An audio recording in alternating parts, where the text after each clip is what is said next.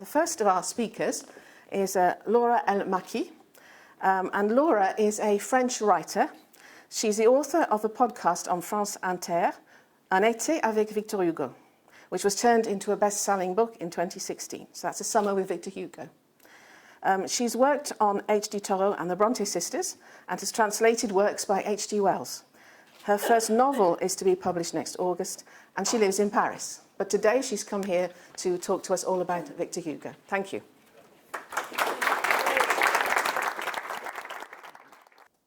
There is no better word, I think, to define Victor Hugo except campaigner. Or maybe fighter, which suits him very well too. By the way, it is strange that one single word could be enough to sum up his whole life and works. It's a perfect word because it doesn't describe a personality trait, a quality, or a skill. It deals with the body. And it's only in this way that his writer appears to me, as someone still working, still writing, still talking, someone never resting. Even in the photographs, there is something that moves in him. Look at him. He cannot stop scratching his head. He cannot stop thinking. This word, campaigner, reminds us of a story that we all know very well. A story both complex and very simple. Complex because the 19th century is an unstable era where a lot of our rights crystallize, not without difficulties. It is also the era of the advent of capitalism, which completely changes the face of the world. A very simple story as well, because despite all this, Victor Hugo remains true to himself. Of course, we know about his hesitation, his way from royalism to republicanism. His so-called versatility has been widely criticized. There's this quote from him that I really like. I think I live at my own risk, which means that at times I appear foolish. I accept it, I am proud of my foolishness. Je pense et je vis à mes risques et périls, ce qui fait que par moments j'ai l'air d'un imbécile. J'y consens, j'ai la fierté de ma bêtise. We could say many things about Victor Hugo's own revolution. But it must be acknowledged that he had an early instinct of his convictions. Listing them all would make no sense. There are too many. Let's just say that the harder it gets, the more Victor Hugo goes for it. The more impossible it seems, the more he believes in it. He's like a child who is not aware of danger and is told to be careful. Except it's pointless to warn him. He's a stubborn child who doesn't listen to anyone. Here we are. Childhood. Perhaps that's where we should seek the reason for his battles. You might say, obviously, we say that everything comes back to childhood. It's an easy path. But it's not so obvious when it comes to Victor Hugo. Because we forget that he was once a child. That is the fate of great men and women that we struggle to imagine as small. We forget that Victor Hugo is the third of a family of boys. At the age of 9, in 1811, he was in Spain. At that time, he joined his father, General Louis Léopold Hugo, appointed by Joseph Bonaparte. He learned Spanish and discovered a culture that would deeply influence his works, his future work. But the teenager will also witness atrocities committed by the French army. He will always remember the image of a man killed in public. This is a defining trauma, the first stone laid in the foundation of his battles. And perhaps this man becomes the first man to inspire the cast of characters of Victor Hugo's works. I say it's a cast. I should rather say it's a crowd, a people. The names of all these characters are familiar to us, some more than others. Their actions and words, as Victor Hugo would say, are marked in our memories. I'm obviously thinking of Jean Valjean, who steals the bishop candlesticks or reveals his identity to save Champmathieu. He is a thief becoming a brave. He starts by stealing and ends by giving. He is the most imperfect and lovable man. I think of Quasimodo, who rings the bells of Notre Dame and fails to save Esmeralda. Quasimodo is aware of his deformity. Quasimodo is a monster, but not a bad guy. Hideous and beautiful. With this unforgettable character, Victor Hugo tells us monstrosity is on our side, that it is into us. I think of another monster, Gwynplaine, but he is a monster made by humans. Gwynplaine, with his eternal smile, is waiting for another society to come, a real one, without ignorance and king. He is just a child waiting for light, like Cosette. She will find this light. I think of Hernani, who asks Doña Sol to renounce their love. Remember Acte 3, Scène 4? In France, we all studied this monologue in high school. Hernani knows his fate. He has no choice. He is a force qui va. I've tried to translate this phrase in English, but I'm not sure of the result. A movable force, an ongoing force, a force of his own. I love when words resist. It's always the beginning of an adventure. I think of Gilliatt, amazing Gilliatt, who despite all his courage is carried away by the waves. And Gavroche, a street child and a poet, who just wants two things in the world. First, destroy the government, and second, stitch his pants. Victor Hugo says Gavroche has no home, no bread, no fire, but he was happy because he was free. I also think of the condemned man who awaits his final day and can only do so, wait. We don't know anything about him. He has no name, no age. We don't even know why he is in prison. What matters is what happens in his head, which will be soon cut off. Victor Hugo wrote this story when he was young, almost 30. He was already a campaigner, but an anonymous one. Now, I don't want to forget the actions and words of the less famous character, the supporting cast. I don't forget Éponine in Les Misérables, hit by a bullet on the barricade while trying to protect Marius. I don't forget Dea in The Man Who Loves, who tells Gwynplaine that he is beautiful. I don't forget either Claude Gueux and Islande, Buck Jargal, who have their actions, their words, their complexity, who are all in their own way campaigners, fighters. Victor Hugo always wrote about those we do not see or we do not want to see. All his life, he looked at the invisible men and women. I name them the vulnerable, les vulnérables. Vulnerability is not weakness. It is a state between night and day, between fear and bravery. It is the DNA of all Victor Hugo's characters, who are both broken and powerful. Women, children, outcasts, prisoners, workers, hunchbacks, all the infamous ones, as Michel Foucault would say. Victor Hugo made a place for them. He gave them the right to exist. He also attempted to save them. Sometimes he failed. But he loved these obscure heroes, damaged by life, who are, he said, sometimes greater than famous heroes. You can find this phrase in Les Misérables, a book Victor Hugo begins in Paris, stops in 1848 and continues here in Guernsey. Victor Hugo was also the immense advocate of silence, as he wrote in The Man Who Loves. I cannot help but quote the excerpt to you. First in English, then in French, if you don't mind. I will speak for the mute. I will speak from the small to the great, from the weak to the powerful. That is the purpose of my fate. I am predestinated. I have a mission. I will be the Lord of the poor. I will speak for all the silent and desperate. I will translate stutters. I will translate growls, screams, whispers, the murmurs of crowds, poorly articulated complaints, unintelligible voices, and all those beastly cries that ignorance and suffering force men to utter. The noise of men is inarticulate like the noise of the wind. They shout, but they are not understood. To shout like this is equivalent to being silent. I will be the help. I will be the denunciation. I will be the word of the people. Thanks to me, they will understand.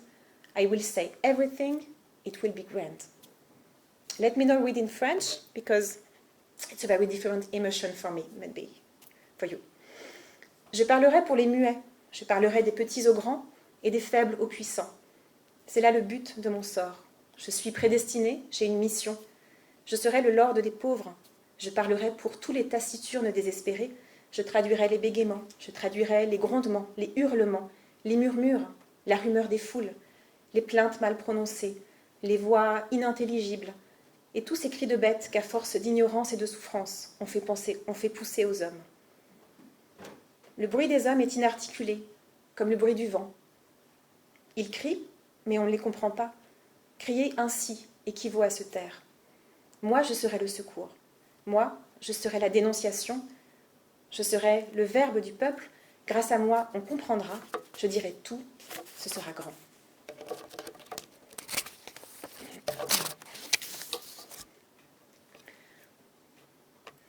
Victor Hugo said everything, or almost everything, about the people. And he said it at a time where nothing or no one protected the people, especially not the law. To him, the law was like the Sisyphean rock. You know what I mean, right? This man condemned to push a rock to the top of a mountain and the rock falls back down and it starts again. Yeah, well, it's the same with the law, according to Victor Hugo. No matter how much you try to lift it up, it always falls back down. Victor Hugo tried to change the law. He tried to abolish the death penalty. Miriam will be here soon to talk about it. He stood beside women. Agathe will tell you this story. Or maybe a woman stood beside him. Florence will tell us too. He fought for freedom in heart. This will be Lisa's part. He tried to eliminate child labor, to wipe out misery. He embraced so many fights. The entire world seems so much in his hands that we forget the starting point, the great city of Besançon. Lise is the one who knows. And for all this, he was a perfect target for cartoonists. Gérard, you are the specialist. Who knows? Perhaps today he would be the one to stand up for migrants or refugees. He might have a lot to say. In 1849, he goes up to the stand and pronounces an amazing speech. He says, I'm not among those who believe that suffering can be eliminated in this world. Suffering is a divine law, but I'm among those who believe and affirm that we can eradicate misery. Je ne suis pas de ceux qui croient qu'on peut supprimer la souffrance en ce monde. La souffrance est une loi divine, mais je suis de ceux qui pensent et qui affirment qu'on peut détruire la misère. It is one of the big revolutions in his life. It is perhaps the big campaign. With this speech, he will never be the same again. Unfortunately, it will have no effect on misery. So he tried something else. Because nothing was possible in real life, he tried to make it possible in his books. Was he an utopian? Maybe. A dreamer? Sure. He believes in the power of dreams. He said once that dreams are allowed to the defeated ones. Rêver est permis aux vaincus. It is the only thing they have left. Above all, he thought that fiction mattered. He thought that fiction had a sense of purpose in life. For me, it's the best idea of all times. I believe that fiction is like oxygen. Fiction can make us feel the world could be different. But it should not be understood as a compensation. I think instead it is a repair. Hugo fixes the world. He fixes human being, thanks to literature. And yes, he is a campaigner. Let me just add that he is for me, and perhaps above all, a fiction campaigner. Fiction actually has been its shelter and his horizon when he lost everything. When he was staying in Hauteville House and when the only way to pursue and honor his convictions was to write. Fiction is the answer because it doesn't exclude anyone. For Victor Hugo, it was maybe the last horizon. Today, it still is, I think, for us. And it's very good news. Thank you.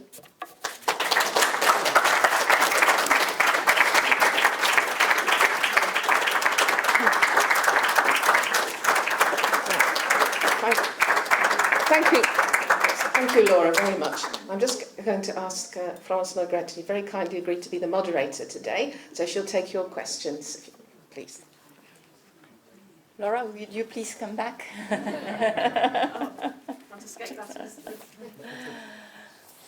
I appreciated very much what you said about fiction.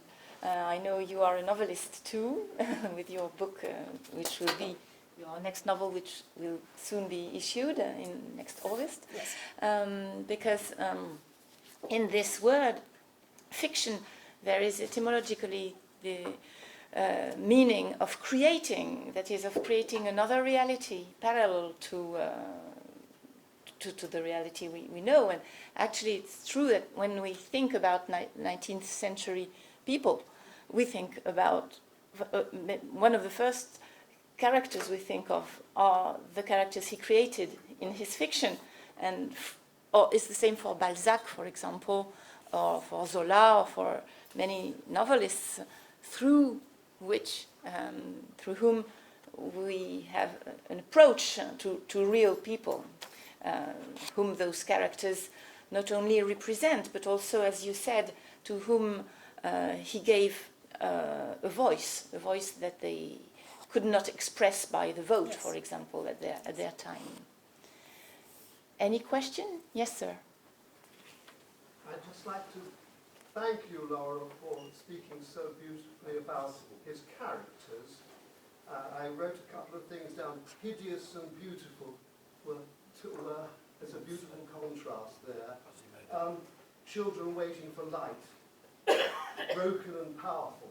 I want to ask you about one character that's particular to Guernsey, and in particular Les Travailleurs, and that is the character of the sea, La Mer, which I'd like your comments on this, because it strikes me that he depicts the sea as a domain of cruel power, a metaphor for the France of Napoleon le Petit, which he had fled, as exemplified by the character within the sea of the Pieuvre. Would you like to comment on the sea as a critical character in Hugo's work? I don't know if I can say much of it in the characters in fiction, but I think the sea is an impossible horizon for him first. When you arrive in Jersey, then Guernsey, it's like death, the sea. It's the part which is impossible to pass through. But I think then it becomes more like a friend and a place to be, a place to dream, and he never completely leave it. I'm sorry. Je suis plus à l'aise en français pour répondre à des questions spontanées.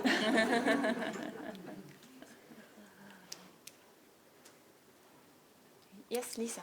Where was that was very beautiful, thank you. Thank you. Where was the predestination quote from?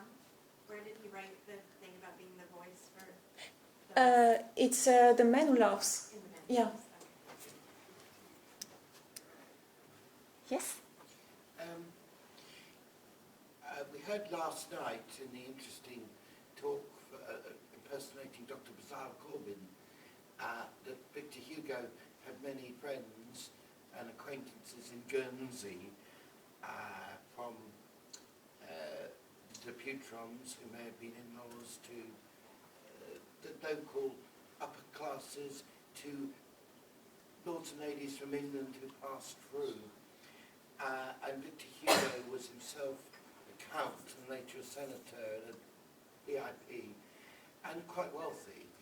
How did he get on with all of these people like Mr. Tupper when most of them would have had very right-wing and anti-libertarian points of view and believed in quite a stratified society? Were there any conflicts in Victor having his ideas about helping the vulnerable against people who were pretty, autocratic and reactionary? Yeah, it's an enigma for me. I think he stood beside his conviction. He defends his convictions every day, and he was very brave to do it. I don't know how he managed to go with all these people, but he's a humanist and a universalist, so that counts, I think. And maybe also for this enigma, to solve this enigma, we can make a difference between his action as a political man, which he was a deputy, he was a senator, and as a political man, he failed most of the time, but as a writer, as a novelist, as a poet, as a theater writer, then he could touch the heart of people who would not have the same political opinions, like you said, but who would be moved by the fiction at exactly the same point where they wouldn't be, where they would not agree with the same ideas when they were politically uttered. That's the force of fiction, like you said.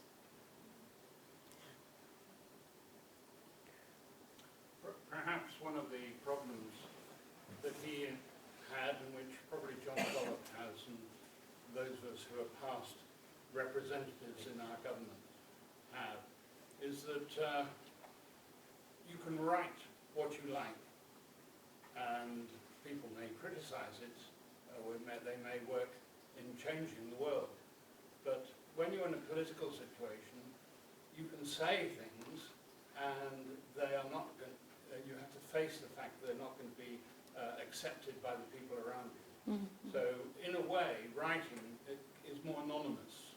You can, and of course, in this day and age, with social media, you get a lot of anonymous writing going out into the public. Mm-hmm. I wonder how Hugo would have reacted to the opportunity to write lengthy messages on social media without having the problem of replies.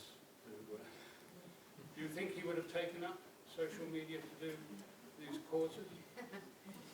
It's impossible to say. I think he would have tried, because he was curious and he was a man of his time. So I think obviously he would have tried, but I don't know. Yes, and anyway, there were some causes for which he wanted to catch the attention of the media, like for example the meals for poor children in Guernsey, where he wanted the media, the local media, and also the international press to make some publicity, so that he could be an example and he could be imitated all over the world. Yes. When he went back to France after his exile, was he in the habit of having public meetings where he expounded on either on his written work or on his thoughts, political thoughts, other than in government?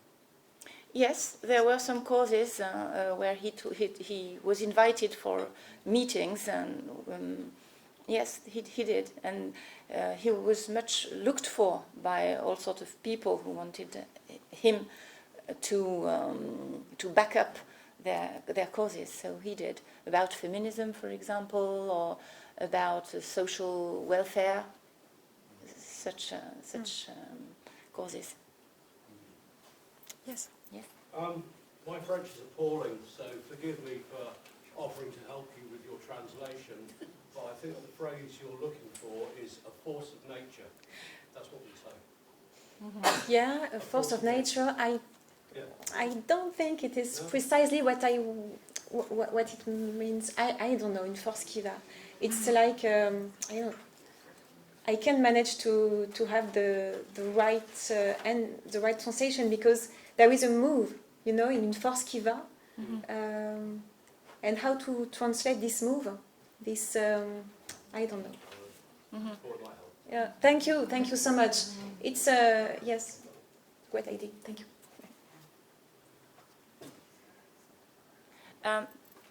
This quotation, une force qui va, is from Hernani, and it's often quoted.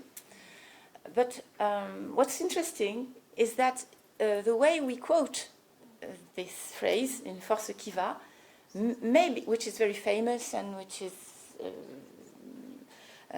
meaningful for us, maybe doesn't have exactly the same meaning in Hernani, because it's in this dans cette tirade, je ne sais pas comment on dit une tirade en tirade. In this tirade by the hero Hernani, which is very interesting and that every pupil learns in school, in high school. You're right.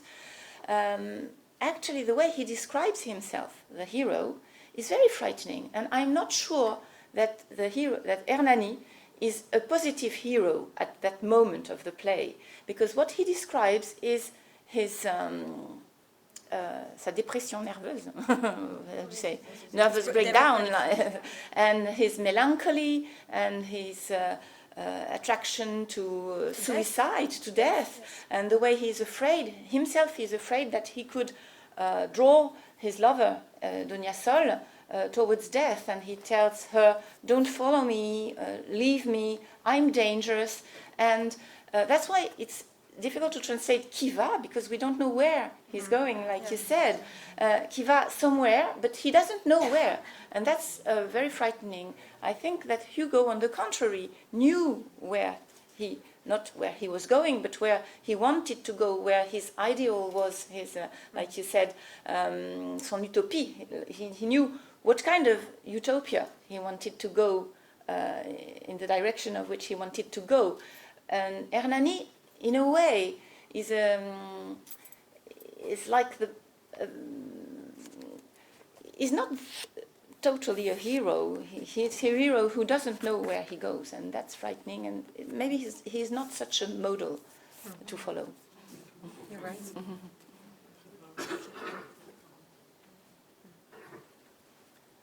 Dinah, Okay. shall we? Thank you. Thank you, Laura. Thank you so much.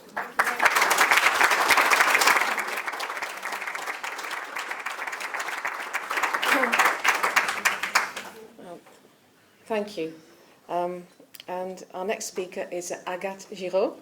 And Agathe is a lecturer in modern literature, Doctor of French Literature, and currently senior lecturer in performing arts at the University of Besançon. And her thesis, entitled The Other Legend of the Century, concerns the creation and reception of Victor Hugo's Les Biographes, and is due to be published in 2023 by Classique Garnier in their series Studies in Theatre and the Performing Arts. So thank you very much, Agathe.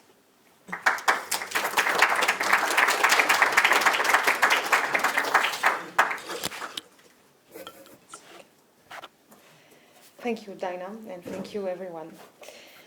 Was Victor Hugo a feminist? I'm not the first to raise this question. In 1985, Nicole Savy tried to answer it in an article for the journal La Pensée. She showed just how difficult the question is. While there is no doubt about Hugo's political and social commitment to women's rights, some of his lines, which I will come back to, or certain aspects of his private life cast doubt on his feminism today. The question, was Victor Hugo a feminist, is therefore twofold.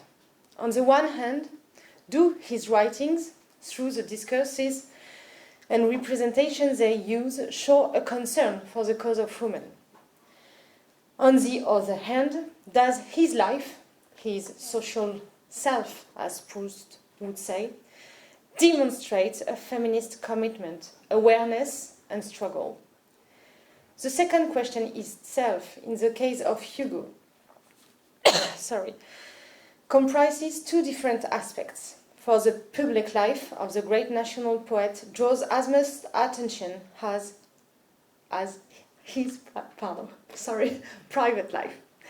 One investigates the public and political speeches of this peer of France, academician, member of parliament and senator, while fantasizing about the private and sexual life of a man who on several occasions painted himself as a son, a father, husband and lover. Raising the question of Hugo's feminism places one face to face with the legend of a great man whose life and works are often held up as models. The question is not raised with the same intensity in the case of Flaubert and of Balzac, for example, since I think they were never elevated to the same status as Hugo.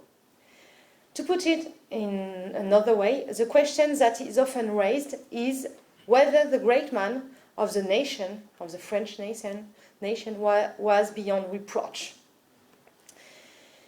If Nicole Savy already raised the question of Hugo feminism in 1985, at the time of the centenary of the author's death, why ask it again today? Firstly, because since 1985 there have been new publications on Hugo's private life and its influence on his work. I'm thinking, of course, of Jean-Marc Ovas's biography of Hugo and Florence Nogret's biography of Juliette Drouet. Both help to deconstruct, on the one hand, the legend of the great virtuous man, and on the other, the myth of the bourgeois adulterer and inveterate satyr. Secondly, because many articles, books and exhibitions have been devoted to Hugo and women or Hugo and love, two ways of obliquely raising the question of his feminism. Finally, because in recent years, literary, cultural and sociological studies on gender and feminism, combined with what is often called the Me Too movement, and the ensuing democratic debate in the media and social networks have made it possible to rethink the separation of the work and the author, as well as the link between the creator, the work, and the receiver. As Gisèle Sapiro, a French teacher, shows in her book called Should One Distinguish Between Work and Author, published in 2020, the cases involving authors like Gabriel Maznev or rapper Aurel San and filmmaker Roman Polanski have called into question the freedom of art as well as the cultural canon, insofar as it relied on, I quote Gisèle Sapiro, the complete separation between the morality of the author and the morality of the work. Far from automatically cancelling all artistic production because of the questionable morality of the artist, this calls for a re-examination of collective representations and of the role morality plays in an artist's life and work. My aim today is not to put Hugo on trial.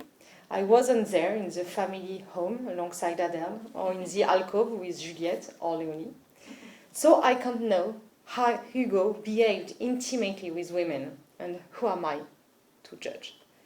What I can do is read his works and what has been written about him in the 19th, 20th and 21st centuries. Today I would like to look into the receptions of Hugo's works from the point of view of feminism and more broadly his relationship with women, femininity and sexuality in an attempt to determine what, within this corpus, can today be problematic, indeed, to what extent and why. So first, I would like to show that presenting Hugo as a pervert is an argument that is as old as the 19th century.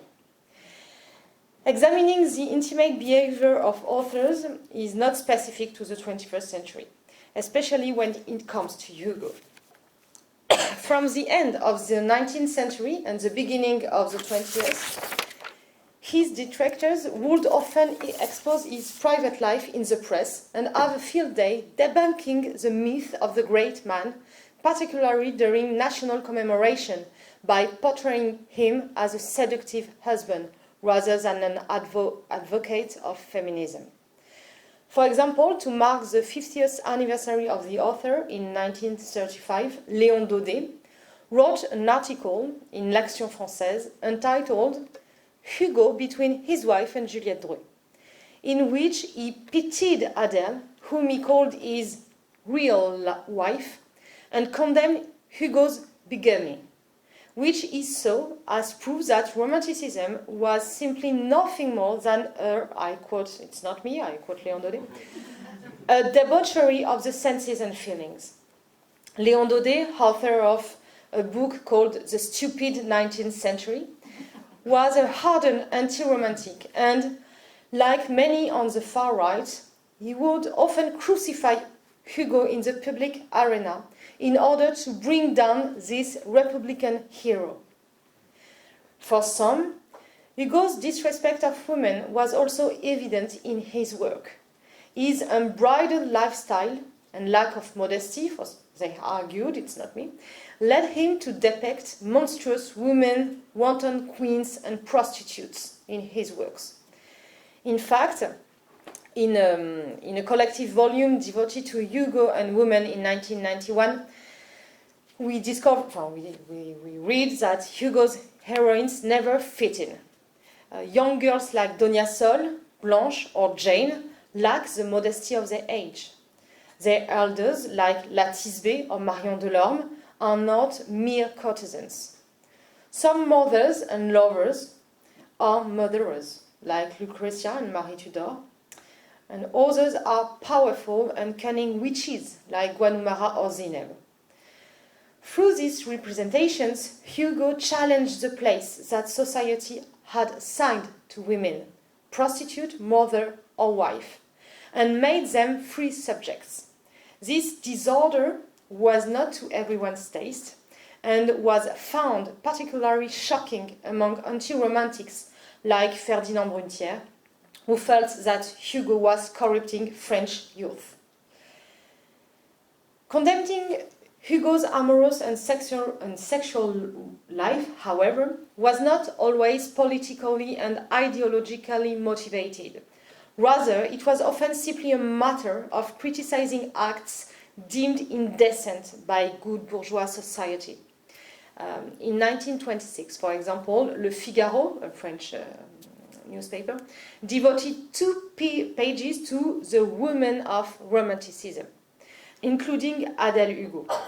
In this article, Tancred Martel, who had known Hugo and watched over his body under the Arc de Triomphe, criticized the author for abandoning a woman of, I quote, spirit and heart in favor of a little actress.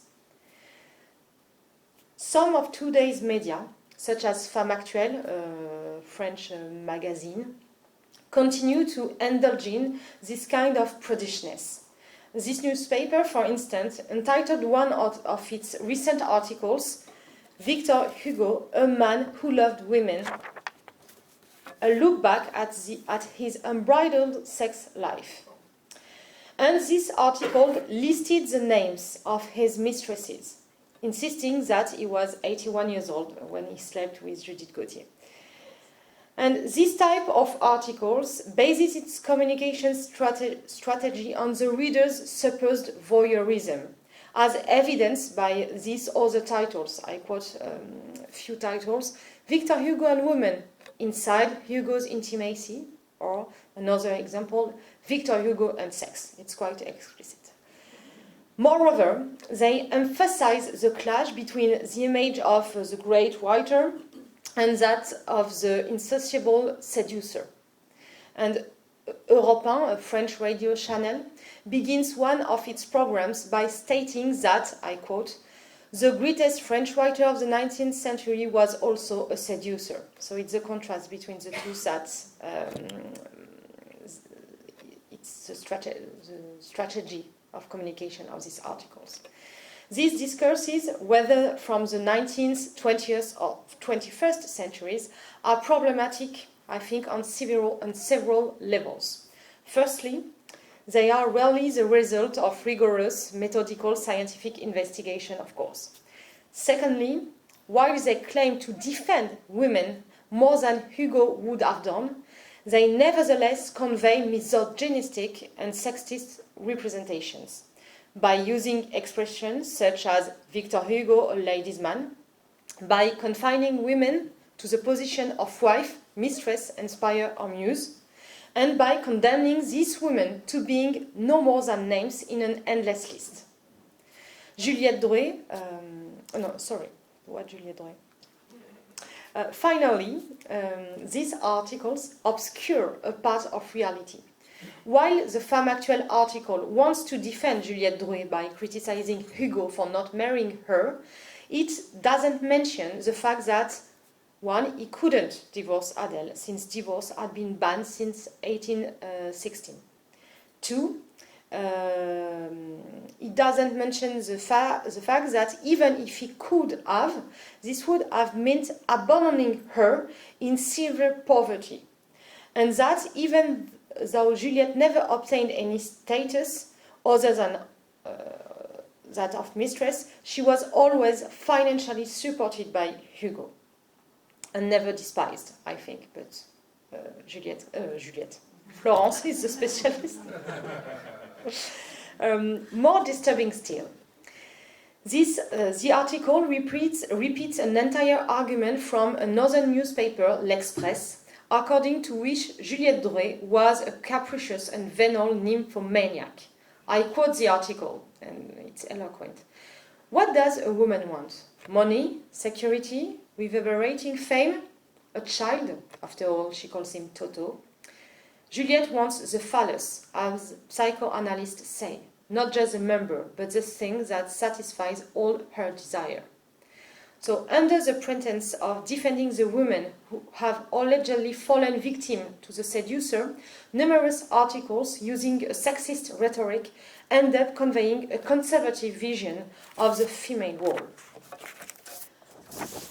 On the contrary, recent discussions show a genuine awareness of the sexist and male chauvinistic sociological mechanism that govern male-female behaviors, and of which Hugo's relationship with Juliette Drouet was no exception, maybe.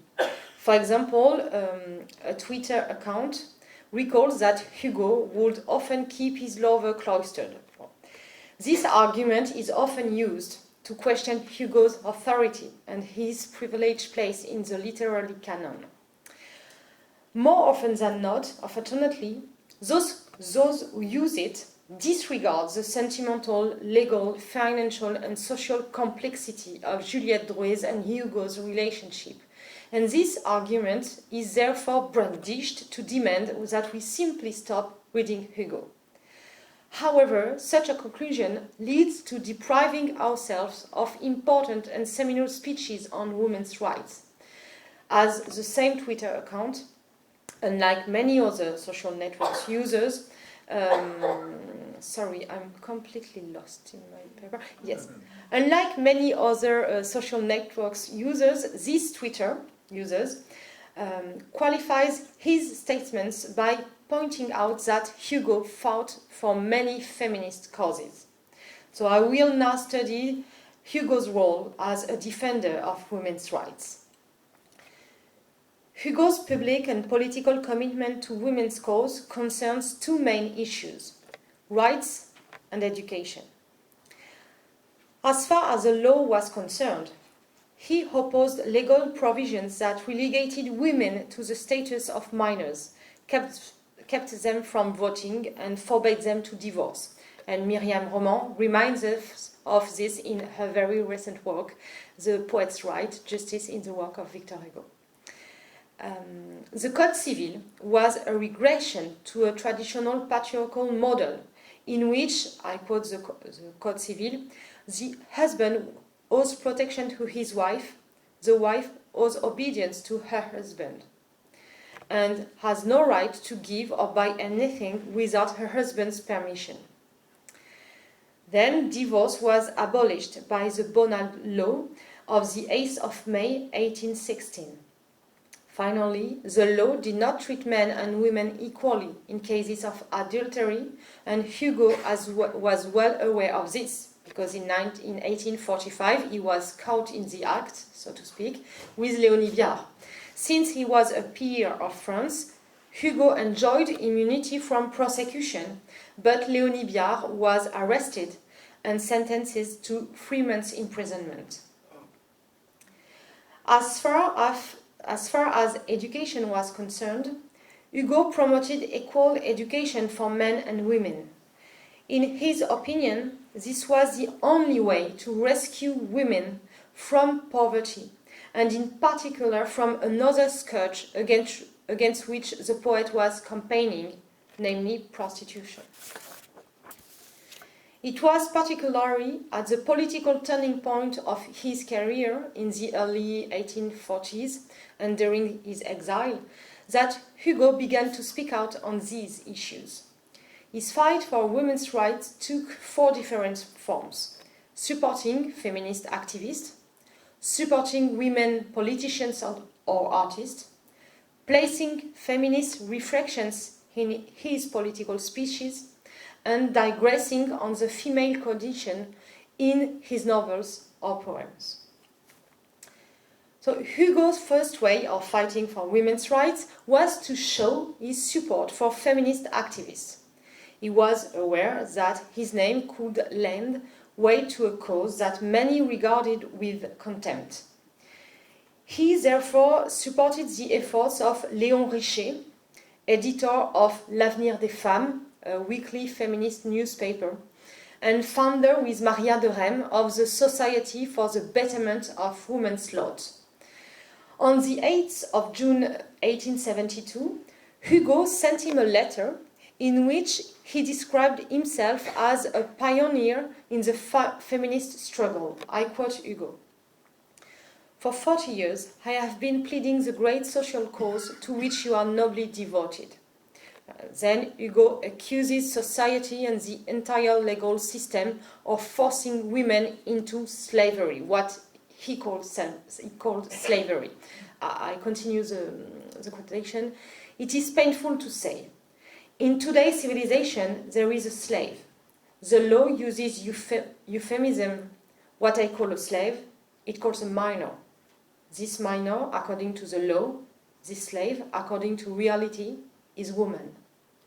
Man has loaded unequally the 2 scales of the code, the balance of which is important to human conscience. Man has put all the right on his side, on all the duties on woman's side. This had led to profound confusion, hence the servitude of women. In our legislation as it stands, a woman does not own property, she does not stand trial, she does not vote, does not count, she is not. There are citizens, but there are no women citizens. Il y a des citoyens, il n'y a pas de citoyennes. This is a violent state of affairs. It has to end." The women on the Society's committee replied with admiration and respect, and I quote the women letters. "No one has highlighted better than you the legal iniquity that makes every woman a minor. As the mother of a family, a woman has no rights, and even her children do not belong to her. As a wife, she has a guardian, almost a master. As an unmarried woman or a widow, she is equated by the law with thieves and murderers." In his replies, Hugo goes even further. I quote him: "Woman is the problem of the 19th century," stating that society's fate would depend on women's freedom for Hugo. Another way for Hugo to fight for women's rights was to show his support for women writers or politicians and emphasize their own struggles. He did this in particular in the speeches he wrote for the funerals of women, such as Georges Sand.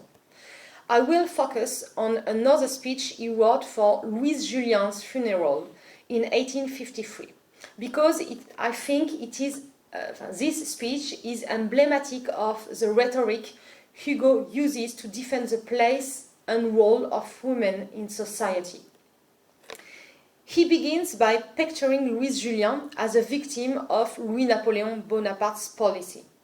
Fighting for women's rights, therefore, also allows Hugo to add another argument to his condemnation of the Second Empire, which he claims leaves no place for women.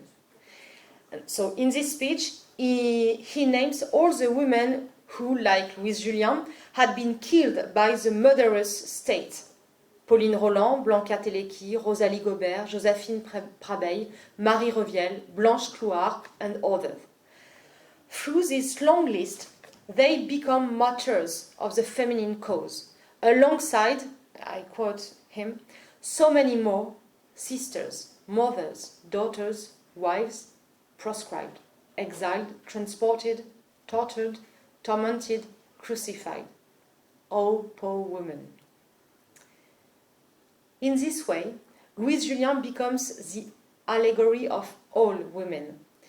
I quote Hugo again. It's not a woman I venerate is Louise Julien. It's woman, declares Hugo, and more particularly, I quote him again, woman worthy of becoming a citizen. Such allegories allow Hugo to generalize his discourse to evoke women's rights more broadly and accuse the men who, at the top of the states, have not worked for equal rights. I quote Hugo, as long as a republic has stood, women, forgotten by us, men, have forgotten themselves. Equality of treatment between men and women will enable the latter to break out of the confined sphere of the family. I continue the sentences.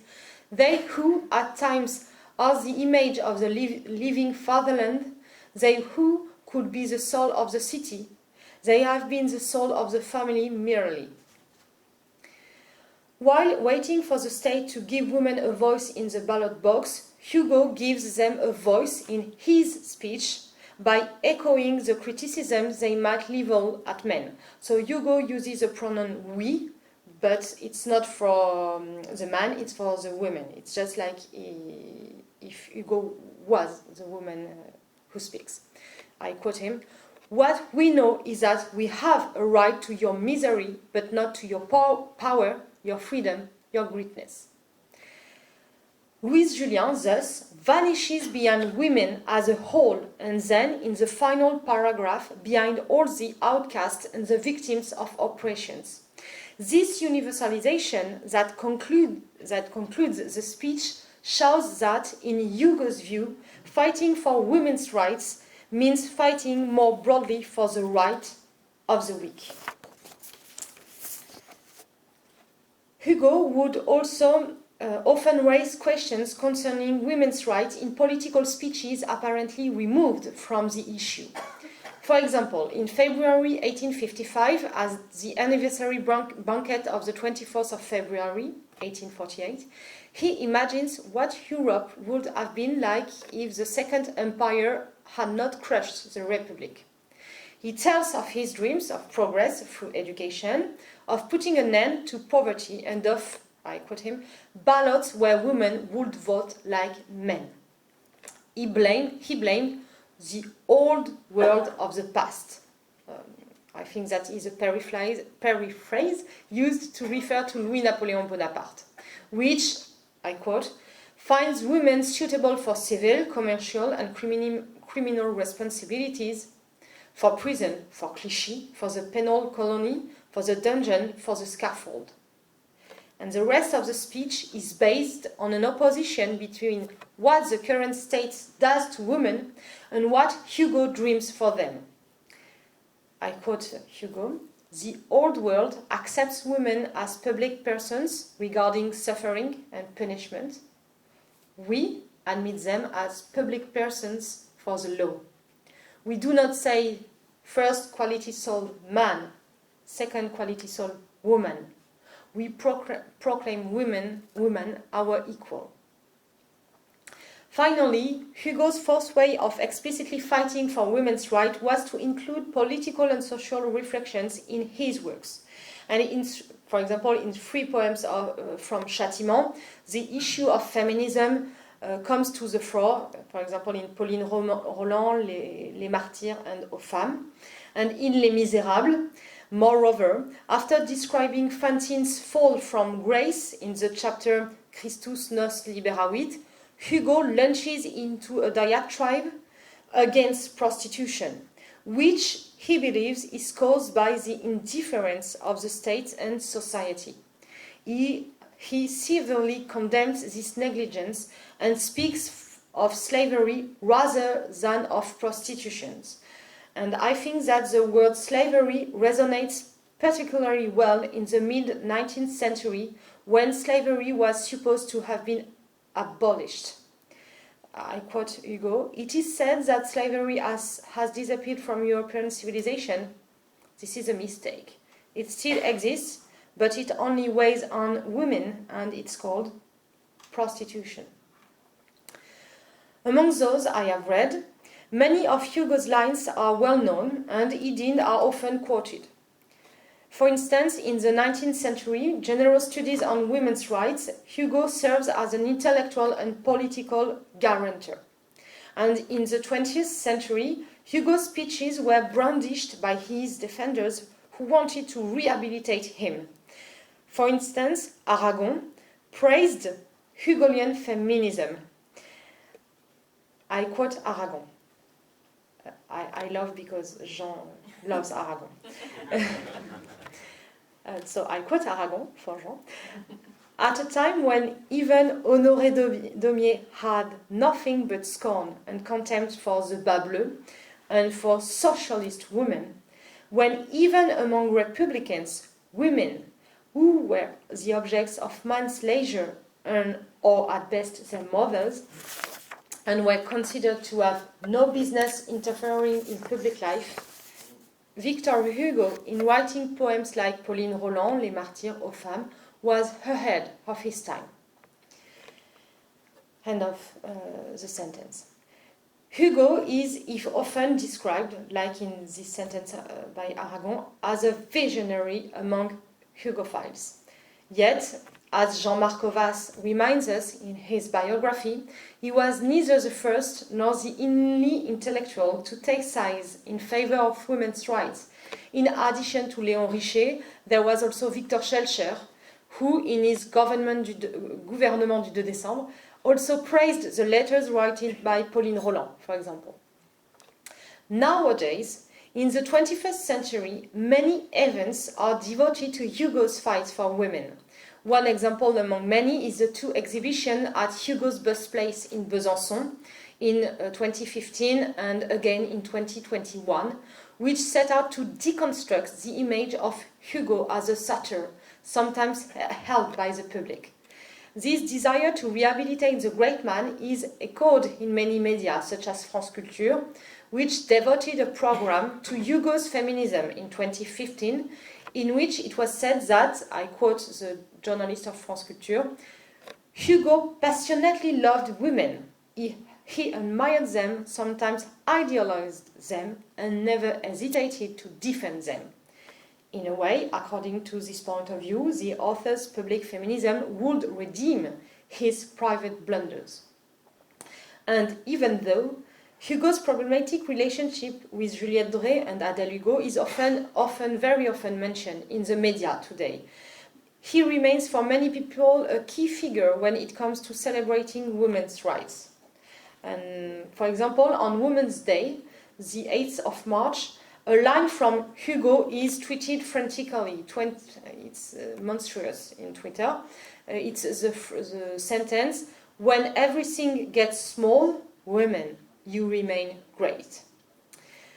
A few sentences, however, are often quoted to denounce Hugo's alleged misogyny, and far from making him an ally of feminism, certain discourses in the media present him as an enemy.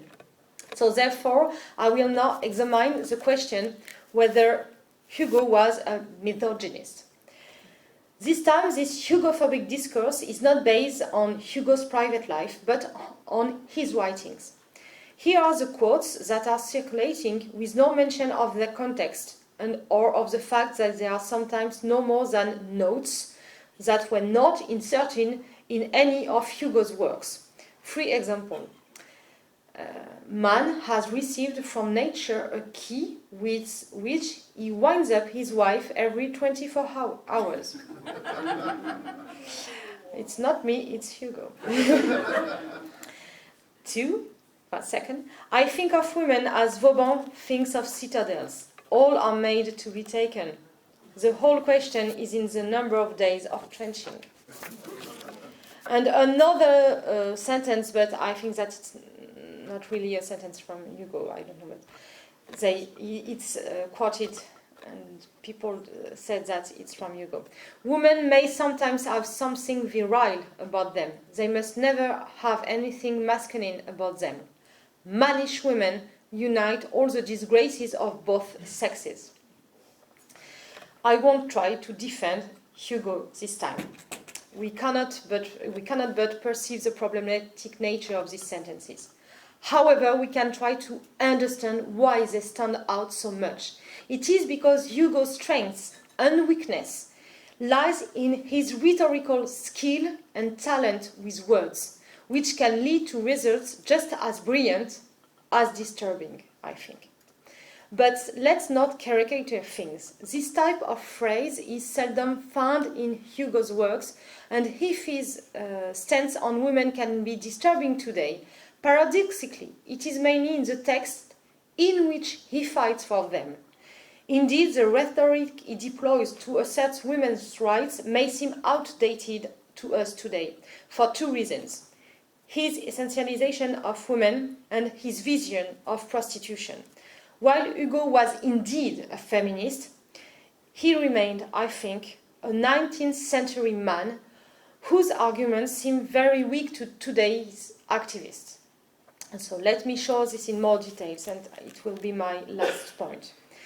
The essentialization of women in Hugo's work, and more broadly in the works of 19th century authors such as Vigny and Michelet, is highlighted by Albisture and Armogat in their History of French Feminism, published in 1977.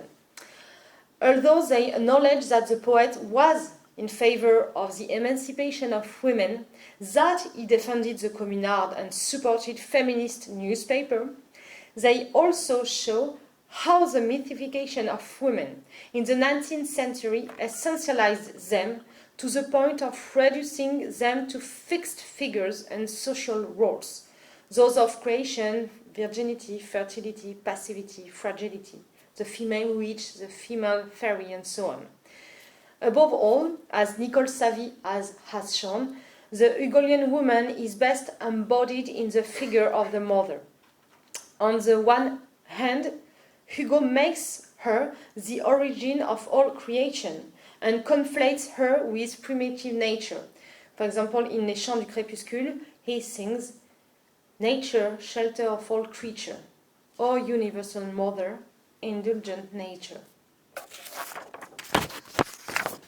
On the other hand, Hugo uses motherhood in order to make men pity the plight of women.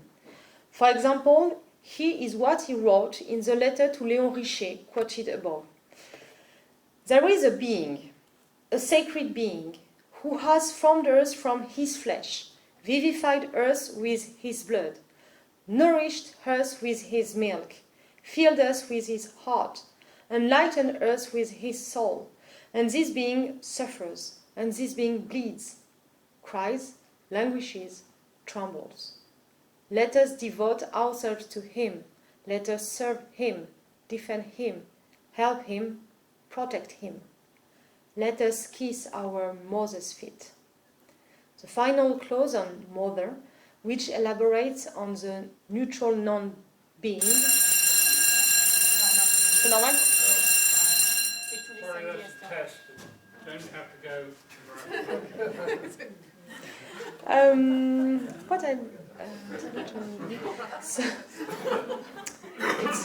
So the final clause and the neutral non-being is intending to arouse the reader's empathy. While Hugo's rhetoric essentializes women by enthroning them at the center of the family home, I think that it can be explained by purely pragmatic reasons. I think Hugo knows that talking about family values will enable him to reach the government's attention and provoke a legislative and legal reaction. This is why he emphasized Pauline Roland's maternity in a poem from Châtiment. Pauline Roland, the woman of the people, becomes the poor mother, a pathetic image that reinforces the martyrdom of the young woman to touch the government, I think. Nonetheless, Hugo's argument raises many questions today because it confines women to a very specific role and definition. In this respect, the speech he gave at the funeral of Madame Louis Blanc in 1876 is eloquent. If he praised a politician's wife, it is above all because she was able to help and support her husband. I quote the speech. Man strives, invents, creates, sows and harvests, destroys and builds, thinks, fights and contemplates. Woman loves. And what does she do with her love?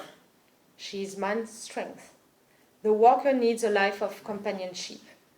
The greater the worker, the gentler the companion. When Louis Blanc had spent his day well and done his proud work as a fighting spirit in the storm, he would turn to this humble and noble woman and rest in her smile. On the one hand, men are associated with strength, intelligence, and contemplation in this sentence. On the other hand, women are synonymous with love, gentleness, and rest. This is a far cry from the political and social strength that Hugo praised in Louis Julien. All the same, the end of the speech makes a social claim, and Madame Louis Blanc becomes the allegory of womankind. Hugo writes, let us venerate women, let us sacrifice them, let us glorify them. Women are humanity seen in its tranquil side. Women are the earth, the home, the center of peaceful thoughts. They are the tender advice of an innocent voice in the midst of all that carries us away, angers us and drags us down. Often everything around is the enemy. Women are our friends. Let's protect them. Let's give them their due. It is this depth that men owe to women that is also found sometimes disturbing in Hugo's political thinking, since his defense of women's rights seems to be reduced to a system of give and take. Finally, Hugo's rhetoric against prostitution needs to be re-examined in the light of recent debates. In the 19th century, because of the conditions in which it was practiced, prostitution made women marginal and outcast. Like Fantine, the prostitute became, I quote Hugo, a disgraced and stern figure. On several occasions, in his works of fiction and in his political speeches, Hugo spoke out against this 19th century scourge, which came to be known as the white slave trade. In his view, society was to blame. By making women minors and depriving them of all social rights, it forced them to sell themselves. Exposing the social and political mechanisms that lead to prostitution was surely Hugo's strongest argument in his fight for the improvements of women's status. However, his rhetoric once again essentializes women by insisting on motherhood as well as on gentleness and calm. And such defining characteristic of women would stand in opposition to the violence of prostitution. I quote Hugo, it, slavery, weighs down on women. That is to say, on grace, on weakness, on beauty, on motherhood. When Hugo discusses prostitution, women are merely an object or a complement. They suffer the fate that society has in store for her. Fantine never chose to become a prostitute, but this was rather her only way out from a society that has never helped her and that ends up alienating her. And reading Alain Corbin's works on prostitution in the 19th century, for example, few would disagree with Hugo, who described prostitution as the end of a long decline and the inevitable result of a life of misery in the narrative of Les Miserables. Today, however, many sex workers are demanding that their activity be considered a profession in its own right. Some women and men even go so far as to make prostitution a means of feminist struggle, turning insult into pride. This can be seen, for example, in texts by Griselide Disréal or Virginie Despentes, in which prostitution makes it possible to fight against the essentialization of women by performing a femininity foreign to the traditional canons of beauty, and by reconsidering social and moral standards. We don't know what Hugo would have thought. He probably wouldn't have understood this. After all, he was simply a man of his time. It's just that some people no longer see prostitution in the way that is described with Fantine. And yet, I think Hugo could have grasped the demands of some sex workers who ultimately want the same thing he demanded a century and a half earlier, namely, that society should protect them and give them rights instead of marginalizing them. So I think it's the same thing. Conclusion. We must listen to what the new generation of feminists have to say so that our readings of the so-called classics are enriched, made more complex and nuanced. Recognizing Hugo's failures, questioning his behavior towards women, the separation between man and work, what Gisèle Sapiro calls the aesthetic position of literary criticism, which prevailed for over a century, is difficult to maintain today, especially when it comes to Hugo, for his mythical figure extends beyond his writings. And Hugo is not only a literary model, but also a political model. The problem, however, is that even role models can't be perfect. Thank you.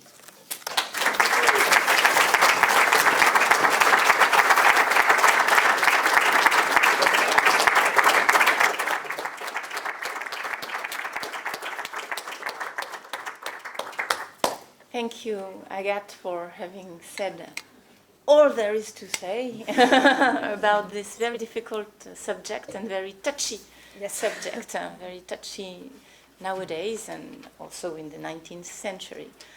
Are there any questions? Yes, sir. What was the French cultural attitude towards actresses? Because in Britain, probably right up into the mid-20th century, actresses were seen as little better than prostitutes. In France, was that any different? Est-ce que les actrices se prostituaient? Au 19e siècle. Yes, in fact, in the 19th century, it was the same as in England. Okay. Yes, and it's a legend, but there's a reality about actresses because they have to earn money and they have to pay their costumes, for example. So they have, if they don't have a protector, they can't play. The fact that Juliette Drouet was an actress made it even more scandalous, in a way. Le fait que Juliette était une actrice, c'était encore plus scandaleux au 19e siècle pour Hugo. Yes, exactly. Le jugement qu'on portait contre elle. Yes, I think. Yes. That's why she was... No, it's Florence works. Well, it's true. The fact that she was an actress was one of the reasons why she was so much despised and why their couple was not could not be accepted. I mean, it could be accepted as long as she was his mistress. But what was scandalous that she was not only his mistress, that was normal to have an actress as a mistress when you were a bourgeois. But what was scandalous was that she was the woman he loved. Because Dickens ran off with an actress and it was all covered up. It's interesting what you say about the 19th century and so on, because there was a journalist that came to speak to me once, and she said to me, she was outside, sort of chatting, and she said to me, well, what do you think about Victor Hugo and his women? And I said, well, he's a man of the 19th century, what do you expect? Yes. Be fair to him, and I think the problem is, especially perhaps outside France, where he doesn't represent quite the same to us, but he's seen as being, as you say, a vision. He's so modern in so much. Those issues that he took on are issues that speak to us today and that we're very interested in today. And we can look back at him, we can say, oh, he had all these wonderful ideas. And when he fails, or appears to, it's all the worse. And it's actually very unfair on him because he can't. He's born when he's 8. I sometimes say he was born in 1802. Exactly. So I mean I think that's very, very noticeable. It's also what society, an incredible writer, an incredible politician and everything else, but it's what people have done to him, and they've stuck him on a pedestal, and that pedestal wasn't made by him. That wasn't created by him. And so when he falls off that pedestal and shows his humanity or his failings as a human being, that's what society is critical of. And I think criticising stuff from the past, I mean, you just said before, who knows? And the bottom line is only the people who were there. So, Nobody else. We yes, can only Albert. surmise, we can only guess. Exactly, yes. You're absolutely right. For example, with Leonie Biard, I read in Gertrude Tennant's diary about him, what she says about Leonie Biard, but people always say Leonie Biard, she's very young, and so on. But when you look at her husband was older than Victor Hugo. So actually, that it wasn't something at that time that really meant what it means today. So again, we tend to judge very quickly. Yes. But there were rumours when Victor Hugo lived in Guernsey that he used to walk to Renoir's Moulin Wet or somewhere like that and bathe happily in the sea naked. But he used to chat up local Guernsey ladies on his walks. I don't know if that's true, but it also gives rise to the view that maybe there's local descendants of Victor Hugo. We don't know. How true was all that? It's sort of Hollywood gossip, isn't it? Well, it's difficult to know because actually about those women he used to chat with coming back from Moulin Huet or going to Moulin Huet, what we know is what there are in his notebooks. And there are in his notebooks just names and sometimes a number which could be interpreted as money he gave, but really we don't know what it corresponds to. We can just have phantasms. And there used to be a scholar a very good scholar, by the way, who wrote a book whose name was Henri Guillemin, and he wrote a book to try and understand what those remarks in his notebooks meant. And he made some discoveries which are probably true, such as noticing that the name of Aristotle would come back every 28 days. And he understood it as, Aristotle's theory made the theory, was used to understand the theory of tragedy with règles, we say in French, rules, we say in French, and in French, rules, the rules of the tragedy, that is unity of action, unity of time, unity of space, are named rules, règles. And règle also means periods in French. So these were Aristotle associated with rules, règles, meaning periods coming back every 28 days. Henri Guillemin understood that probably it meant that his mistress, one or another mistress, had her periods at that day, and it was noted on his notebook as well as it can be noted by women on their own notebook, just to know when it will come back, to have an idea of when it will come back in a few days. But, well, probably this one is true because it's very clever. But others invented by Henri Guillemin probably are not true at all. It's just what he imagined and he thought funny or pleasant to believe, and we don't know. And what we know is that, because he says it himself, Victor Hugo loved to watch women, to contemplate women, and probably some of them he asked just to show her ankle or something like that, and maybe he gave 1 pence to see an ankle, and that's all.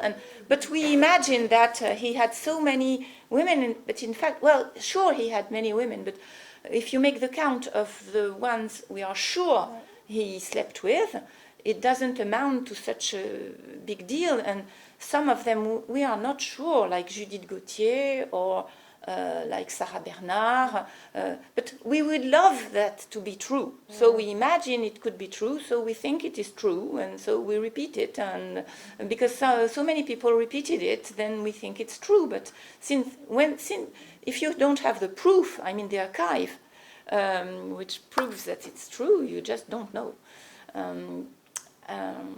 I don't know if I answered your question about these ladies. But there's another story about Victor Hugo, which again might have been a right-wing joke. But when he returned to France and became a distinguished man of letters here in the Third Republic and a senator long after Napoleon III had gone, that he was caught in a gentleman's club by some police officers, which was, and they said, we don't know whether to arrest him or salute him, that he's so vigorous at his age, as he must have been about 80 years of age at the time. So there were these kind of legendary stories about him. But what I'm interested in, I might miss some of the afternoon, but Juliette Drouet, whose maiden name I forgot, of course, was Govan, which is a very common name in Guernsey and Orkney. According to one account, she persuaded Victor Hugo to campaign for legalisation of prostitution because the underground nature of it was oppressive to women and hypocritical, as it was in 19th century London as well.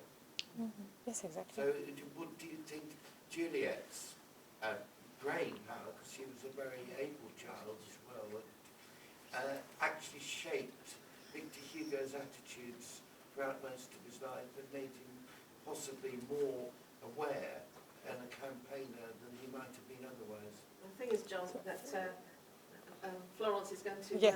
elucidate that. Okay. Great. So you're asking her for a spoiler. Yes. Well, I think you can give a short answer probably in one word there, Florence.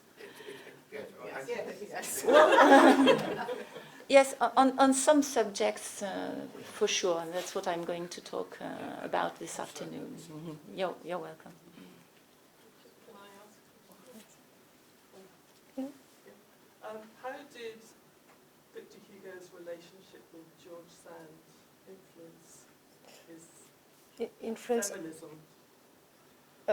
How George Sand... En quoi George Sand a-t-elle pu influencer le féminisme de Victor?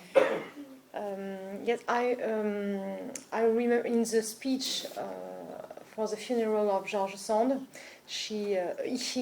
Hugo tells that she's a genius of the 19th century, and she's not a woman or man for him.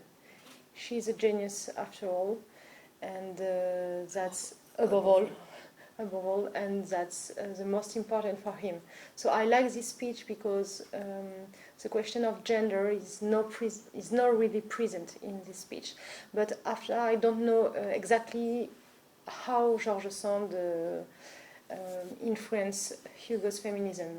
I'm sorry, It's difficult to know because there is no testimony about it. So we can just see that there are some common ideas between the two.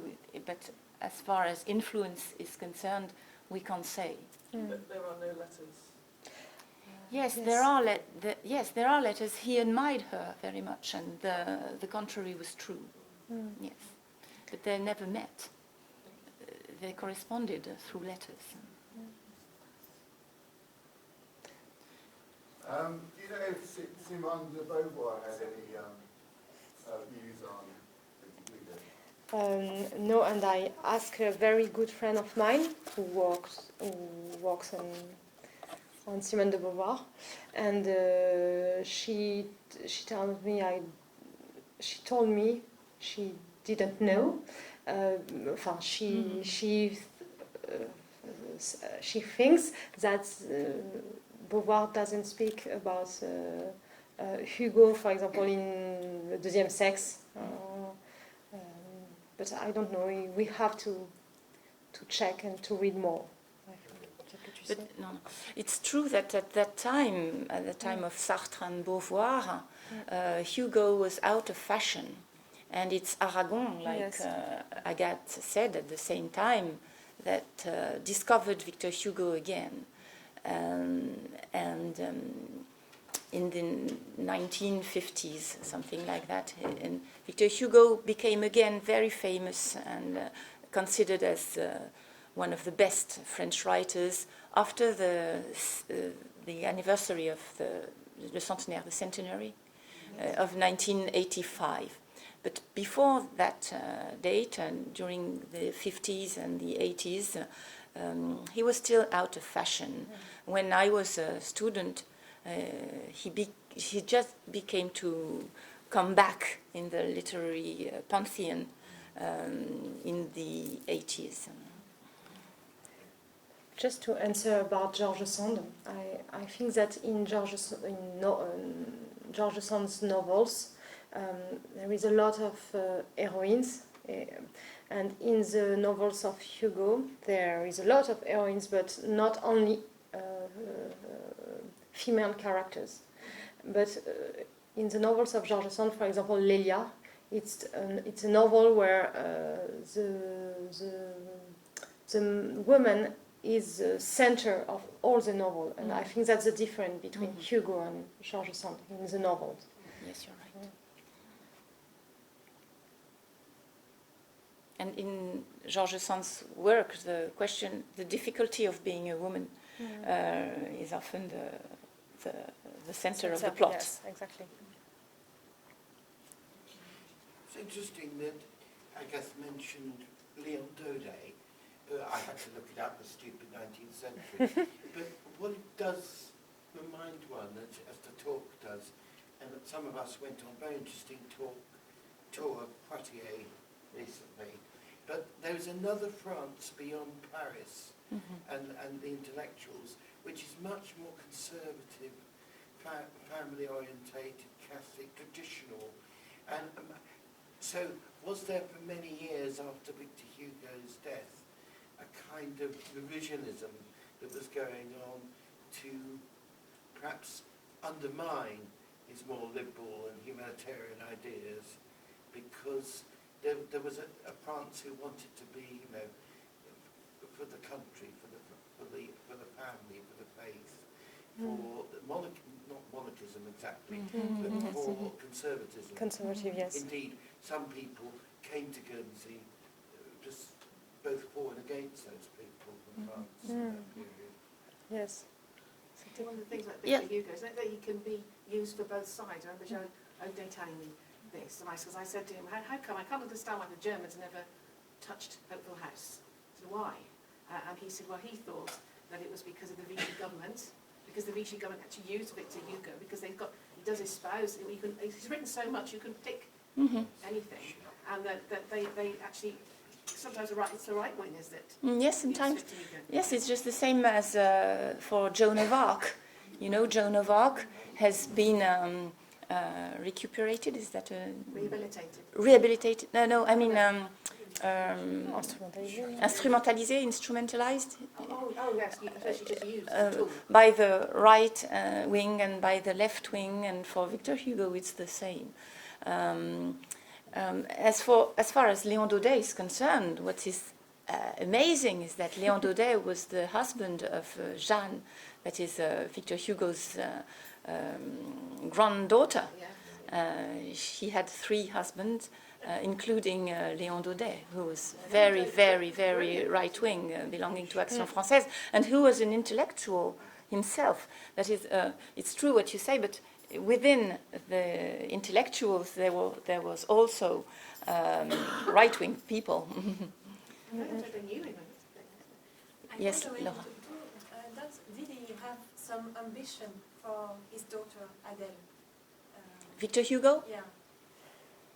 Except marriage. Well, he hardly could, because, you know, at that time, the women who worked were working class women. And when you belong to the bourgeoisie, you are not supposed to work. So we can't say that he could have ambition for her. And the women who were artists or journalists, such as Delphine de Girardin, for example, the wife of Émile de Girardin, but who was a writer herself. She was not just Girardin's spouse. Were very seldom. There were not many female writers like Georges Sand or La Comtesse de Ségur. They are very, very seldom, and they needed to have a real genius. The problem for Adele is that her spring was completely broken by exile and by being in Jersey or Guernsey, where there was nothing to do, and there could be no ambition possible. For example, you know very well, because you know Adele very well, that she composed music, but at that time there was a friend of theirs, Augustine Alix. You know this name Alix we heard yesterday, because Dr. Alix was one of Hugo's doctors before Dr. Corbin. And Augustine Alix was a singer, and she played the piano. She made concerts here in Guernsey, but she earned her life very difficultly with this job. Yes? I've been reading the biography of Hugo by André Malraux, and I was surprised to find how poor he left Juliette Drouet when he moved to Guernsey.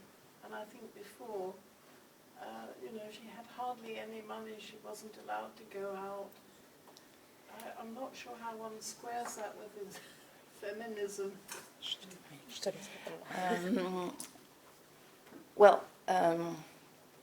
You should read Jean-Marc Auvat's biography by Victor Hugo. There are several biographies by Victor Hugo. There is one in English, which is quite good, by Graham Robb. And the one by André Mauroy is the same as the one by Alain Decaux.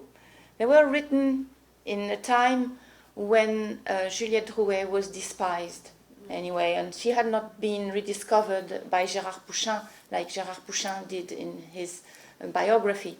Gérard Pouchin made some research showing that she was an actress, that she had her own style, her own energy, her way of conducting her life the way she wanted. I'll talk about it this afternoon again, about her choices. But it's true that André Mauroy has a way of considering Hugo's relationship to women in general and to Juliette Drouet in particular, not getting really interested in their personalities. It's true. Thank you. I think there are lots of questions there. There's still one question, maybe just one last question. Okay. A couple of years ago, I looked into the life of Julie Duvidal de Montferrier, who obviously was the daughter of a maid married to the Marquis. It's a long story. But reading her life story and knowing the kind of education that she was able to have at the Légion d'Albert School in Paris, where she was brought up to be a good wife, a good mother, to be able to play musical instruments, to speak languages, to have an education which was on the par with the education that men were having. Victor Hugo knew this woman, and his first impressions of her were that she was an artist, just like any actress. She was an artist, and he did not want his young fiancée, Adele, to be seen with her apart from when she gave her art lessons. He was afraid that they would be classed in the same way as artists, unmarried artists. But this woman made such an impression on Victor Hugo that I'm sure it changed his attitude towards women who were making their way in life, having had some education, and the fact that he followed her on her journey throughout Europe, writing letters to her, receiving letters back, and eventually introducing her to his eldest brother, Abel, and calling her his belle-sœur, which we all know is sister-in-law, but I think he really admired this woman. And I think his journey started quite young, looking at women in a different way than perhaps his contemporaries. Do you agree? Yes, I do. You're perfectly right about Julie de Vidal de Montferrier. She was a great painter, actually. She made very beautiful paintings. From here to Paris, unknowingly, we saw these beautiful pictures in the foyer in Place des Vosges of Adele and Leopold and his brothers, all in uniform. And we were quite unaware as to who this woman was, and that was why I was so intrigued to find out a little bit more. And only this year, those of you who've been to Poitiers, it's a shame you didn't go on to Orléans, because they found one of the lost paintings and brought it back to its original place. And I was pleading with people to find these pictures. So if anybody hears more on your travels of Julie du Vidal de Montferrier, who became Victor Hugo's sister-in-law, please tell me. And I'm grateful to Diana for telling me about the recent find. Thank you. Thank you. Thank you very much, Agathe, and Florence also. It's fantastic. Thank you very much.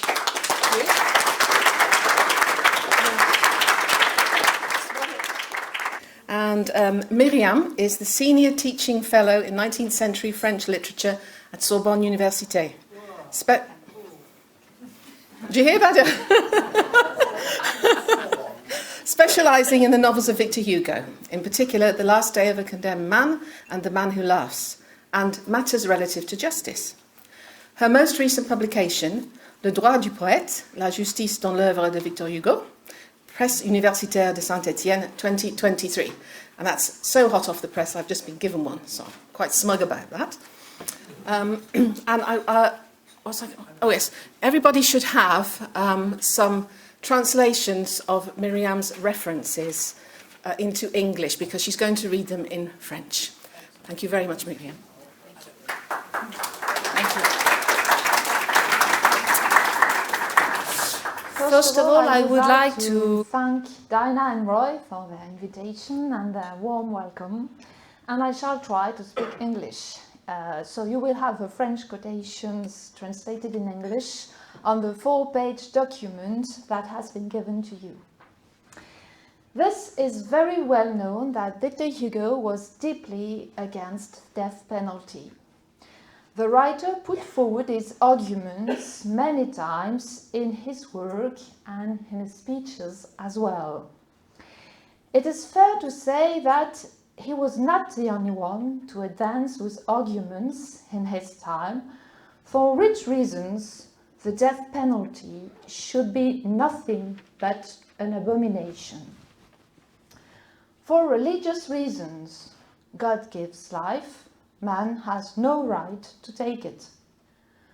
For philosophical reasons, The new judicial penalty, inspired by the legacy of the Enlightenment, seeks redemption for the culprits. Once dead, it's difficult to redeem oneself, don't you think? In addition, the death penalty is irreparable.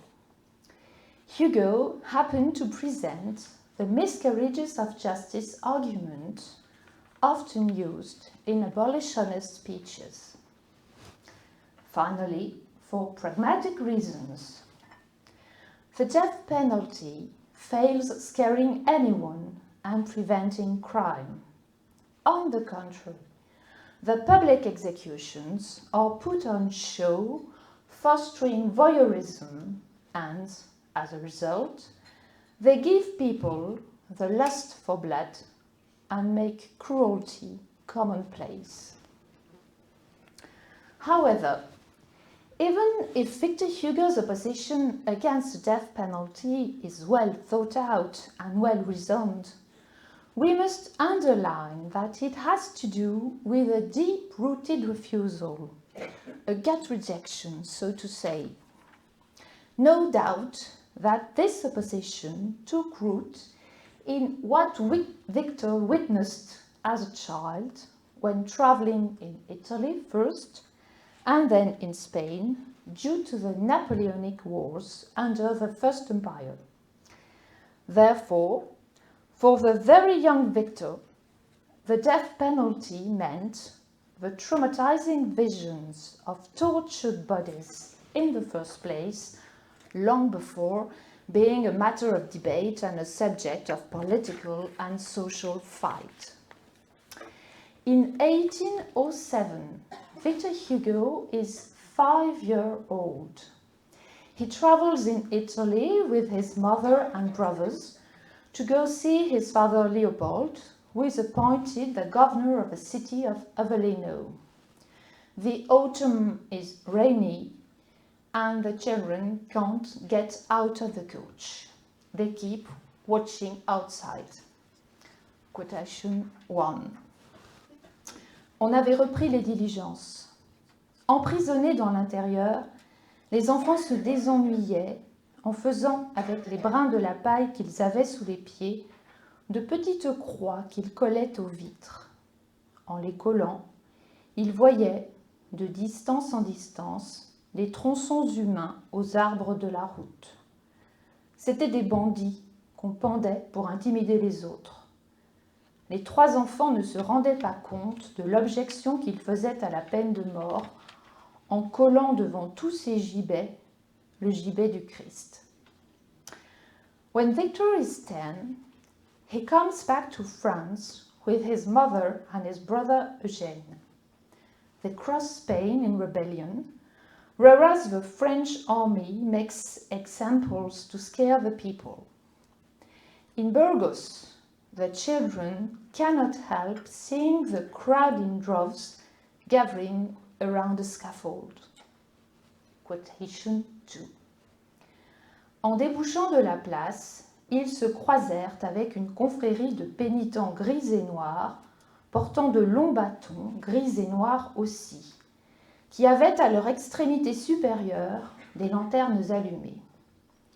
Leurs cagoules baissées avaient 2 trous à la place des yeux. Ce regard sans visage parut lugubre aux enfants. Ces spectres avaient au milieu d'eux un homme lié sur un âne, le dos tourné vers la tête de l'animal. Cet homme avait l'air hébété de terreur. Des moines lui présentaient le crucifix qu'il baisait sans le voir. Les enfants s'enfuirent avec horreur. For this conference, I would like to study Victor Hugo's struggles when he lived in Guernsey from 1855 to 1870. What did he stand up for? In which cases did he meddle? How did he intervene? I shall highlight the artistic dimension of his fights. John Charles Stapner's case is the most famous one. Victor Hugo lives in Jersey when he hears about this grim affair that happened in Guernsey. Tapner was an Englishman who murdered an old woman in St. Peter's Port. The woman was named Elizabeth Saujon, and then Tapner burned her house. At trial, it was revealed that Tapner's mistress was his wife's sister, so his sister-in-law, and that she lived with Saujon. There is a kind of mystery about Tapner's motive. From Victor Hugo's point of view, Tapner was a guilty and a criminal unfortunate. Let's see what he wrote about him. Quotation 3. Sir John Charles Tapner, espèce de gentleman, employé du gouvernement, n'avait tiré nul profit dans sa jeunesse de l'éducation qu'on avait essayé de lui donner, et était arrivé au vol et à l'assassinat par la débauche, le vin et le gin. Il était né d'une famille honnête et d'un père religieux à Woolwich en 1823. Il est mort, n'ayant pas encore 31 ans, le 10 février 1854. Il vivait avec les deux sœurs, marié avec l'une, amant de l'autre. On the 3rd of January 1854, Tapner is found guilty and sentenced to death by hanging. Victor Hugo, who lived in Jersey by that time, decided to intervene and to publish a letter appealing to the people of Guernsey. This letter was published by the Chronique de Jersey and the Gazette de Jersey, French language newspapers. You will find all the details of Victor Hugo's campaign in the press, collected and commented by Dinah Bott on the Prior Library website. First of all, I would like to highlight that Hugo intervenes against the death sentence, although the convicted person is guilty, thoroughly guilty.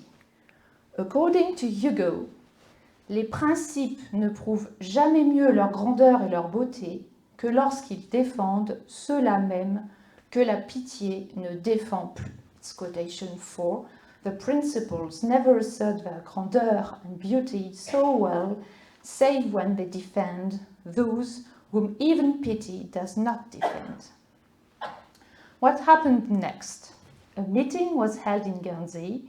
The English State Secretary for the Interior, Lord Palmerston, was asked for pardon. The sentence was suspended 3 times before Tapner was eventually hanged on the 10th of February 1854. But the hangman was inexperienced and Tapner died under appalling conditions. Victor Hugo was still in Jersey and he did not attend the execution. But as a response, he wrote a letter to Lord Palmerston and made it printed at once and released it separately. Impressed and shocked by this failure, Victor Hugo thought it was the result of the new friendship between England and Napoleon III. He saw the denial of pardon as the consequence of his own meddling, considering he was a political exile.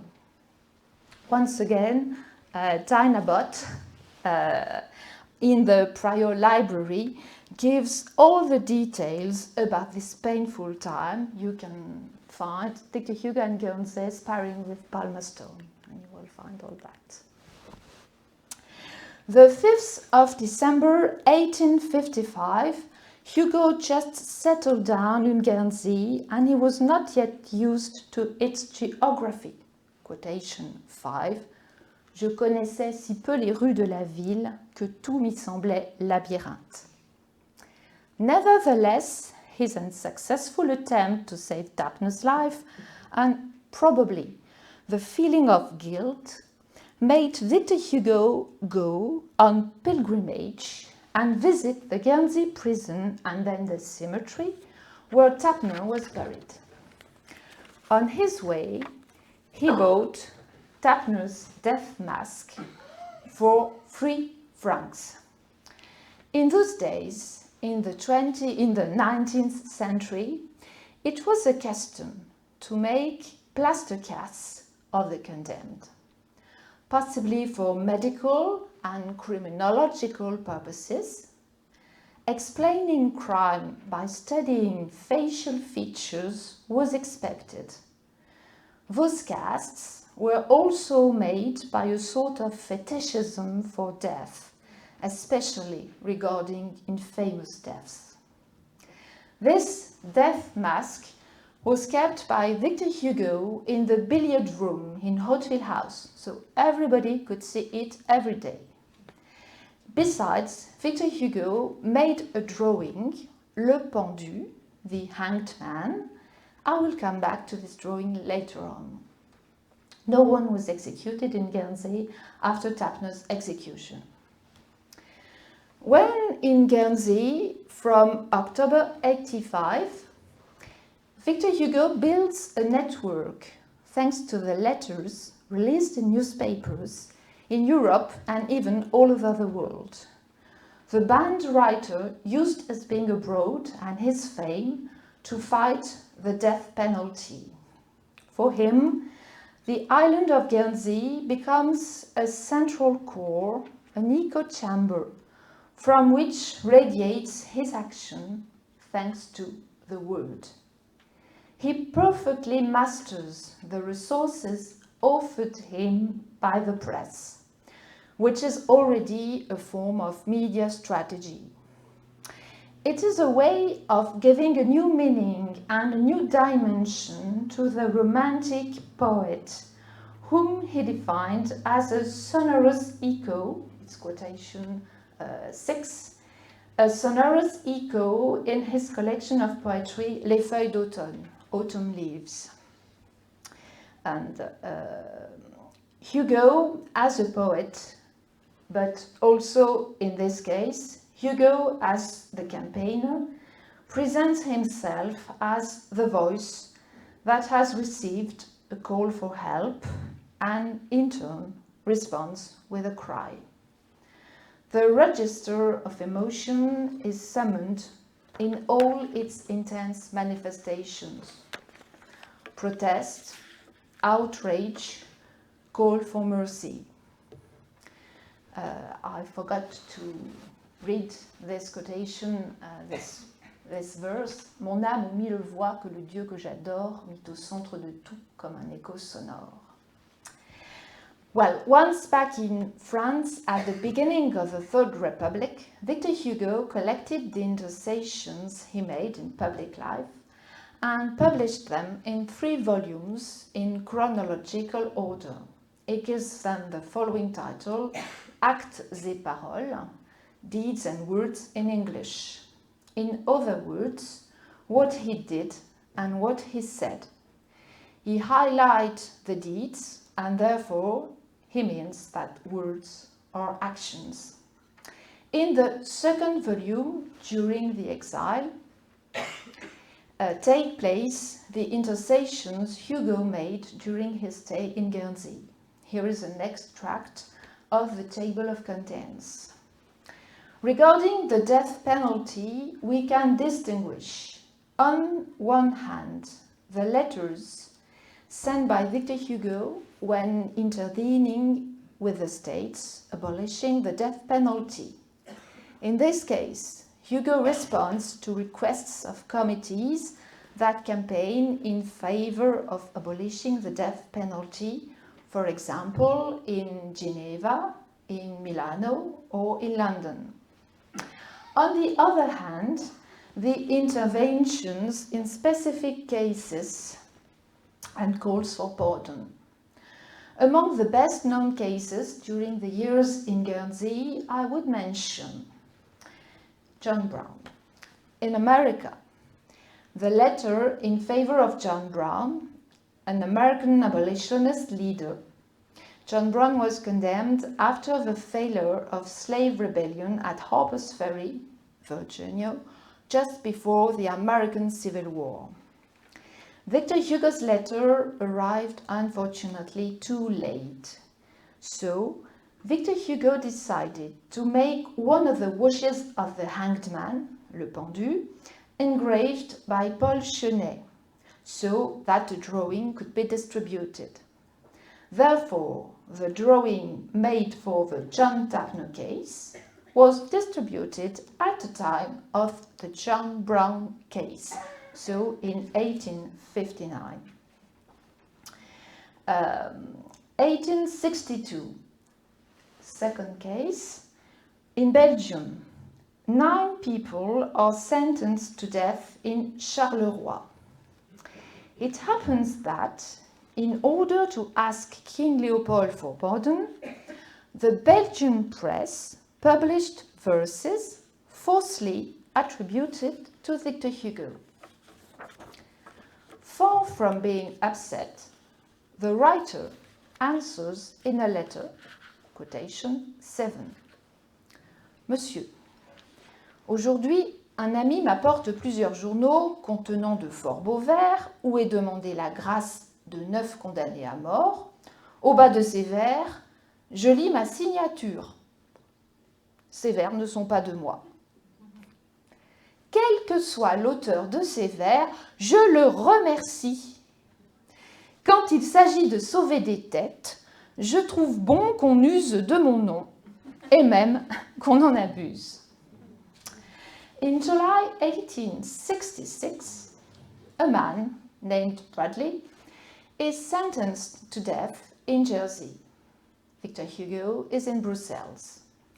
He doesn't know anything about this case, but nevertheless, he responds to a request made to him and sends a saddened letter, once more a plea against a capital punishment. I will quote only the end of the letter. It's quotation 8. J'aime Jersey, je suis navré. Publiez ma lettre si vous voulez. Tout aujourd'hui s'efforce d'étouffer la lumière. Ne nous lassons pas cependant. Et si le présent est sourd, jetons dans l'avenir, qui nous entendra, les protestations de la vérité et de l'humanité contre l'horrible nuit. Victor Hugo's letters are especially elaborate. They are the extension of the rhetoric that the writer masters so well. The rhetoric was a central component for his education in his youth. The analysis of the last 2 sentences of the letter we quoted is a typical example of this eloquence. The end of the letter is very much like the final conclusion of the speech, that we should call the peroration. The peroration is a concluded moment with an opening and a summary calling on emotion. As often, Victor Hugo ends with an injunction to trust the future. Victor Hugo is a thinker of the future. His struggles of the current time are always linked to a better future. In this letter, he uses also a plural form, let's, like we. Victor Hugo is also a thinker of the collective, an unifying collective expanded here to truth and humanity. Finally, emotion at the end of the letter goes with a metaphor, a very simple one, built step by step, the metaphor of light and darkness, more precisely, the night, the ominous night. Victor Hugo uses very often this image, the night, and the night refers for him to everything that oppresses men. As we see, the letter, published in newspapers, is worked and well written. Does that mean that Victor Hugo considered it as a piece of literary work among others?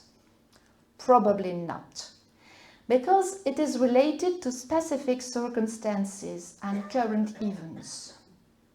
On the contrary, as for the art forms we shall study now, the struggle against the death penalty goes with an aesthetic and poetic dimension. The meaning is not limited to a current event and is broadened to a meditation on how history goes, a meditation on the presence of evil, a meditation on expiation, and finally, a meditation on the encounter of every man with death. Let's start. Let's start with the drawing inspired by the Tapner's case, but used for John Brown. Hugo drews a series of it because there are 4 drawings of the hanged man. Victor Hugo was very fond of this version, entitled Ecce Lex. It was the version he kept with him in his successive homes at Marine Terrace and then at Hauteville House. In his book dedicated to Hugo's drawings, Gérard Audinet tells us that it is probably the first time that Hugo draws a series.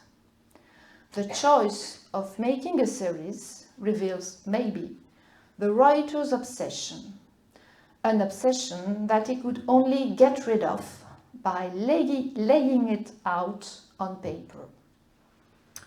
We shall, of course, notice that the hanging is shown in chiaroscuro, that the head of the condemned man is tilted and enlightened. So are his rags, through which we can see his ribs. The condemned man has no face. He could be anybody. He could be us. The framing of the picture involves a very slight low-angle view, just enough to enlighten the woods of a gallows that makes it a variant of the cross of Christ. As a matter of fact, and that is what the Latin title highlights, Ecce Lex is a variant of Ecce Homo. Ecce Homo, here is the man, expression used by Pontius Pilatus to present Jesus Christ to the crowd after the flogging, according to the Bible.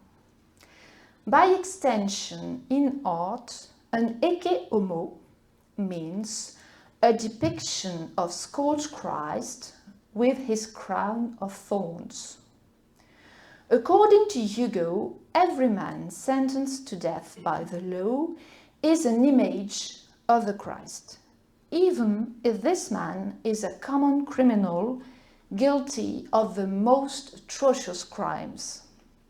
This is also what said explicitly the 2 testimonies of the Victor Hugo by a witness of his life that I quoted at the beginning of the conference, quotation 1 and 2. Ecce Lex, here is what the law does. Any condemned man becomes a martyr, keeping playing again and again the cursed scenario of the crucifixion. Ecce Homo or Ecce Lex is a frequent pattern in Victor Hugo's novels. I shall give 2 examples. In Les Misérables, the court of Arras, north of France, is about to sentence to life a poor man, Champmathieu, and send him to a labor camp just because he looks like the former convict Jean Valjean. The writer presents Champmathieu, who is flanked by 2 French police officers. Cet homme, c'était l'homme. This man, he was the man. Ecce Homo. Second example. In L'homme qui rit, the man who laughs, Victor Hugo describes in detail the scene in which the child Gwynplaine left alone in wintertime in the middle of a snowstorm, saw a hanged man who had been taught for the example. The gallows is depicted from the point of view of the child, too young to understand that it was a corpse and that, what is more, that this corpse has been mummified by men to enforce the law. In 2 chapters, the narrator describes and analyzes this encounter with penal death. The title of the first chapter is The Tree of Human Invention. The title of the second one is Struggle Between Death and Night. The scene certainly takes place in a process of denunciation of barbaric and unfair justice, a justice that desecrates corpses. But it also shows the struggle between being and nothingness. Hugo's writing mixes concrete and abstract terms, and he raises the question of the limits of human language to tell the torture. I will read the quotation 9. C'était ce qui n'est plus. Être un reste, ceci échappe à la langue humaine. Ne plus exister et persister. Être dans le gouffre et dehors. Reparaître comme au-dessus de la mort, comme un submersible. Il y a une certaine quantité d'impossibles mêlés à de telles réalités. De là l'indicible. Cet être. Était-ce un être? Ce témoin noir était un reste, et un reste terrible. Reste de quoi? De la nature d'abord, de la société ensuite. Zéro et total. The extract keeps going on forward from a question to another, each one trying to express the incomprehensible. It's not exactly the Hamlet's questioning, but Hugo is not far from this questioning, because he deals with ontology and facing no being. The stylistic device is the oxymoron. Contradictory terms appear in conjunction. To exist no more, yet to persist. Note, and yet total. Hugo makes the hanged man be a kind of ghost, but an inverted ghost, a ghost the other way round. Because a ghost is an immaterial creature which shows the survival of the soul beyond the limits of matter. On the contrary, the tarred hanged man is a remainder of matter when the soul is gone. In this extract, the struggle against the death penalty gives way to a meditation on death. A swarm of crows falling on the gallows will save the child, hypnotized by the gibbet. They wake him up and make him move on. In Hugo's novel, the sight of a gibbet always petrifies. So does the gaze of Medusa. The last artistic expression I shall comment on is another drawing by Victor Hugo, as well known as Eke Lex. This time, it's not about hanging, but about guillotine. And this last example will allow us to deal with the French specificity and, above all, with aspects related to the French history. Let's start with the first historical observation. The guillotine was promoted by a philanthropic physician, Dr. Guillotin, at the beginning of the French Revolution. It was seen as an improvement for a fairer justice. Thanks to a tool, the death would be instant and painless. The death was not given by the human hand any longer, but by a device, a mechanism. In addition, the punishment was the same for everyone, whereas the old regime, the monarchy before the revolution, under the old regime, so the commoners were hanged, but the aristocrats were decapitated. As surprising as it is, the guillotine brought equality before the law, and that equality had never been before the French Revolution. Well, obviously it was not a true improvement, was it? Dr. Guillotin soon regretted his invention. All the more that the terror of the revolution in 1793 made heavy political use of the guillotine. Nevertheless, when Hugo struggles against the death penalty, he also thinks of the grim guillotine in 1793 and of the French history, and this incomprehensible period when the chaos and the rebirth mingled. The drawing is called Justitia. The letters are written in red in the bottom of the picture between the cobblestones. Thrown forward, the cut-off head spilled the blood. We can see the hole of the guillotine for the head, letting light through, and the two very dark posts. The atmosphere is twilight. The drawing seems to illustrate a narrative poem written at the same time, La Révolution, the Revolution. In this poem, the story takes place in Paris at night, in a ghostly atmosphere. Victor Hugo imagines that the equestrian statues of the three kings of France, Henri IV, Louis XIII, and Louis XIV, get down off their pedestal and move on.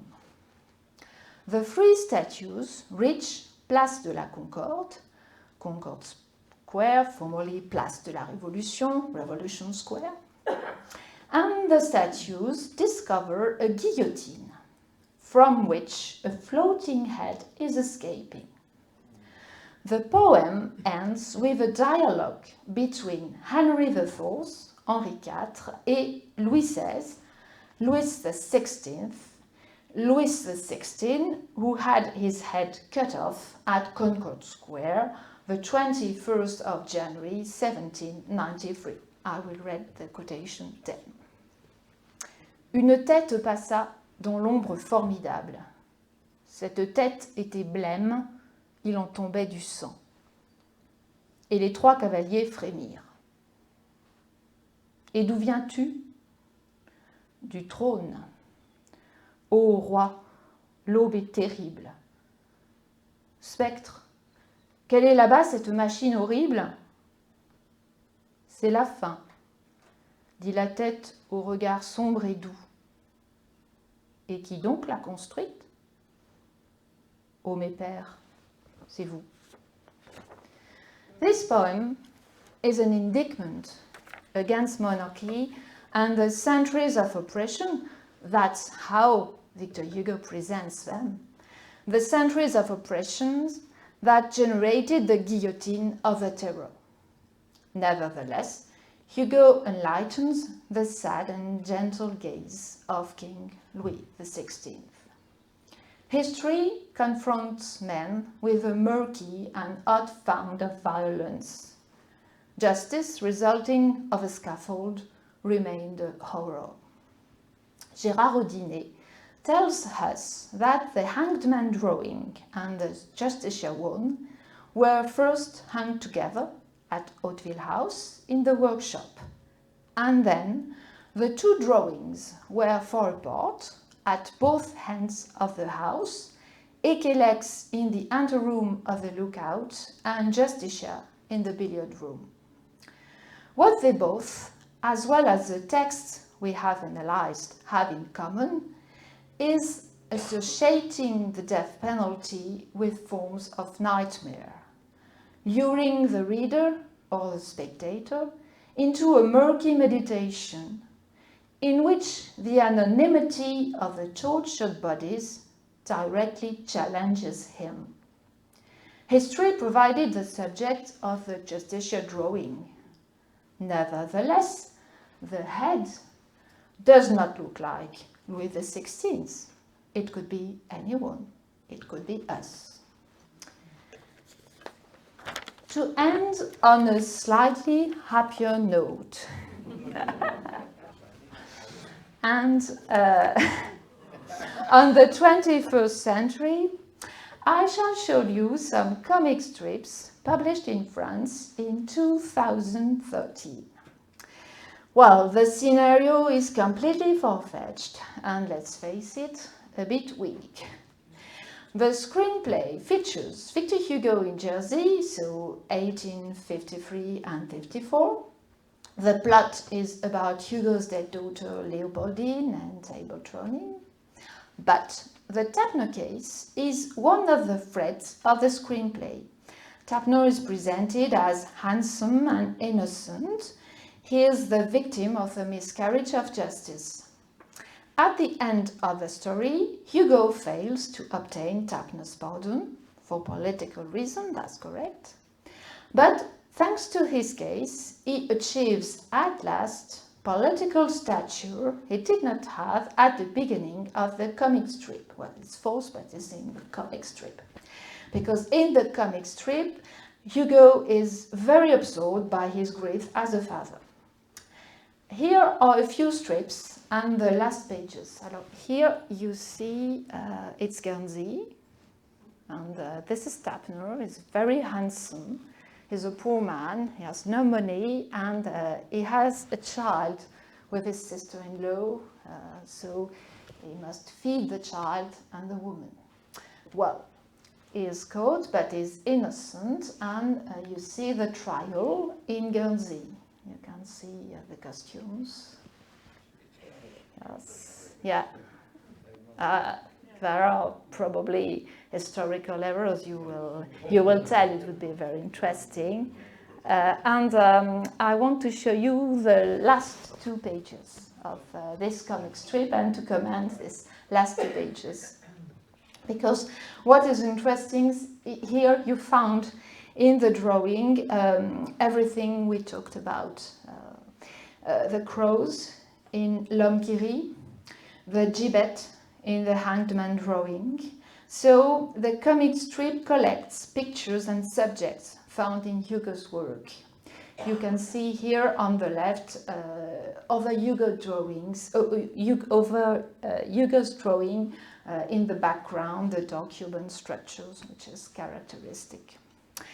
I will also end my conference with these quite harmonious drawings with Hugo the campaigner, his pen and the light on the table.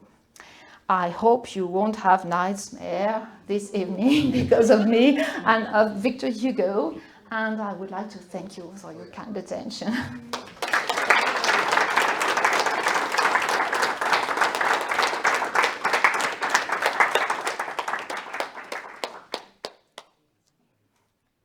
Congratulations, Miriam.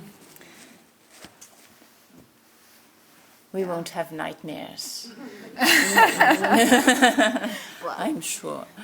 there's the afternoon to forget. Yes, we'll have all the afternoon to forget. Yes, please ask your questions. I hope I'm not wrong here. I mean, you mentioned the Jersey case of Bradley, which I'm not familiar with. But Victor Hugo, and I didn't appreciate Victor Hugo wasn't living in Guernsey at the time of Tapner's execution.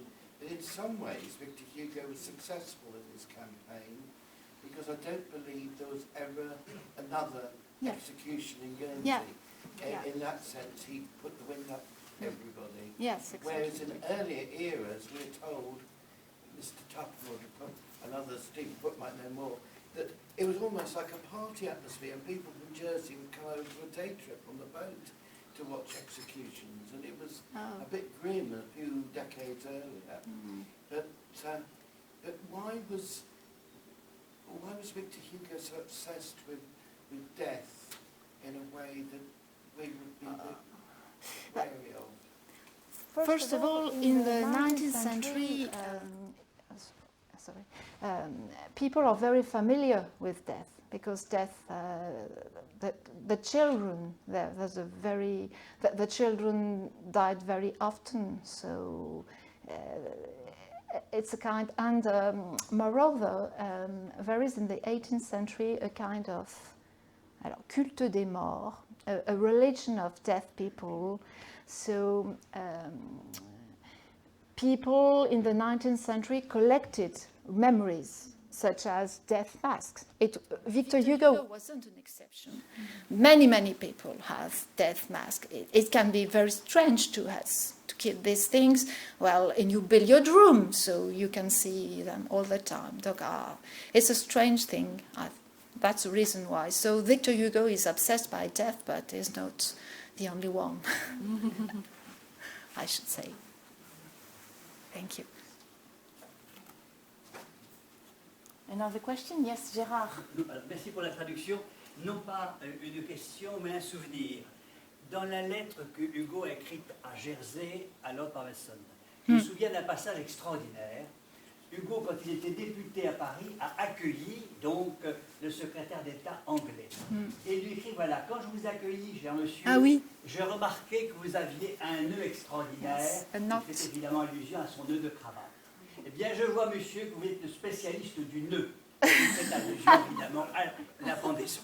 Tu traduis? Je ne sais pas si je sais. C'est not.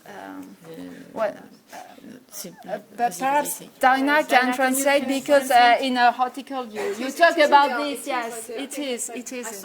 I saw you tied a very fancy knot around your neck in your cravat, and I see you're very good at tying knots around other people's necks too. In effect, that's what it's saying. That's what Hugo wrote to Lord Palmerston. Yes. Yeah. Yes. Yeah. And it's interesting about how Hugo felt about the Tapner case. I always think that he blamed himself. Yeah. And when he writes about going around Guernsey and Etienne Martin taking him to visit, the Prévost taking him to visit Tapner's grave and Béassie's grave and so on. And he says, I almost felt that Tapner blamed me for making a fuss. Yeah. And Etienne Martin says, no, don't feel that, because you have changed the way that he makes Etienne, whether Etienne Martin really said that or not, but Victor Hugo sort of acknowledges that there was a change made and that Guernsey was no longer ever, he didn't know there would be no more hangings, which as it happens, that's what did happen. But the method of doing it was cruel. You know, first of all, they used to march people around and stop at every crossroads and so on, and then take them all the way along the front, and awful. And for Tapner, anyway, they put it in a garden, so they'd already changed it, but they sold tickets. And he said it went so badly, it was all so awful, and they made such a fuss. And people in Guernsey looked very bad, because the hanging itself was such a disaster, that you have actually had an effect. So I say whether Etienne Martin said that or Victor Hugo wanted somehow to acknowledge it. He did know that, he was aware of it. Well, it's a time where,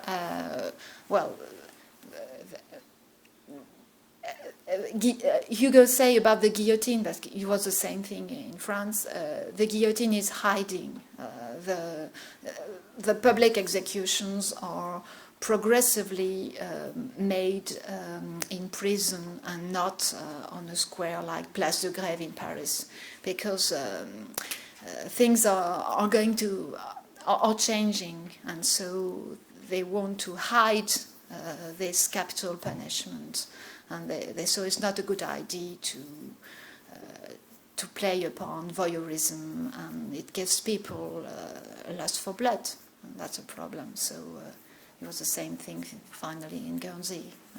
It was hidden in the prison. When he goes around, when he writes this piece, he finds Etienne Martin takes him, he finds the gibbet, the gallows, are in the stables, aren't they? They're in the state stables. They're not gone, they're hidden in the most incongruous place, but they're still there. I have a question for you, Miriam. In your book, which I have the privilege of having read already, you explain in what intellectual continuity Hugo places himself. Can you tell us about the reflections about death penalty before Victor Hugo. Yeah, well, before Victor Hugo, it begins, thank you, Florence, it begins in the 18th century with Italian thinkers such as Cesare Beccaria and with Voltaire, the French writer Voltaire. Victor Hugo often thinks and talks about Voltaire when he's fighting against death penalty. So it's a very slow evolution during history, and at the beginning, the French Revolution, before the terror, of course, tried very hard to change the rules of justice and to be smooth. But unfortunately, the history of the terror, the civil war, changed things, and it was not so simple. Well, and you explain in your book that there was a reflection so that the punishments would be in a good proportionality with the crime. There was this reflection. Yes, it's, I don't know the word, la balance, the scale, balance. No, balance. Balance, we could say. Yeah, proportionality and the proportionality of the punishment, yes, because the problem is that the law is too harsh. It's a harsh justice, and if there's no proportionality, there is no equality, and there's no justice. And this is a thought which comes from these Italian thinkers in the 18th century, in Europe, in fact. Could I just ask you about another Guernsey book, which lots of people don't read, which is 93. What part would you say that played in the sort of evolution? Yeah. Of his, Well, and the novel 93 is about the French Revolution, about the Civil War and the terror.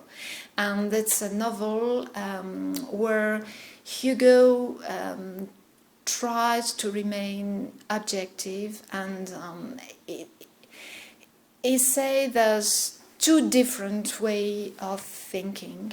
You've got the way of the terror. That is, there is a legal death which is possible for in extraordinary circumstances. So some revolutionaries, Robespierre, they don't have wrong, but they don't have right either. So there are two ways of thinking. In another text, Hugo says about the revolution, there are the faits mixed. Faits mixed, it means ambivalent facts. It's when you can't judge, because it's not good to kill for political reason, or like in the terror. You cannot be in favor of that. But you understand that, well, it's arrived. Hugo prefers what he calls in Les Misérables, progress with a gentle slope. Le progrès en pente douce, a gentle slope. But, well, we have something in French history, and we have to deal with that. And you can throw it away and say, no, French Revolution is not a good thing. You have to cope with. Well, and this novel, thank you, Dinah, is very interesting, because you see how Victor Hugo gives the questions to us. We don't have the answers, but, well, and at the end of the novel, there's the guillotine, and it's like an enigma. It's a thing of enigma. Nobody can say if it's good or evil.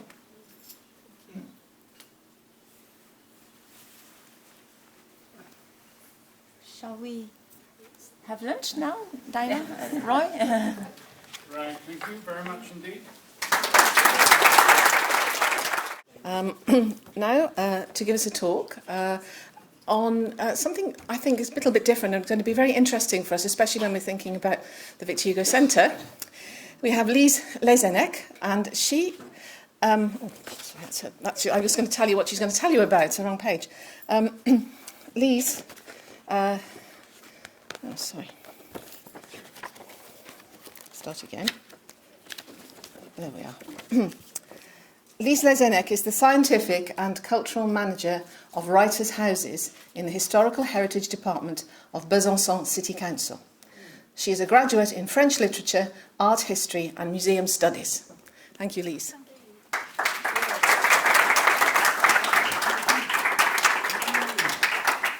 Thank you. My English is not very good. I apologize. And I'm very happy to be here. Thank you, Dinah. Thank you, Ron. Thank you, Gérard. So if you don't understand me, say me. Victor Hugo was born on February 26, 1802, at 10:30 p.m. on the first floor of this building, located at 140 Grande Rue in Besançon. Besançon is a nice city in eastern France, close to the Swiss border. The son of a soldier, Victor Hugo was born by chance in Besançon, and he only stayed there 6 weeks. He will never return to his hometown.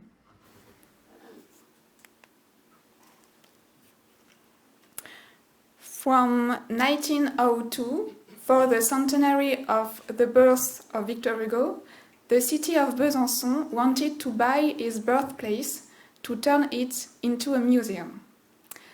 The city of Besançon became the owner of this building in 1932, but the project of a museum couldn't be done for lack of money. Victor Hugo's birthplace became a museum in 2013, 10 years ago. Work has been carried out on the ground floor, first floor and basement of the building to make it a place to visit.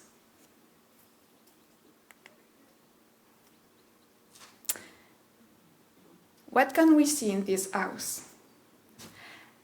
At the risk of disappointing you, you won't see there Victor Hugo's cradle or his first baby nappies.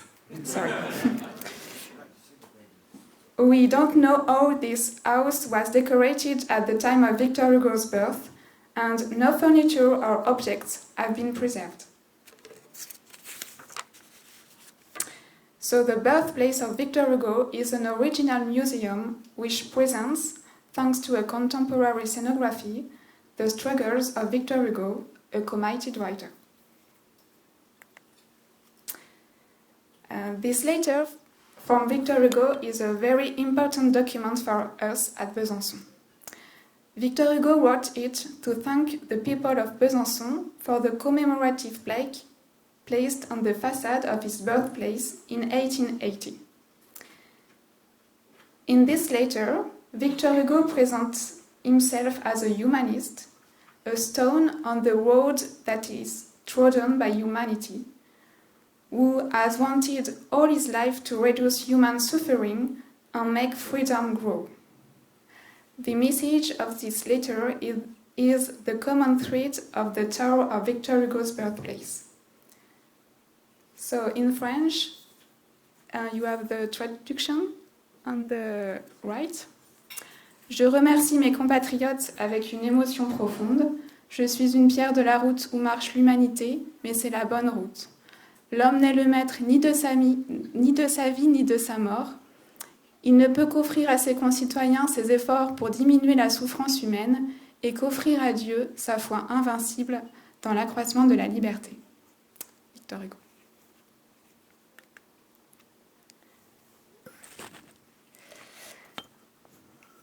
The Maison Victor Hugo in Besançon presents Victor Hugo's struggles for freedom, dignity and human rights, against poverty and social inequality, against the death penalty and oppression, for the rights of women and children. It's also a space for reflection on the legacy of these struggles today, thanks to 4 international partner organizations presented in the exhibition. Reporters Without Borders for press freedom, ATD Quart Monde for the fight against poverty, UNICEF for children's rights, and Amnesty International for human rights. As you see, texts, images, films, as well as objects lent by the libraries and municipal museums of Besançon are visible in this exhibition. The ground floor of the museum's permanent exhibition explores the links that Victor Hugo maintained with his native city.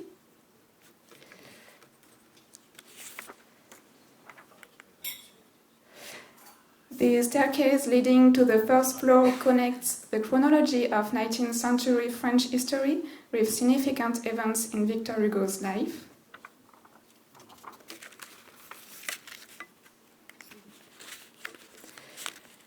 The 4 rooms upstairs are themed. The first floor, here, is devoted to Victor Hugo's fight for freedom. In his literary and political career, Victor Hugo claimed the freedom to think, to create, and to express himself. His books were repeatedly censored, and he fervently defended freedom of the press.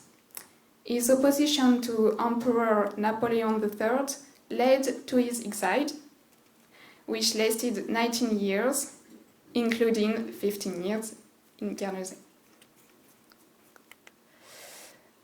This is the second room. Victor Hugo was committed to the most disadvantaged, working to eradicate poverty and social inequalities.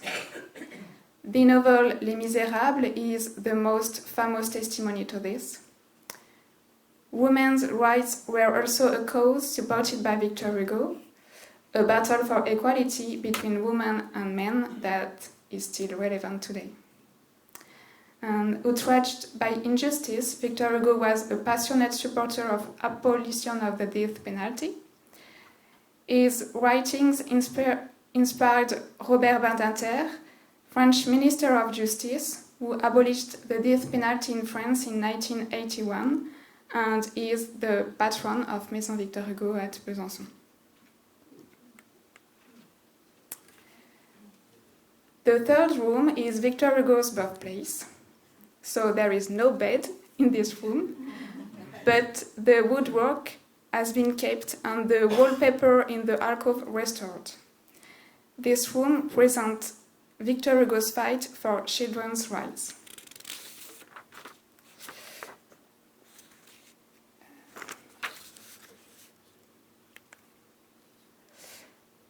The fourth room is devoted to Victor Hugo's fight for the freedom of people.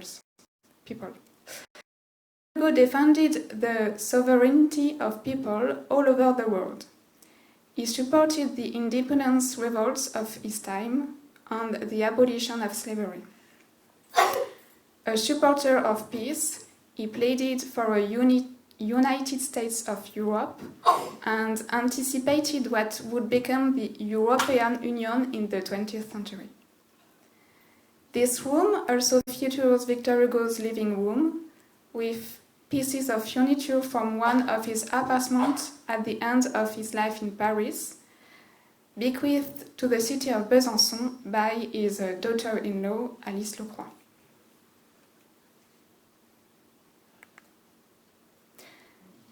Victor Hugo is famous all over the world. A small international library provides books by Victor Hugo in many languages: English, Chinese, Turkish, Spanish, etc. These books are donated by foreign students passing through Besançon.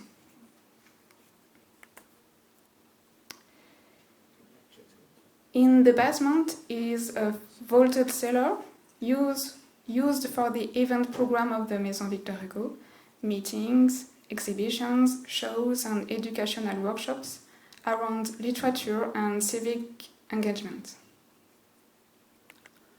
For example, an exhibition in 2021, Neither Courtesan nor Housewife, Victor Hugo and Women's Rights. To celebrate the 10th anniversary of Maison Victor Hugo, a Victor Hugo Prize for Committed Photography was created this year in partnership with a photography festival in Besançon. A call for applications has been launched from professional photographers. The selection is in progress. And the winner will be exhibited at the Maison Victor Hugo from October to December 2023. This quick visit to Victor Hugo's birthplace is over, so come and discover it in Besançon. Ceux qui vivent, ce sont ceux qui luttent. Those who live are those who fight. Victor Hugo, the Empire in the Pillory. Thank you.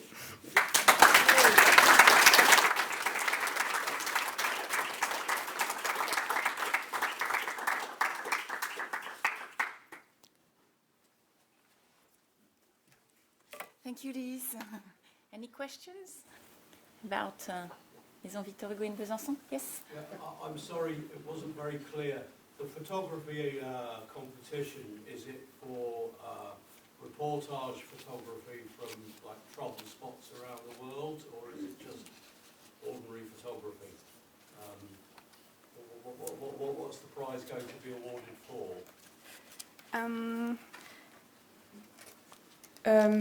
The theme of the... Est-ce que je peux parler en français et vous traduire? Oui, d'accord. Les thèmes, en fait, étaient divers. Il y avait la lutte pour les droits des femmes, pour les droits des enfants, pour l'oppression, et c'était le journaliste qui choisissait, le photographe qui choisissait le thème, en fait. There were all sorts of themes, like fighting for the rights of women, for education for children, and it was the photograph who would choose in the end. Okay. Another question? Yes? I'd definitely like to go there. But the museum is very thematic. There seems a lot of emphasis on Victor Hugo's powers, his intellect, his philosophy, his campaigns. I think if it was an English museum, it would be more focused on the children, on relating to young people. There'd be funny little babies and prams and dummies around and cartoons. You've gone down a very serious approach, I would say. On voit bien l'angle thématique du musée sur les combats de Victor Hugo. Alors la question porte sur la muséographie comparée de la France et de l'Angleterre, puisque monsieur s'imagine qu'en Angleterre, on aurait une muséographie beaucoup plus tournée vers les enfants, enfin vers l'accessibilité des thèmes aux enfants. Donc la question c'est comment vous vous êtes débrouillé pour faire pour vous adresser à ce public, au public enfantin. D'accord. Je peux aussi répondre en français. En fait, on a un parcours pour les enfants dans le musée avec un livret et des animations sous forme d'ateliers spécialement dédiés aux enfants. There are cartoons and there is a special path for children, and there are also workshops that are especially established for young people when they know that a classroom, for example, will come and visit. There are special workshops for them, especially for them. Please, have you anything interactive in the museum? Y a-t-il des choses interactives? Oui, il y a deux tables tactiles qui permettent de découvrir aussi d'autres personnalités qui ont vécu à Besançon et qui permettent aussi de comparer des textes, des images de Victor Hugo avec des affiches de Reporters sans frontières pour montrer l'héritage de son combat pour la liberté de la presse aujourd'hui. There are two kind of devices, interactive devices, a screen which helps know more about famous people in Besançon, and also another one who makes the relationship between Hugo's fights and nowadays fights by Reporters sans frontières, which is an association of journalists going all over the world to and who have the same fights as Victor Hugo on a certain number of topics nowadays. Yes? I have visited the museum, and I would certainly recommend it to everyone, because one of the key aspects of the museum is the way in which it demonstrates how Hugo's concerns, his advocacy, is as contemporary and important today as it was in the 19th century. So the themes of human rights, the press freedom, and the rights of children and women are very, very keen today, just as they were then. Universal education as well as one of the themes. Do you have a plan in which aspects of the museum will be refreshed at certain times? Is it, the museum is now celebrating its 10th anniversary. How do the exhibitions change or grow? Monsieur est très sensible à l'actualité des thèmes et se demande si, d'une manière ou d'une autre, il y a un renouvellement des contenus. Le renouvellement des contenus se fait à travers les vidéos, parce qu'on n'a pas les moyens de changer l'exposition permanente souvent, et puis à travers les événements. The renewing of the speeches is through video and those devices I told you about, and also through events happening regularly. So Lise, does that mean that the basic structure that you have of the museum now, the text that you have and the furniture and the displays that you have will stay the same, but the interactive elements are going to change? Yes. Because we don't have enough money to change everything every time. We sympathize. Avec ta traduction, si tu permets, j'aimerais en ce 24 juin faire un vœu. Gérard would like to make a vow today, which is the 24th of June. Nous sommes à quelques centaines de mètres d'Hauteville House et nous sommes tout près de la maison Victor Hugo, la maison natale de Besançon. We are at a few hundred meters of Hauteville House and very near from Besançon, which is the birthplace of Victor Hugo. Alors je rêve qu'il y ait enfin une relation très étroite entre les 8 maisons, 8 musées Victor Hugo dans le monde entier. Ça n'a jamais été fait, j'exprime ce vœu.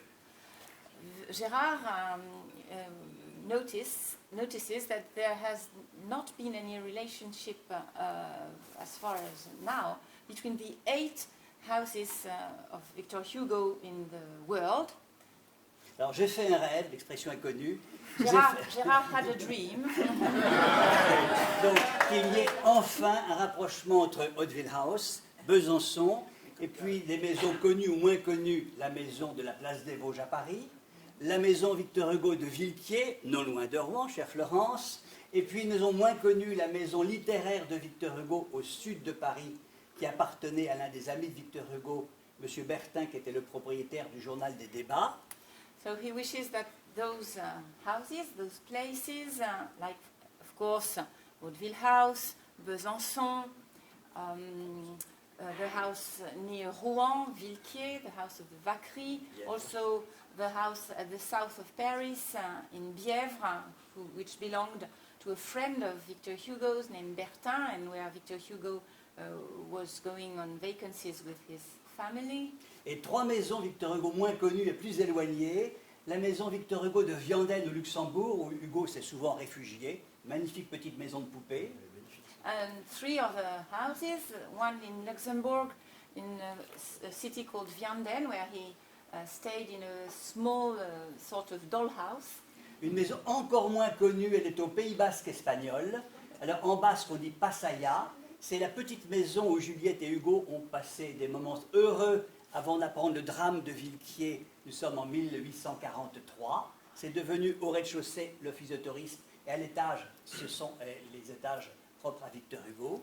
The second one is in Spain, in Pasaja, which is a place where Victor Hugo and Juliette Drouet went on vacation and spent a wonderful time a few days before Leopoldin's death, and which is now a tourist office. Et puis la plus éloignée, mais l'une des plus merveilleuses, on y était avec Agathe, avec Florence, il y a 3 ans maintenant, c'est la maison Victor Hugo de la Havane, à Cuba, qui évidemment, Hugo n'y est jamais... J'en parlerai tout à l'heure avec les caricatures, une autre maison dont Hugo aurait pu rêver. Alors, je fais un rêve en ce 24 juin 2023. And the third house Gérard is talking about is in Cuba, in La Havana. And we went there 3 years ago. There was Agathe, there was Gérard, and I was there. So Gérard wishes that they would join together. Now, is not the 24th of June another date for a birth, a famous birth, isn't it? I think that we could also celebrate Diana's birthday, which is today.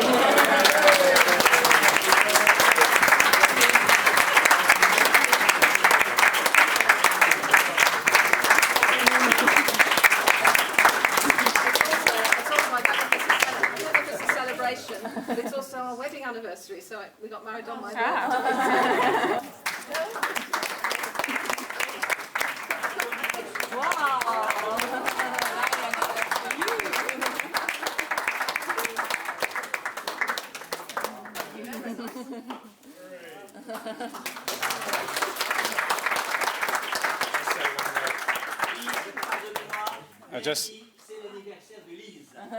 Oh, okay.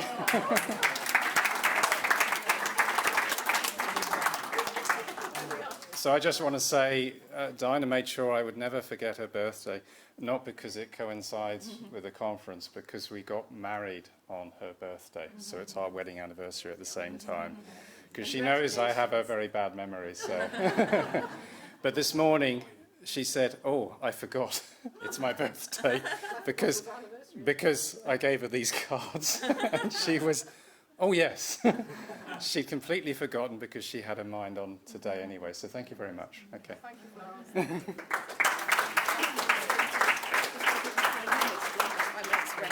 Okay. So, this is rocking. We're just going to have a short break now. Have we got any water and things in the back there? Yes, there's some water. I just wanted to, we'll put, as Chris did before, some water down here for the remaining speakers, just because it is quite... it's quite dry, isn't it? They speak quite a lot, and especially Florence is doing a sterling job today. She's doing a lot of talking. So just a few minutes, if that's okay. So we're going to... now we have Florence Negrete, Professor Florence Negrete, is going to talk to us about a subject I think dear to most of our hearts, the wonderful Juliette. Florence, we know very well, don't we? She's given us such a lot of support over the years, and we're so grateful to her. And to Jean, who's always come with her. Thank you very much for coming. Florence is a professor at Sorbonne University, a member of the University Institute of France, and of the Comédie Française Review Board.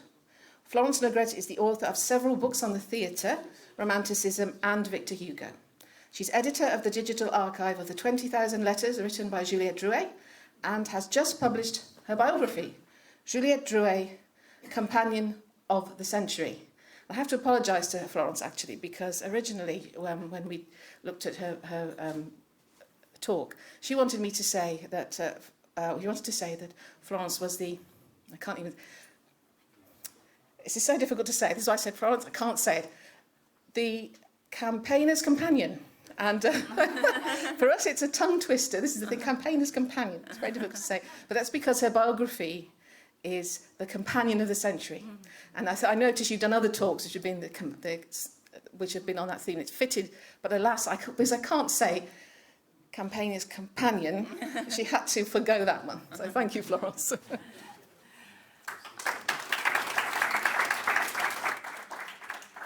First of all, I want to thank Diana for my English text. Hugo the campaigner was not alone in his campaigns, not alone, nor the first. He did not, in fact, invent any of the following. He did not invent free and obligatory schooling open to all children, nor the abolition of death penalty, nor the mitigation of harsh sentencing, nor the abolition of slavery, nor equality between men and women, nor the improvement of working conditions, nor welfare, nor the decriminalization of prostitution and of adultery for women, nor a national people's theatre. He may not have invented all these causes, with which his name is still associated, but he did espouse them and campaign for them loud and clear. He lent them his voice, and that voice resonated far in space and time because it still speaks to us today, so powerfully, in fact, that he is still often mentioned when those struggles have to be taken up yet again. His speech on education, given at the Assemblée Nationale in 1850, contains an abundance of arguments as to how to differentiate knowledge from morality in the education of children and the young, and to separate clearly the respective functions of the state and of religion in the training of their minds.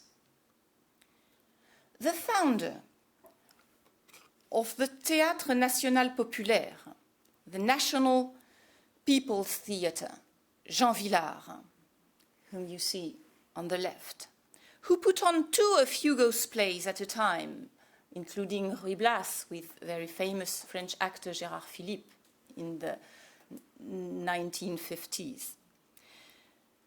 Jean Villard recognized that Hugo was a leading figure in high-quality theatre for all, a theatre at the same time both accessible and challenging.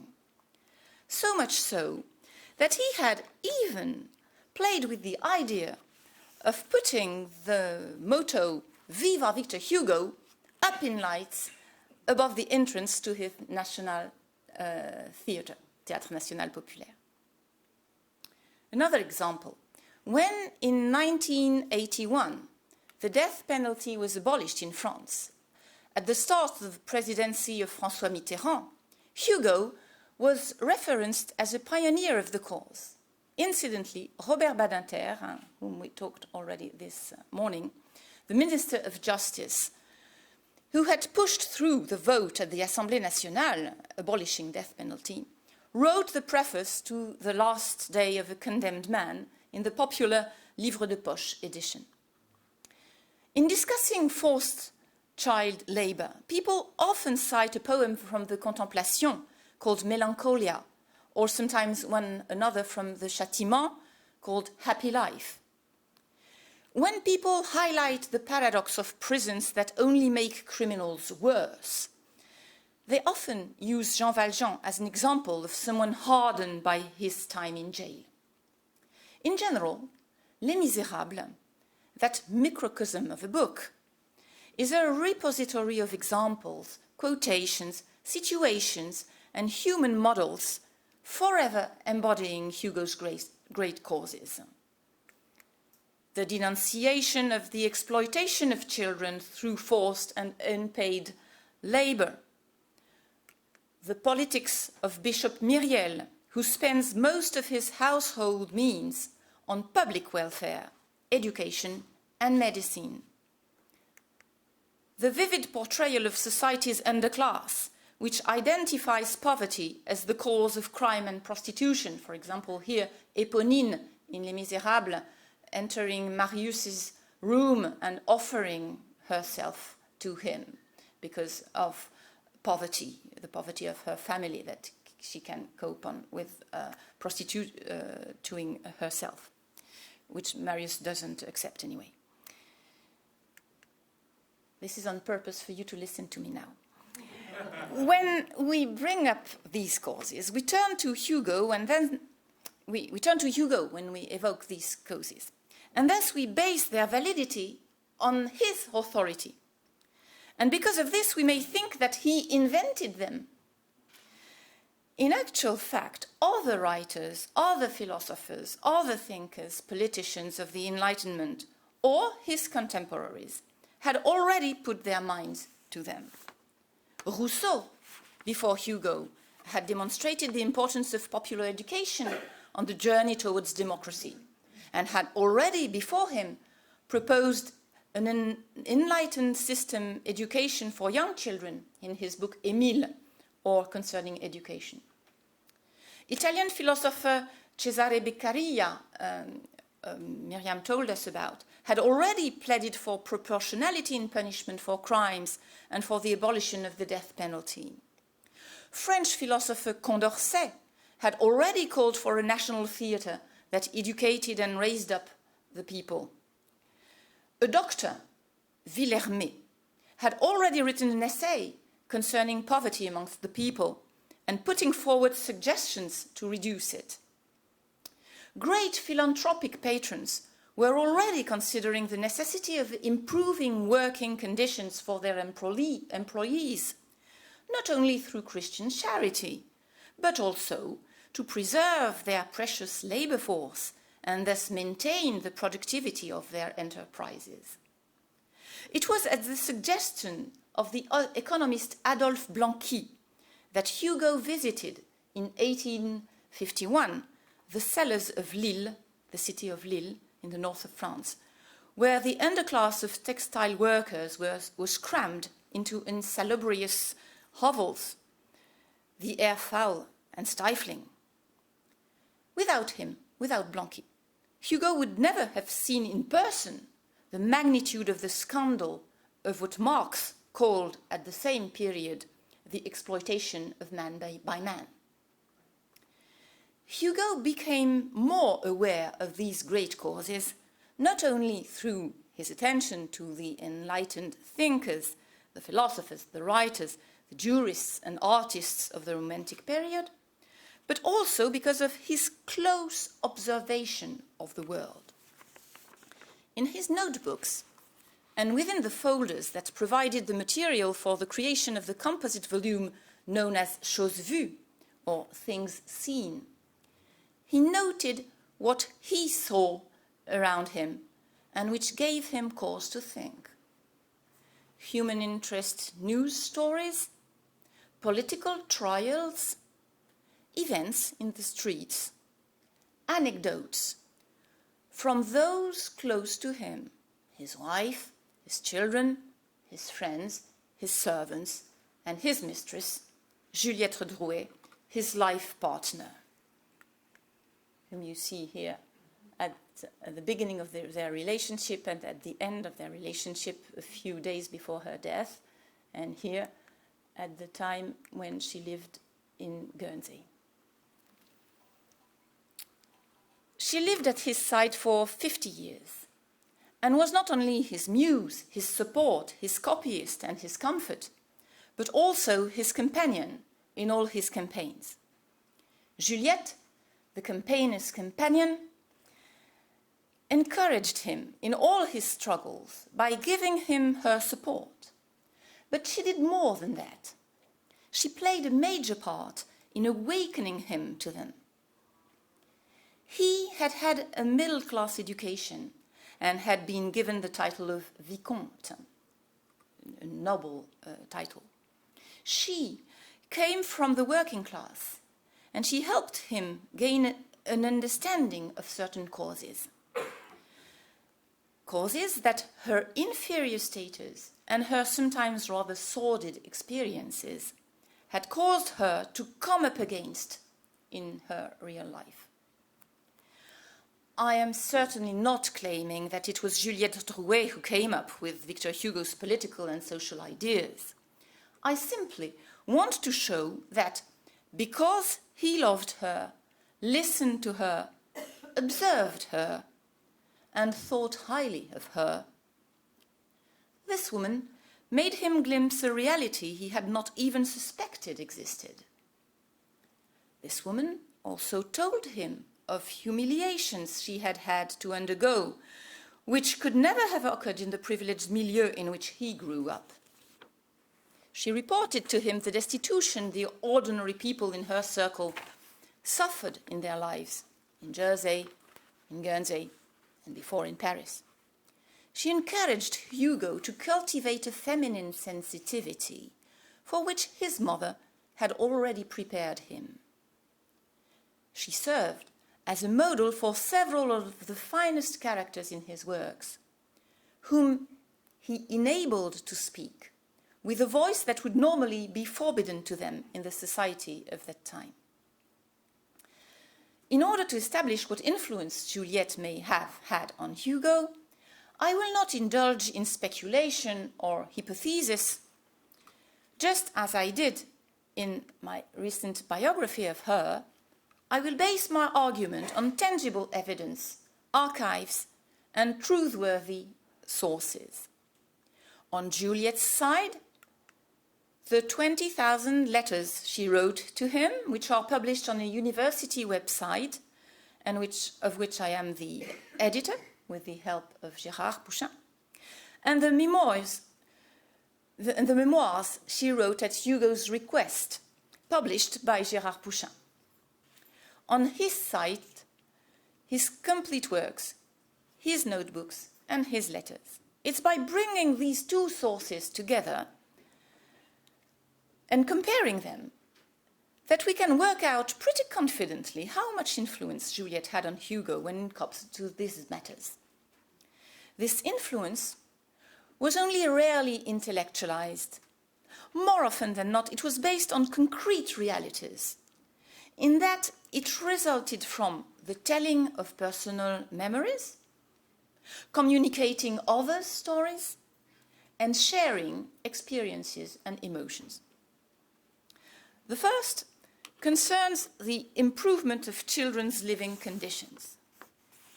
Juliette was still a baby when she lost her parents, who had been textile workers at Fougères, a small industrial town in Brittany. Fortunately, as she was the youngest of her siblings, she did not spend several years at the orphanage like her sisters, instead being taken to live with her uncle and aunt, whose surname she adopted, Drouet. Undoubtedly, the extreme poverty in which her family lived, 7 people in a cottage of 27 square meters, and an epidemic which devastated the surrounding countryside, were the cause of the 2 illnesses which carried away her 2 young parents in a space of a few months. Juliette regretted all her life having no memory of her mother and father. She was 1.5 years when the last of the 2 died. And she regretted also not to have been loved by parents. She regretted having been deprived of their love. After she became the partner of Victor Hugo, she began to undertake charitable work on behalf of orphans. For example, on the day of 1847, when she received a message asking for help for the young daughter of the actor who had first played the role of Don César de Bazan in Ruy Blas, actor whose death had left the child an orphan, she wrote to Victor Hugo, "The future of this poor little girl concerns me, and I beg you, as if there is ever any need to beg you to do all the good you possibly can, to be concerned also and to see what we can do for this poor little thing. When I think of all the poor children that God has condemned to live as orphans at the mercy and more often than not the savagery of random strangers, I feel terribly upset as I remember my own childhood. I do apologize for asking you a favor on behalf of this poor little girl." Hugo was very alive to the fate of the orphans and abandoned children. This theme can be found throughout his work. he created, for Juliette, rightly, the character of Jane in Marie Tudor. An abandoned this character, Jane, is an abandoned child taken in by an honest man. In the poem The Poor People, written in Guernsey in 1854, the fisherman's wife, Janie, upon entering her neighbor's cottage, discovers one rainy night a terrible scene of a mother dead of hunger while her children sleep peacefully in their cradle. I'll read it for you in English. I guess French people remember the French version.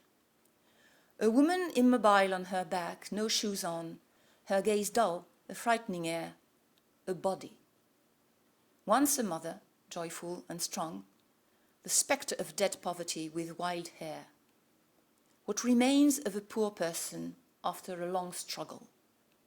She let amongst the straw of the mattress her livid and cold arm and her hand, already green, hang. An horror came out of that open mouth, from which her soul, fleeing, sinister, had let out that great cry of death which is heard by eternity. Near the bed where the mother lay, two little children, the boy and the girl, in the same cradle smiled as they slept. The mother, feeling death upon her, had laid over them her shawl on their feet, and over their bodies her dress, so that, in those shadows where death steals from us, they no longer felt the warmth growing less, and so that they would be warm while she was cold. Janie, the fisherman's wife, adopts them without thinking about it, even though she and her husband don't have enough to feed their own children.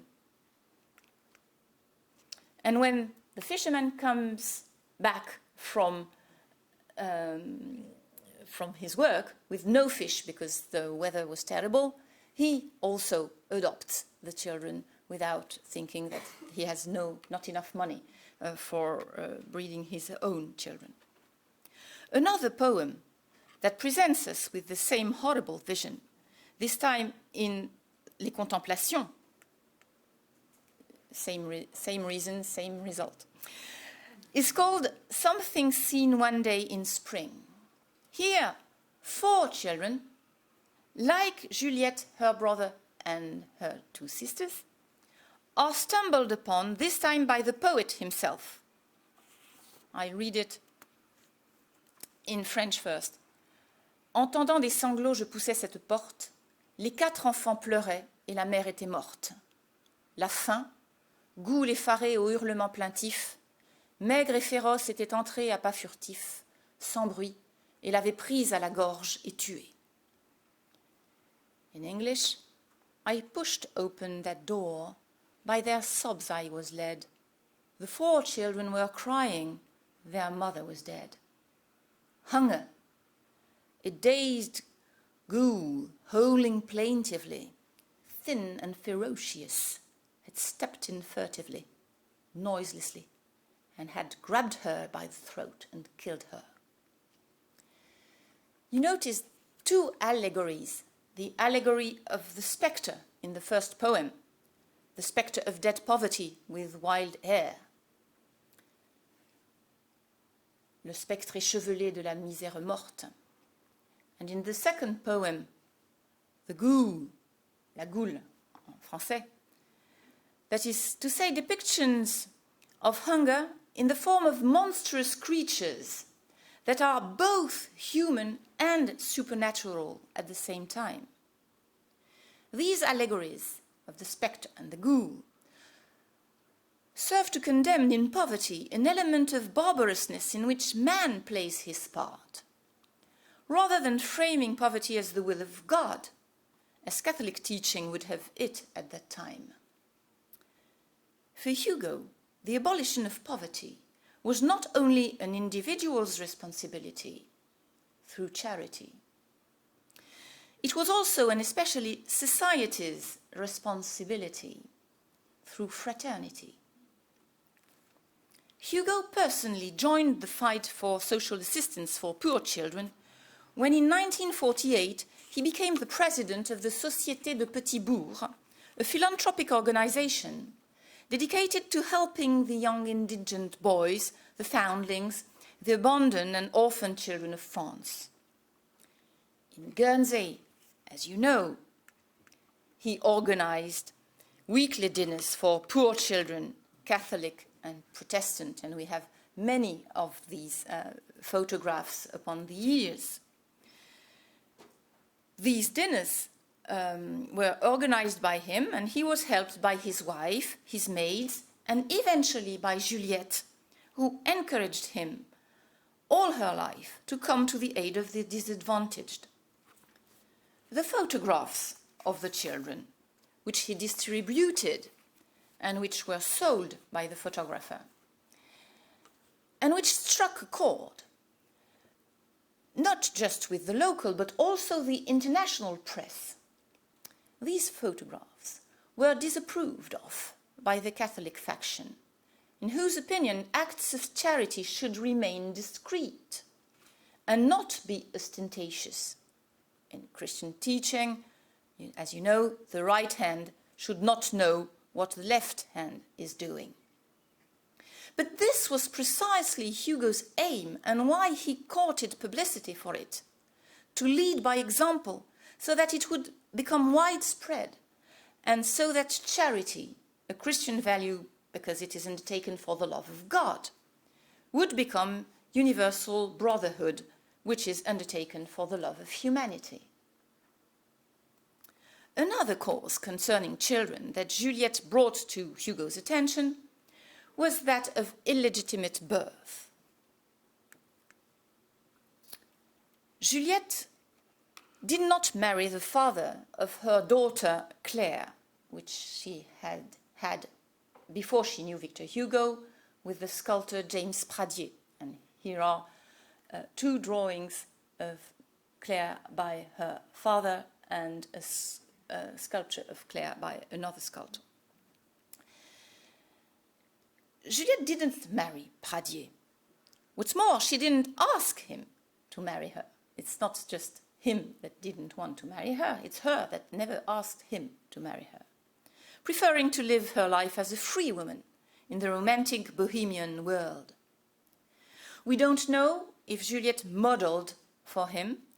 Whatever the case, she survived as a courtesan and then became an actress and went on being a courtesan at the same time as she was an actress. And that is how she met Hugo in 1833. Pradier encouraging her to continue down this path in the arts and to look after Claire from a distance.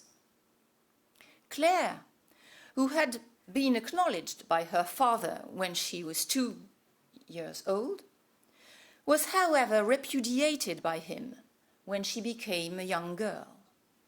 Why? Pradier had married a woman, in between, who turned out to be unfaithful, and he wanted a legal separation from her. Separation, not divorce, because anyway divorce was not permitted at the time.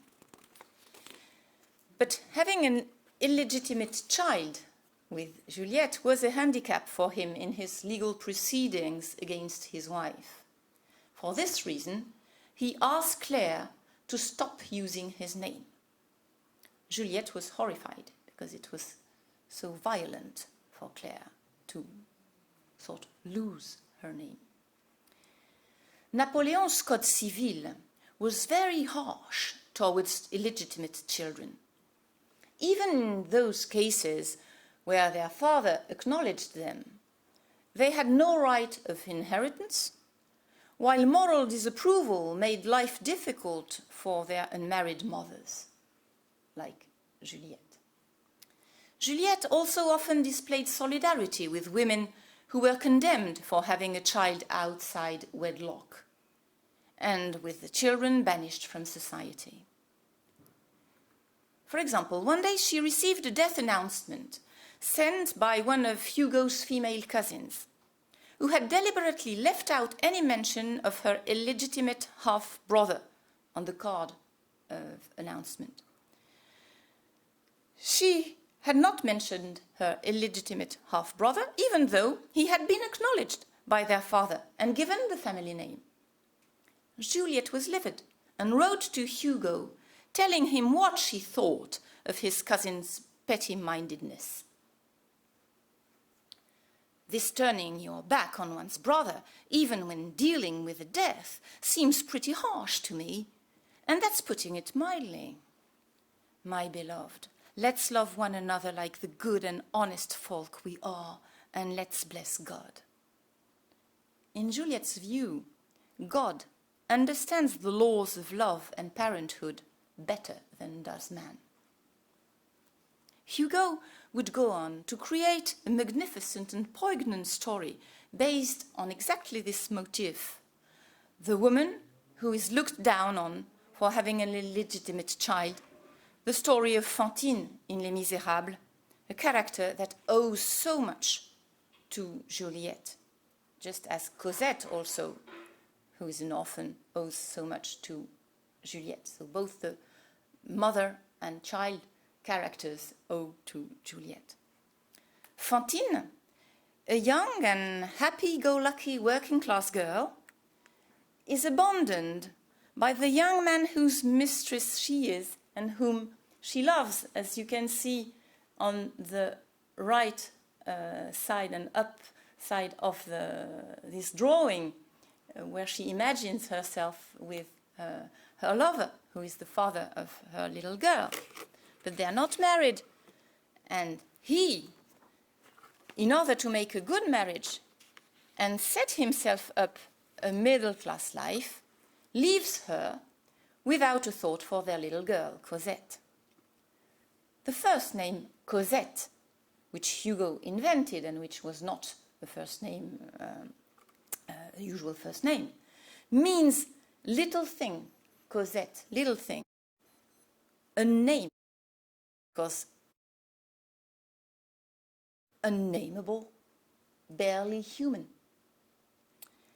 Abandoned, Fantine leaves to find work in Montreuil-sur-Mer.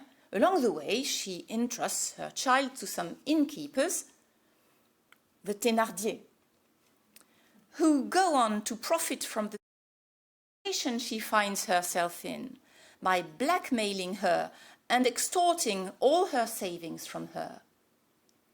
In the factory where she works, the intolerant supervisor learns that she has an illegitimate child and fires her for immoral behavior. This is the beginning of a long descent to hell, which drives Fantine to prostitution, poverty, and death. This is a drawing by Victor Hugo he intended to put at the front of Les Misérables. In 19th century society, if 19th century society had treated illegitimate children differently, Fantine would not have been blackmailed by the Thénardier.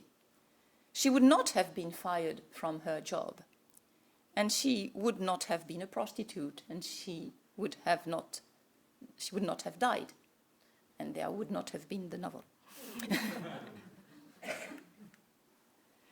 Hugo was aware of this cause and supported it, not only as a novelist through the characters of Fantine and Cosette, but also as a public figure.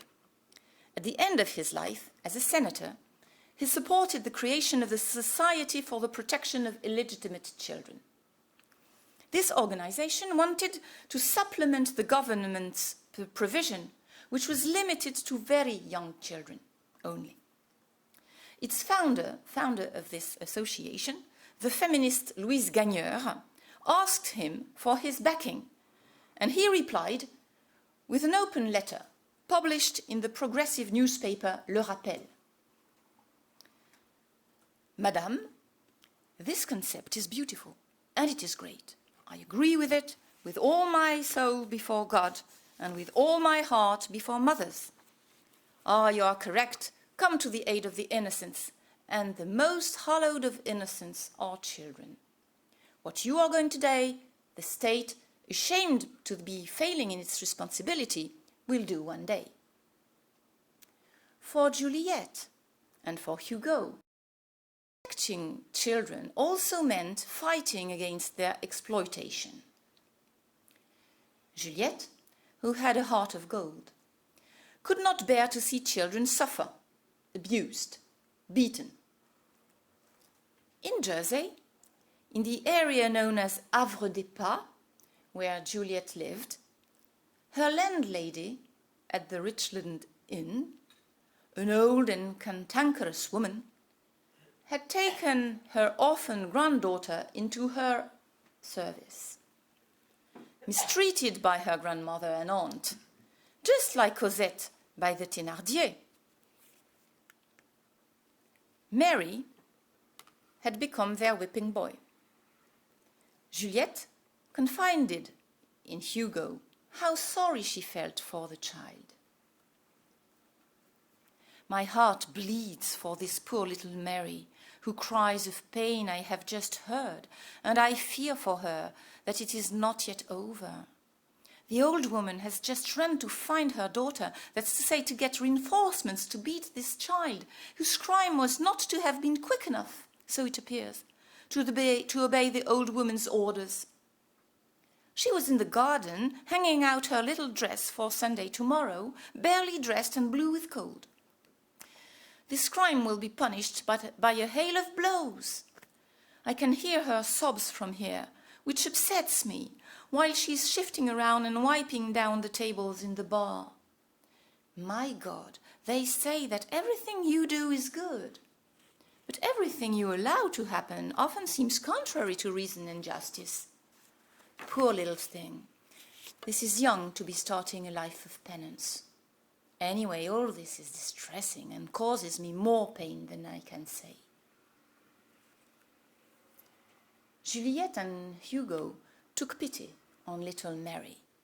They nicknamed her privately the little Cosette of Havre des Pas, had a pretty dress made for her, and gave her a doll similar to the one Jean Valjean gave to Cosette.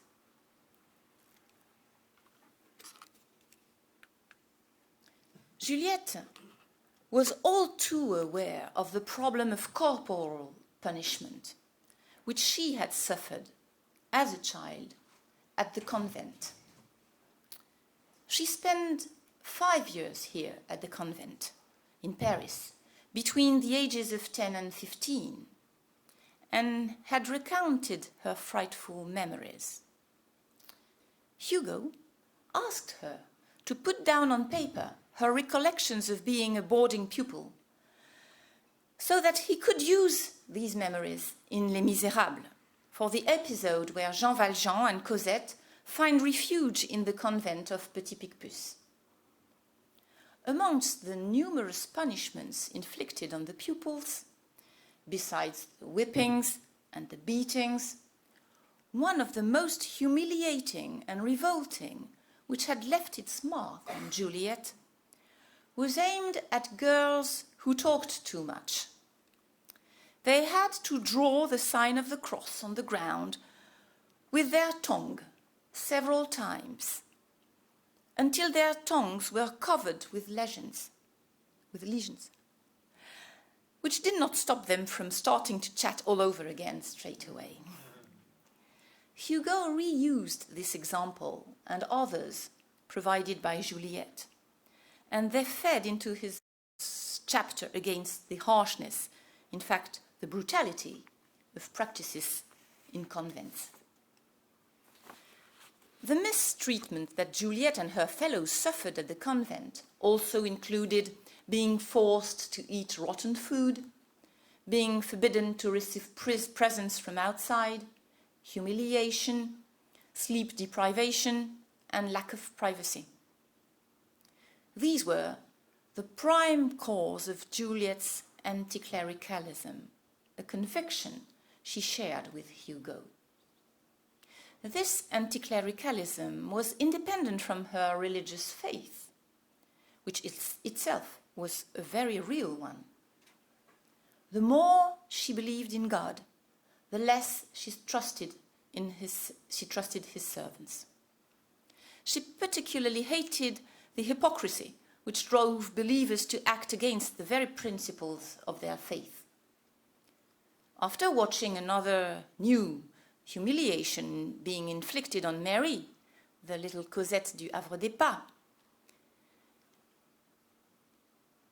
the little girl's aunt having said to the grandmother, quotation, that it was her duty to throw the child out there, and then that she wasn't well off enough, the grandmother, to house people who won't work for their keep. Juliet remarked, "All this is a revolting display of inhumanity and greed. The devil take these Protestant humbugs. They are no better than Catholic bigots." Juliet's memories of her years at the convent had left her with an abhorrence of the mistreatment of children, of which Cosette, beaten, bullied and exploited by the Thénardiers, is the symbol. She also held an unrelenting sense of grievance towards the church.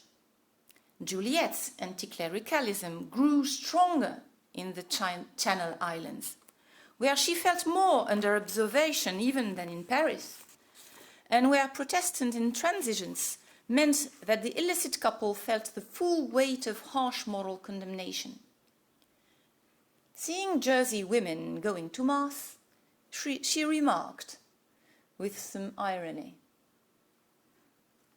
"I am watching the Jersey Protestant bigots go by, and I find them in every way the same as ours, like two beads from the same rosary, a rancid complexion, an expression desiccated as pumice, a stiff demeanour, with that narrow-minded and hypocritical thing about them that is exuded by all devotees of all religions." In the Channel Islands, Juliet dreaded the pervasive Puritanism, as here, when she wonders how she should introduce herself to Hugo's carpenter, whose services she requires in her own house. We need to agree how we handle this honest Guernsey man so that he interprets my proximity to and my exclusion from your house, which is open to all and sundry, in the least worst way. Alas, it isn't enough to give your life, your heart, and your soul to the man you love. You still have to protect yourself from the prudishness, the stupidity, and the ill will of people, especially in a small place like this, where everyone rubs shoulders, watches each other, and belittles one another. There was a name for this insular Puritanism, cant, a word meaning hypocritical talk, humbug. Juliet made use of this word without translating it, in the sense of gossip being judged ill will. To protect herself from it, she preferred to stop visiting and attending gatherings, and even chose to turn down Madame Hugo's invitation to take part in 1864 Christmas party for the poor children at Hauteville House, citing in her reply to Madame Hugo her own solitary habits. What she termed her solitary habits, ostensibly the natural disposition of her shy character, simply meant the necessity of protecting herself from gossip, from prejudice. She hoped that death would free her from it, which led her to imagine the ideal social setup in the hereafter, where natural law would come into its own again. I hope the prejudices of this world do not follow us into the next, and that I can become a part of your family. You who are all my family, all my heart and all my love. Juliet fought injustice in a general way, not only that of which she had been the victim, but also that which affected others. Her letters are full of calls for justice, which she calls on Hugo to witness, against the misfortunes and mistreatment of the ordinary people of her circle, in particular women, children, the sick, the old, the destitute, families that could not rely on welfare to protect them and whom unemployment, sickness, or the detention of a father, a brother, or a son for political reasons, as happened, for example, during the Revolution of 1848, might throw into poverty overnight. She does not stop asking Hugo to come to their aid, to put right the wrong that society inflicts on them without ever considering how to correct it. And more often than not, he does what she asks. Amongst those poor people that society drives to do wrong and then savagely punishes, we find prostitutes, forced by poverty to make a living from their bodies, then condemned by a narrow-minded bourgeois society to moral censure, even imprisonment.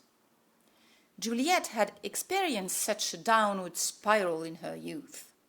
Becoming an actress had not protected her. On the contrary, in fact, since the majority of actresses sold their bodies as a second job. The protection and love Hugo gave her allowed Juliet to leave that life.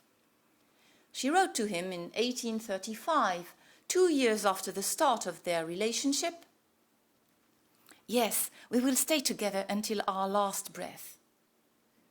Yes, you will help me, and you will make of me a woman secure from poverty and prostitution. Yes, you will put me back to how I was before my fall, and what's more, a good mother." Juliet, who had told Hugo about her past as a fallen woman, saw herself in the characters of prostitutes and courtesans that people his pages. Marion Delorme in the play of that name, Thisbe in Angelo, Tyrant of Padua, and of course, Fantine in Les Misérables. Juliet's testimony was not, though, the only source of Hugo's growing awareness of the problem of prostitution. He himself had transplanted to Les Misérables a scene he had witnessed in the street: the arrest by the police of a prostitute who had defended herself against an assault by a solid middle-class citizen. Horrified, because the police started on the victim, according to the fact that she was a woman from the margins of society, rather than her attacker, because he was a supposedly respectable man, Hugo had accompanied the poor woman to the police station, testified in her favor, and obtained her freedom. This thing seen, chose vue, by him, in one of the circumstances which gave him the idea of writing Les Misérables, was to become the famous episode in which Fantine, attacked by a client who puts snow down her neck, hastily stands up for herself, is arrested by the police, and defended by Monsieur Madeleine, alias Jean Valjean. A few years earlier, in the preface to Angelo, Tyrant of Padua, Hugo said he wished to defend women in society, id est wives, against marital despotism, and the woman outside society, id est prostitutes, against public contempt. He said he wanted, through his play, to restore the fault to where the fault lies, that is to say, to men who are strong and to social mores which are absurd. When Juliet read this preface, she was passionately grateful, and she wrote to him, "I can find nothing in me except love for everything you say, and gratefulness for the admirable work that aims to pick up the poor fallen woman and console the poor sacrificed one." If Hugo, as Agathe Giraud has shown us this morning, is such a committed advocate for the rights of women, if he denounces with such force the misery and injustice that leads the most vulnerable of them to prostitution, then Juliet has played a role in that. More generally, and without being overtly feminist, Juliet routinely pointed out to Hugo the injustices of which women were the victims. She didn't do it in an intellectual or vindicative way, but rather by means of compassionate pleading. In this way, she compared the unequal treatment of Hugo's grandson George and his sister Jeanne. When only the boy was invited by his grandfather to a dinner given by the author of Hernani to the actors who revived the play at the Comédie Française in 1877, Juliet made this comment. "You did a very nice thing by wanting little Georges to go to Sunday's banquet.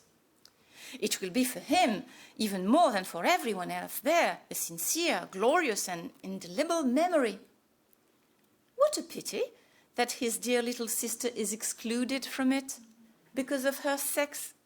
Not fair." Juliet's feminism, then, finds its expression subtly, is somewhat subdued, and might appear paradoxical. So unequal was their relationship. He was in the light, she was in the shadow. He didn't have to answer to her for anything. She depended entirely on him. He was fickle, she was faithful. Hugo held the family in high esteem, but not so marriage. This mistrust of marriage led him to live his own out in a very free and easy way. The sexual freedom he allowed himself, and which so upset Juliet, because she was not his only mistress, this sexual freedom he also granted, not Juliet, but he also granted to his wife. He never asked her, his wife, to explain herself to him, and he allowed her to return to Belgium and France when her lonely life in Guernsey became too much for her to bear.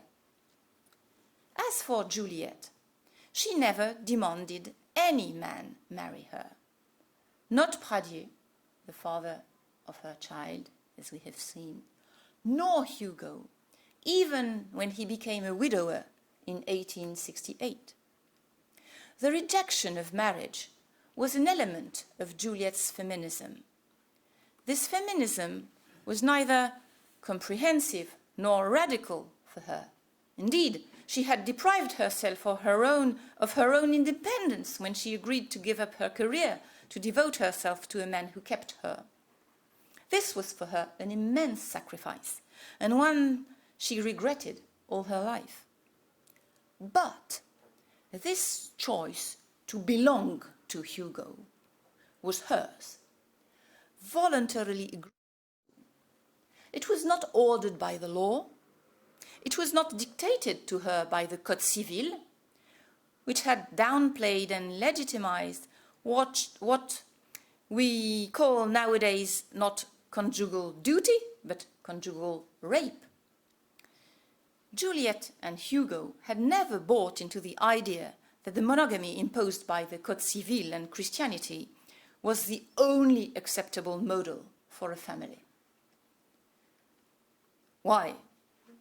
Out of necessity, in the first instance, because their adulterous relationship was carried out in secret, outside those relationships of Victor Hugo, which were officially recognized by society.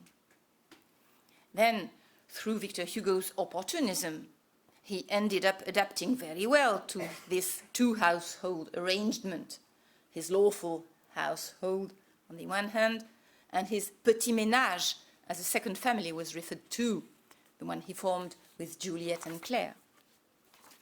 In the end, out of conviction, when after the death of Madame Hugo in 1868, Hugo was a widower, neither he nor Juliet ever considered marrying. But they lived together at last. During the last 10 years of their relationship, they lived together. What Juliet wanted was not to be married, but to be loved. The greatness and the beauty of their relationship has to do with this choice they took to never make their union official, even during those last years when they lived together, when Juliet was at last accepted by Hugo as part of his social life. This late recognition was such that Juliet's funeral in 1883 was almost a national event.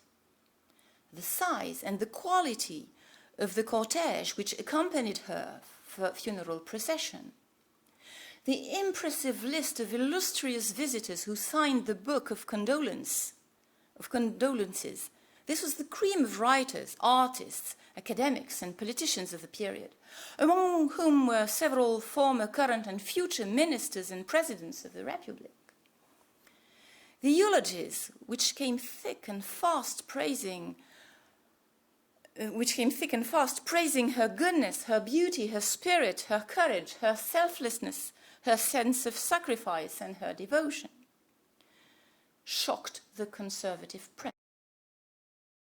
Newspapers whose title indicated national meaning, le Gaulois, le dragon, the trumpet, le pays, the country. This funeral, conducted without a priest and all over the media, of someone's mistress who was to top of all a former prostitute, constituted an attack on public morals and on religion. Certainly, Juliet didn't want this publicity around her death. If she could have foreseen it, she would have been more surprised than anyone. But the posthumous glory following immediately after her death, which she had not sought, is a sign. Her relationship with Hugo, strong enough to resist all the contrary winds, was an important step in our collective imagination in these long fights still ongoing today. Equality between men and women, decriminalization of prostitution, tolerance when it comes to love and relationship and having babies, the protection of children, and secularism. She was definitely the campaigner's companion, but the opposite is true also. In all the causes I have spoken about, she also was the campaigner, of whom he also was the companion.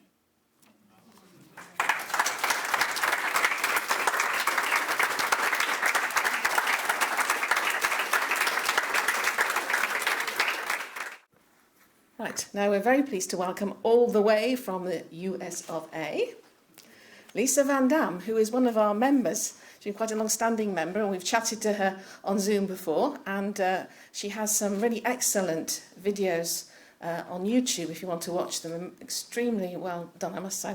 I really enjoy these videos, and she's come now to talk to us about something that she's has already spoken about on her videos. She's the founder of the Van Dam Academy, a private K-8 school in Orange County, California, where she's taught literature to junior high students for 20 years.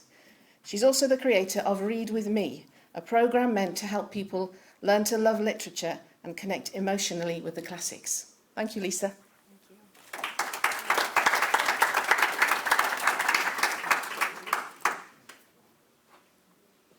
Should I wait for my slideshow? Okay.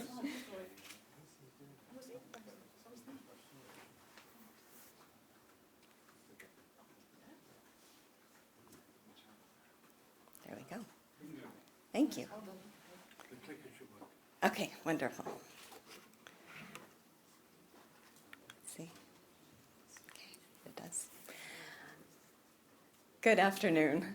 I want to begin my talk by explaining what credentials have and have not earned me the privilege of speaking now to you. I am not, as my companions are, a Hugo scholar. I hold no advanced literary degrees, and to my great shame, after a decade of study, I still can't even speak French. What I am is the founder of a primary school in Southern California, a passionate teacher of literature, and someone who sees Victor Hugo as having changed my life and the lives of more than 2 decades of students. one of my graduates this year wrote in a card, thank you card to me. Thank you for teaching me Gavroche's spirit, Radoub's courage, and Cyrano's panache. I will carry them in my heart forever. And there's no greater tribute a teacher can have. I can tell you a little bit in the way of biographical or aesthetic scholarship about Hugo, but I can speak volumes about what I see as the spiritual impact of his books. So our theme for this weekend is Victor Hugo, the Campaigner.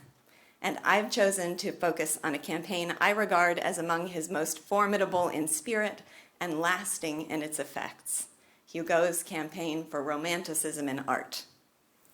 It is a campaign that erupted in an event noteworthy not just in the life of Hugo, but in the whole history of French theater, and it is known as the Battle of Hernani. So I want to begin this talk by transporting you through time to the Comédie Française in Paris and giving you a front row seat to this drama, not to the one on the stage, but to the one being played out in the theater itself. Established in 1680, the illustrious Comédie Française, like the Royal Shakespeare Company in Britain, maintained the classical repertoire and set the stage for anyone serious about theater. With its classical columns, cream-colored stonework, sparkling chandeliers, golden staircases, and plush red velvet seating, the Comédie Française set a stage of dignity and elegant opulence. In the early 19th century, men in attendance at its performances would have been seen wearing swallowtail coats, black silk ties, starched neckties, and standing collars. In the words of drama critic William Hazlitt, there was a professional air, an unvarying gravity in the looks and demeanor of the whole assembled multitude. Not only was the strictest silence observed as soon as the curtain drew up, but no one moved or attempted to move. This would not be true on the night of February 25th, 1830. That evening's play was to begin at 7, but by 1 o'clock, a crowd had already gathered outside the theater. There were no starched collars in this congregation. Instead, it was, in the words of writer Mary Agnes Robinson, an assembly of several hundred shaggy and magnificent men, some in cloaks and sombreros, some in striped and high-collared waistcoats a la Robespierre. In brief, a motley carnival of youth, art, and enthusiasm. The descent of this crowd on the theater had the character of an attack, and it was countered with defenses. Theater employees stationed themselves on the roof and pelted the queue with waste from the Comédie Française kitchens. I read somewhere that the great novelist Honoré de Balzac was struck with a stalk of cauliflower. I'm not sure how that got noted for posterity, but at 3 o'clock, the doors were opened and the rabble were let in. Here's how writer Graham Robb describes the scene inside. They had come equipped with bread, sausages, cheese, chocolate sticks, and oranges. They sang subversive songs, discussed the lines that would have to be cheered to victory, and, according to the fantasies of people who were not there, fornicated with their working-class girlfriends. The usherettes who held the keys to the toilets did not arrive for work until shortly before the performance. Undaunted, they dined at 5, spread out over the seats like banqueting Romans, then wandered off into dark corners. They were still eating when the rest of the audience began to trickle in, filling up the boxes, their slippers and evening dresses trailing through something moist and pungent. And the swallow-tailed and evening-dressed contingent did still come. In the weeks prior, while the play was being rehearsed, newspapers hostile to it had gone so far as to employ spies to enter by stealth into the hall of the theater and listen at the doors, and then use the information they obtained to ridicule the drama and predispose the public against it.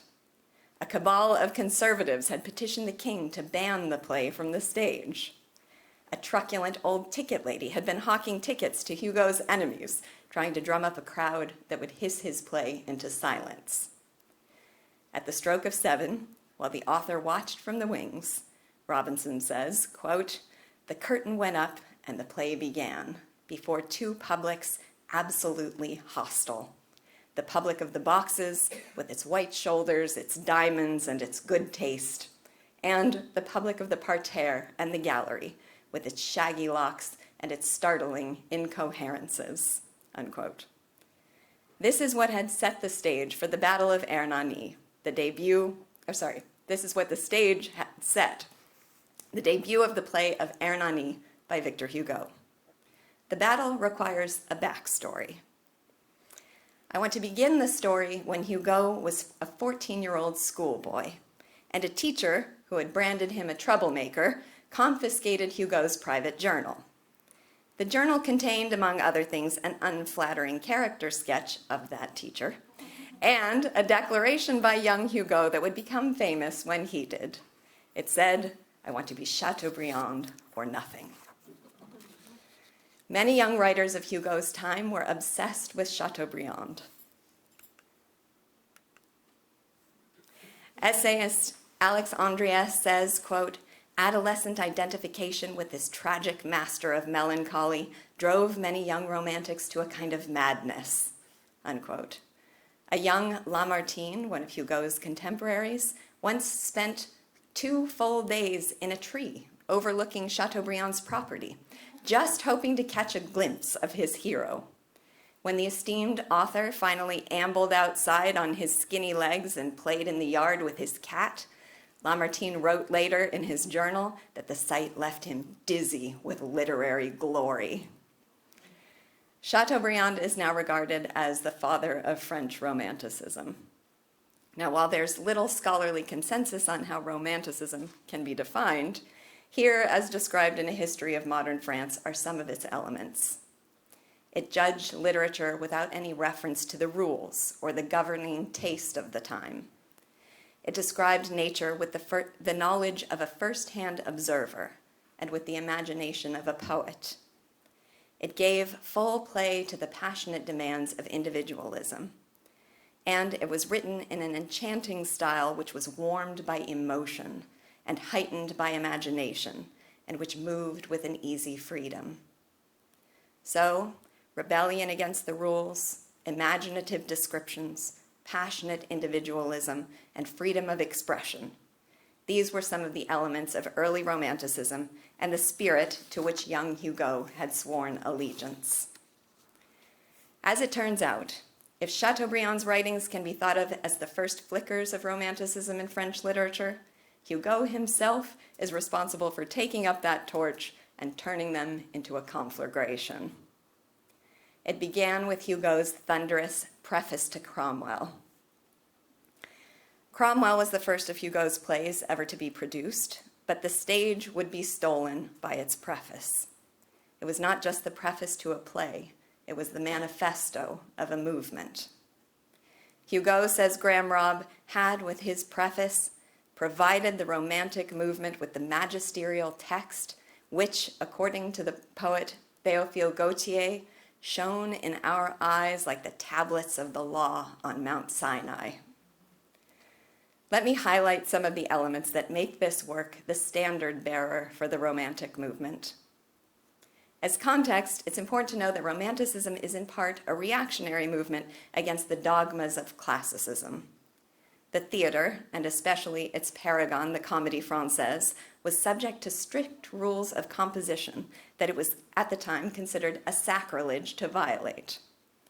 For instance, playwrights were obliged to observe the 3 unities of time, place, and plot. There could be only one central action, it had to take place in a single physical location, and it could occur over a period of no more than 1 day. In 1809, playwright Lemercier staged his Christophe Colomb, which subverted the unity of place principle by setting its action on the single location of a ship that over the course of the play traveled several thousand miles. This caused such an outrage that the actors had to perform behind a line of soldiers, and eventually the theater had to be evacuated by the National Guard. Additionally, only certain subjects were considered proper for a play. Their stories had to be drawn either from antiquity, legend, or the Bible. When the young poet Briffaut wrote a tragedy set in Spain, and the Bureau of Censorship opposed it, he had only to transport the action from Barcelone to Babylon, which both satisfied the rules for subject and conveniently maintained the meter and the rhyme, and his play was deemed acceptable. The theater also had to conform to a strict code of decorum. Tragedy, which treated royalty and nobility, and comedy, which dealt with the middle and lower classes, were not to be mixed. All plays were required to teach a moral lesson, and their themes were to be drawn from a stock list of conventional ideals. Poetic justice always had to be served, with the good rewarded and the wicked punished. Only the most elevated language was allowed, and verse plays were expected to follow absolute rules of meter and rhyme. Chateaubriand, with his defiance of codified rules, his emphasis on individualism, and his unleashing of emotion and imagination, had begun challenging the code of classicism and making room for the Romantics. Hugo's preface to Cromwell, I like to think of it as kicking down the door. It was a fight for nothing less than, in Hugo's own words, liberalism in literature. It's tempting to spend far too much time quoting from the preface to Cromwell, but I'll restrict myself to giving you the flavor of it in a few choice selections. On the topic of unity of place, the requirement that all the action of the play occur in a single location, Hugo says, quote, "The result is that everything that is too characteristic, too intimate, too local to happen in the antechamber or on the street corner, that is to say, the whole drama, takes place in the wings. We see on the stage only the elbows of the plot, so to speak. Its hands are somewhere else. Instead of scenes, we have narrative. Instead of tableaus, descriptions. Solemn-faced characters placed, as in the old chorus, between the drama and ourselves, tell us what is going on in the temple, in the palace, on the public square, until we are tempted many a time to call out to them, 'Indeed, then take us there. It must be very entertaining.'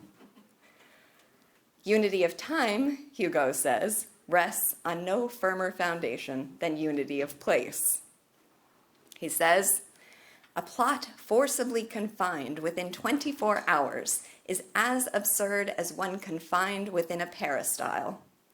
Every plot has its proper duration as well as its appropriate place. Think of administering the same dose of time to all events, of applying the same measure to everything. You would laugh at a cobbler who should attempt to put the same shoe on every foot.' These, he says, are the wretched quibbles with which mediocrity, envy, and routine has pestered genius for 2 centuries past. And, I love this line, their wings have been clipped with the scissors of the unities." Here is the spirit of the preface in summary, a rallying cry to summon an army of romantics. "Let us then speak boldly. The time for it has come, and it would be strange if, in this age of liberty, liberty, like the light, should penetrate everywhere except to the one place where freedom is most natural, the domain of thought. Let us take the hammer to theories and poetic systems. Let us throw down the old plastering that conceals the facade of art. There are neither rules nor models, or rather, there are no other rules than the general laws of nature, which soar above the whole field of art. There are no rules or models. There are only the laws of nature." But Hugo was not a naturalist. He didn't subscribe to the notion that art must reflect life as it is, in all its spiritless and commonplace details, without the focusing lens of ideals. Here is how Hugo himself differentiates naturalism from romanticism. He says, "It seems to us that someone has already said that the drama is a mirror wherein nature is reflected. But if it be an ordinary mirror, a smooth and polished surface, it will give only a dull image of objects with no relief, faithful but colorless. Everyone knows that color and light are lost in a simple reflection. The drama, therefore, must be a concentrating mirror, which instead of weakening, concentrates and condenses the colored rays, which makes of a mere gleam a light, and of a light a flame. Then only is the drama acknowledged by art. The stage is an optical point.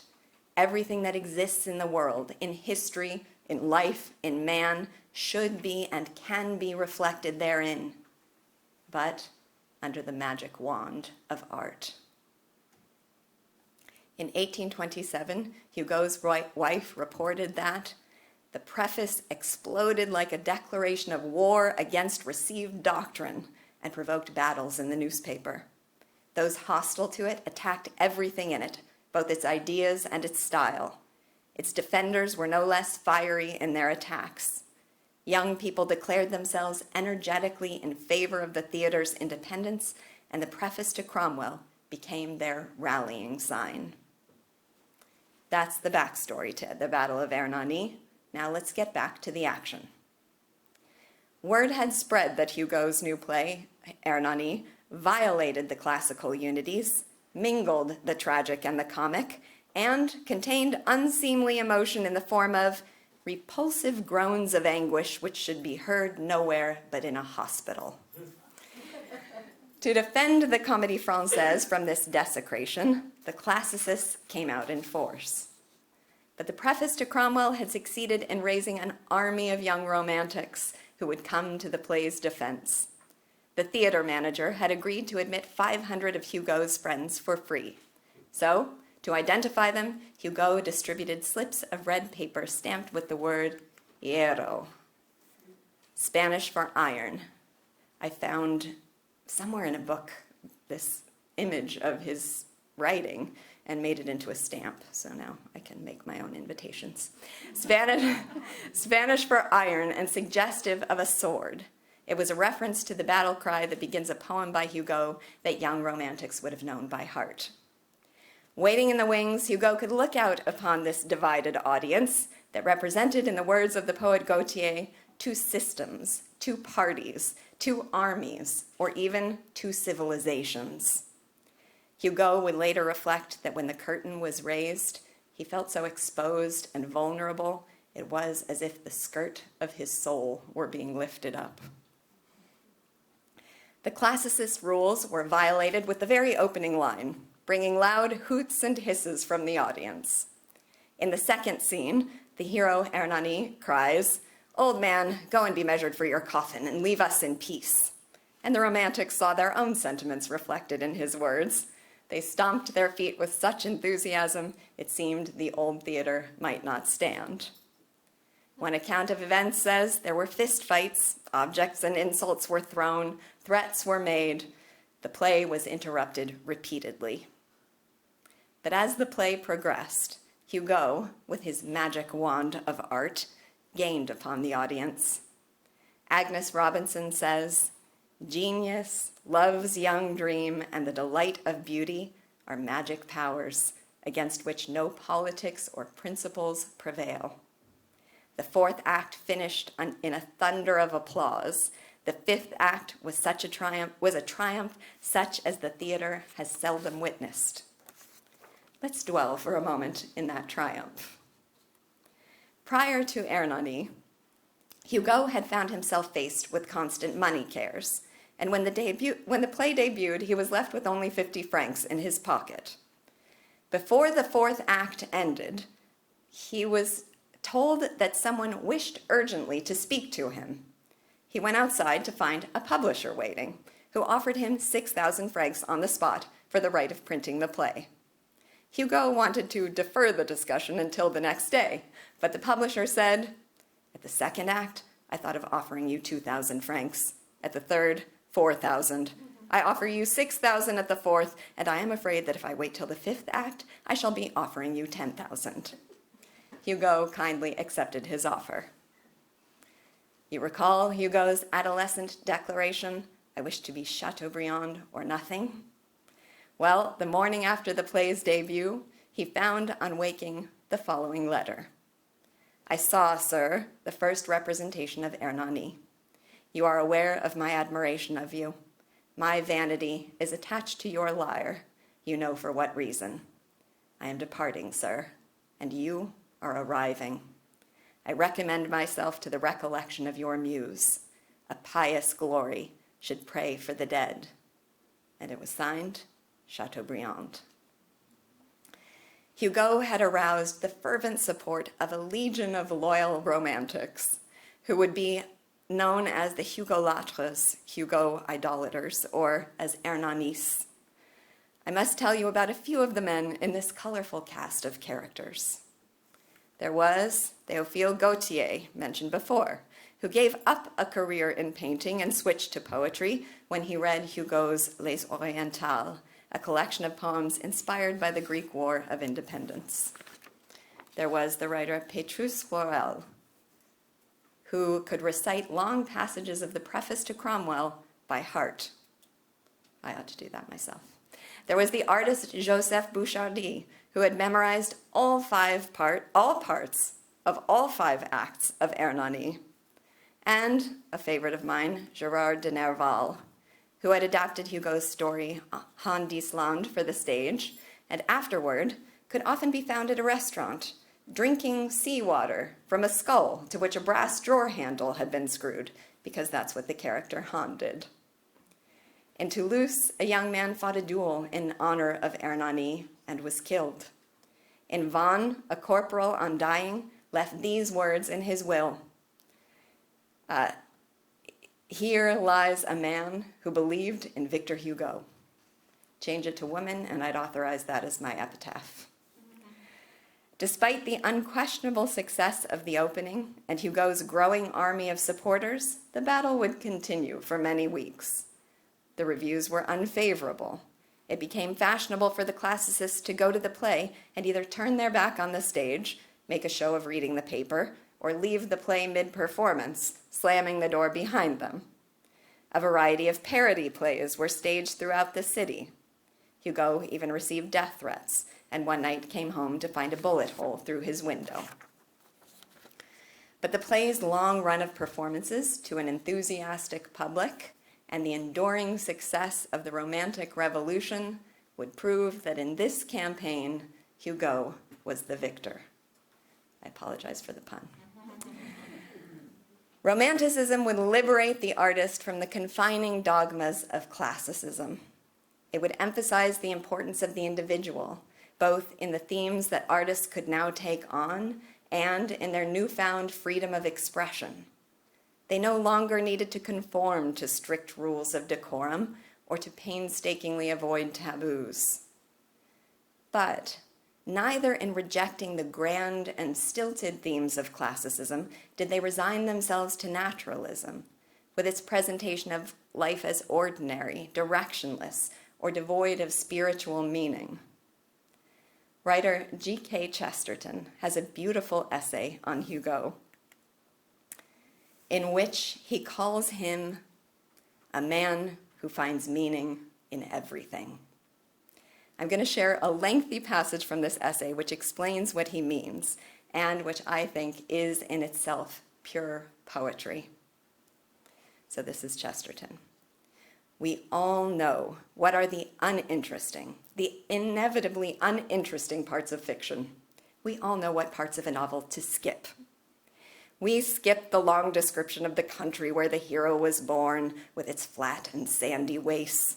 We skip the long account of the heroine's room, with its quaint old carved furniture and portraits on the wall.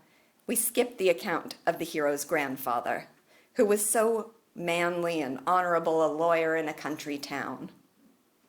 Now, the greatest and boldest tribute that can be paid to Hugo, the greatest and boldest perhaps that can be paid to any novelist, may be stated in the form that it is not safe to skip these passages in a novel by Victor Hugo.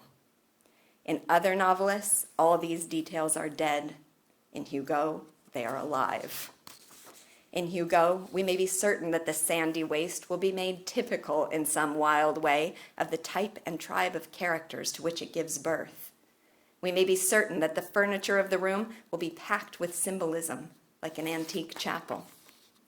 This is no exaggeration. In this sense, it is literally true that there is not a dull line in Hugo. For to him, there is neither a large thing nor a small one. He has abolished the meanest and most absurd of all human words, the word insignificant. He knows that it is impossible for anything to signify nothing. Chesterton, in his discussion of Hugo, has drawn out the theme I'm really keen to make in this talk. Romanticism in the hands of Hugo was much more than an aesthetic movement. In campaigning for Romanticism in art, he was campaigning for a romantic approach to life itself. Hugo showed us, not just in his preface to Cromwell, but consistently across all his work, how to live, love, and breathe like romantics.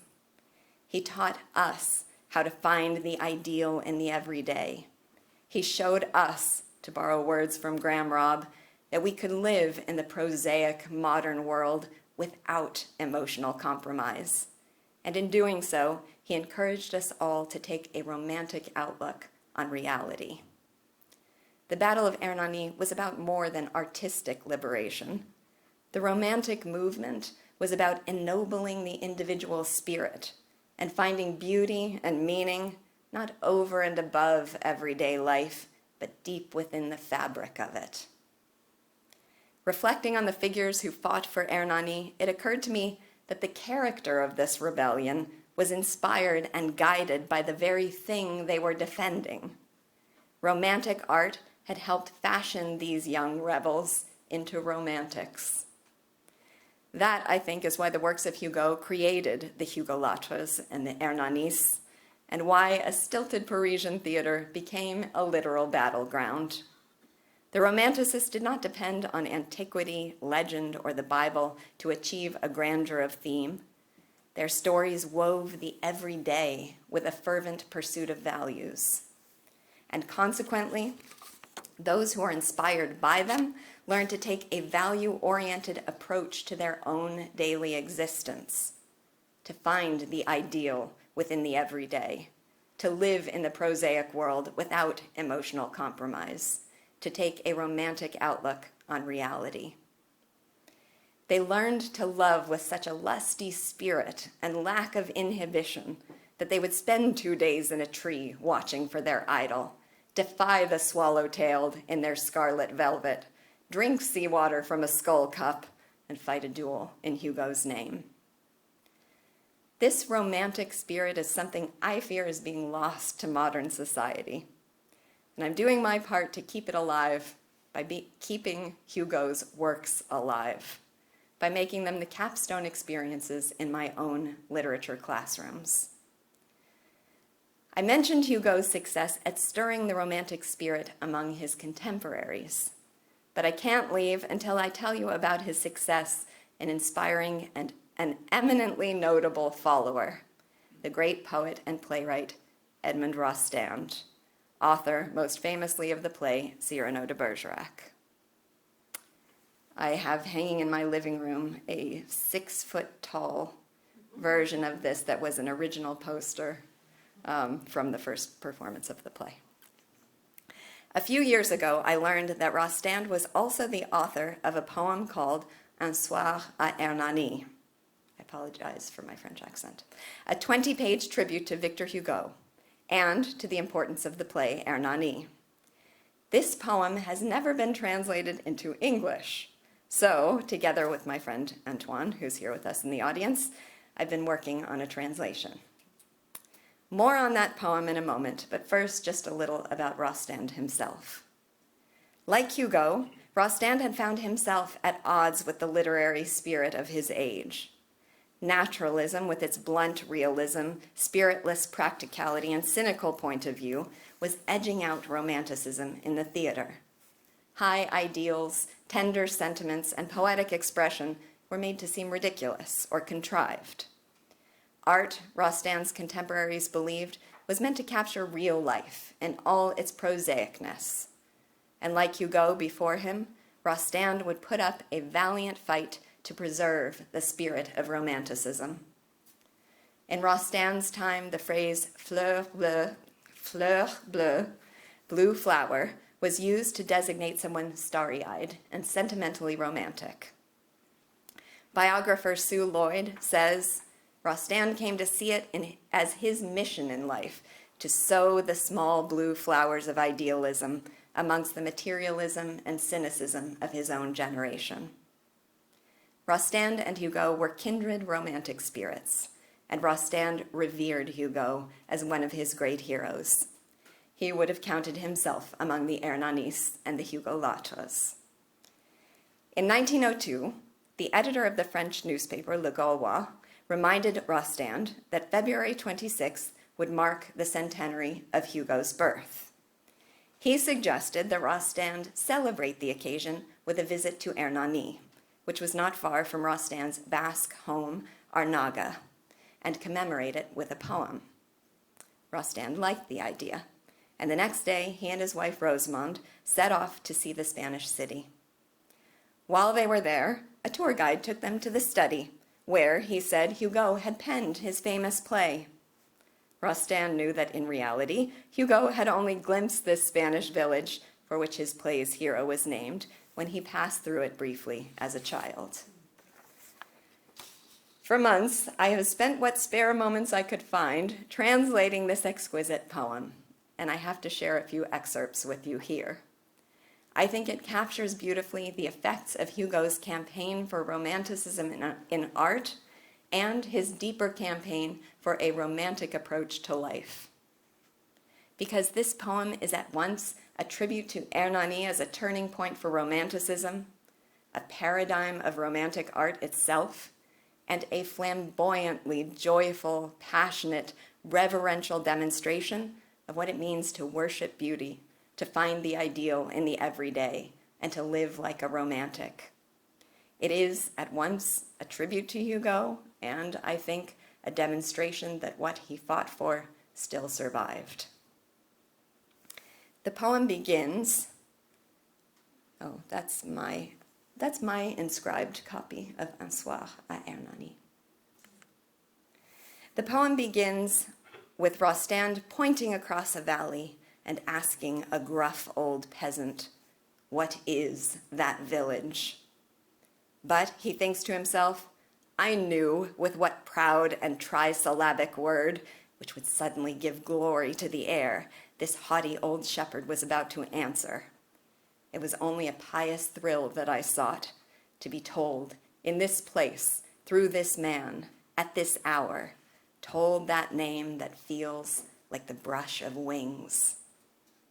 He wanted only to hear the man say, in his sonorous Basque accent, that word so significant in the life of Hugo and in the history of art, Hernani.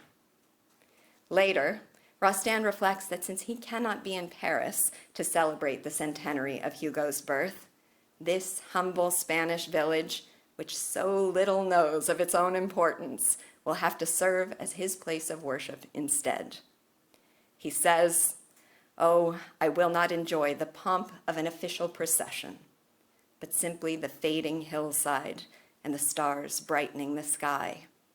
There, a little French breeze on this February evening will rustle through the juniper and blow among the larch. A pilgrim intoxicated with the hope of being blessed, I long to be there when this breeze blows over Hernani." Still later in the poem, Rostand describes Hernani as marked with Hugo's magic figure, and he expresses regret that Hugo did not make it his place of exile. He says, "I see the rock of Santa Barbara stand bitterly, and I almost regret gazing on this sight so Hugo-esque that when we exiled you, you did not come, Prince of Hernani, to live on this naked rock." And he adds, "This haughty village will always be yours. It belongs no more to Spain. It belongs not to its king. By laying upon it the claw of a poem, you seized this village from Don Carlos himself." Rostand then dreams the details of Hugo's childhood voyage through the village of Hernani. He imagines the moment when Madame Hugo steps from the coach whose horses breathe heavy, takes in her arms the warmly bundled child, and says distractedly, in a voice half asleep, "You see, it is Ernani." In that moment, Rostand says, the name Ernani settles in Hugo's soul. And when, later, he draws it out, it will come with a whole work of art. That gives you just a taste of this exquisitely reverential and unapologetically romantic tribute to Hugo and Ernani. So I'll close by mentioning that this poetic pilgrimage Hugo had inspired Rostand to take inspired me, in turn, to take one of my own. Not this one, which also would be, but a different one. I visited Rostand's exquisite home in the Basque country, Arnaga, and spent 3 full days exploring every corner of it. There I saw, among other things, lording over Rostand's majestic, oh, that's me in front of the house. Very happy, as you can probably tell. Lording over these majestic gardens, which have earned it the name Little Versailles, a bust of his hero, Victor Hugo. I visited also Ernani, which is now far from a humble peasant village, but I could still revel in standing on the spot where, as Rostand says in his poem, between the beams of a narrow street, where we drink dark wine from leather pouches beneath a band of indigo, Spain met Victor Hugo. And as I was driving back to my hotel, I made a stop at the Chateau d'Urtuby, which I had recalled was also mentioned in Rostand's poem. I just saw a sign for it driving down the highway and remembered it from the poem. So I pulled off.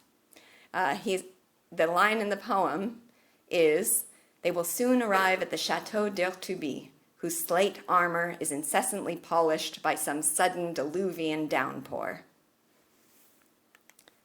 When I arrived, mine was the only car in the parking lot. I had to knock at the door to get the tour guide to let me in. She took me around the property and meanwhile told me the history of the chateau, including the fact that it has been in the same family since 1341. The current owner is the 24th in the family line. I mentioned to the tour guide that I had been brought there by Hugo, who had brought Rostand, who had referred to it in his poem, Un soir à Ernani. She said she had never heard of the poem that I mentioned and did not know it contained such a reference. And she wasn't sure that the owner of the chateau knew either. So she took pictures of the poem and promised she would write to me after she spoke to the owner and let me know. A few weeks later, I received a letter that said, "Dear Lisa, I had the pleasure to show you around the Chateau d'Urtuby last week. You mentioned Edmond Rostand's poem and that our castle was mentioned in it. I passed the message to the owner, and he admitted that he wasn't aware of it. So now you are a part of the guided tour. In the small drawing room is what I attach as a picture. I tell the visitors about a passionate American who came to the castle thanks to Edmond Rostand and let us discover something special." That was one of the great literary thrills of my life, and it's the perfect place to close the circle of this talk. Hugo was a campaigner for romanticism in art and the romantic sense of life. He effected a revolution in his own time. He fueled many an artist who followed him, and his books endure as models of what it means to find meaning in everything. I carry that spirit into my classroom, and I hope that we all here this weekend are inspired to serve as foot soldiers, carrying Hugo's campaign for romanticism across the globe and into the future. Thank you.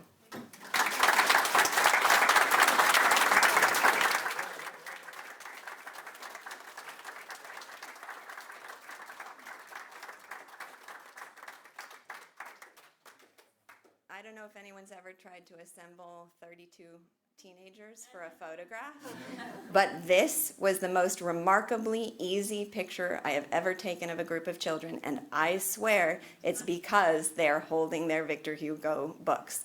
They had both, in my 7th grade 12-year-old students read Victor Hugo's 93. Or sorry, backwards. They read an abridged version of Les Miserables, and I bring in excerpts from the unabridged version that I can't bear for them to miss. And the older 13-year-old students, the final book that they read at my school is Hugo's 93. So they had just finished reading these books, and they were very accommodating about taking this picture. I literally only took one, and I don't think you can find a person who's not smiling.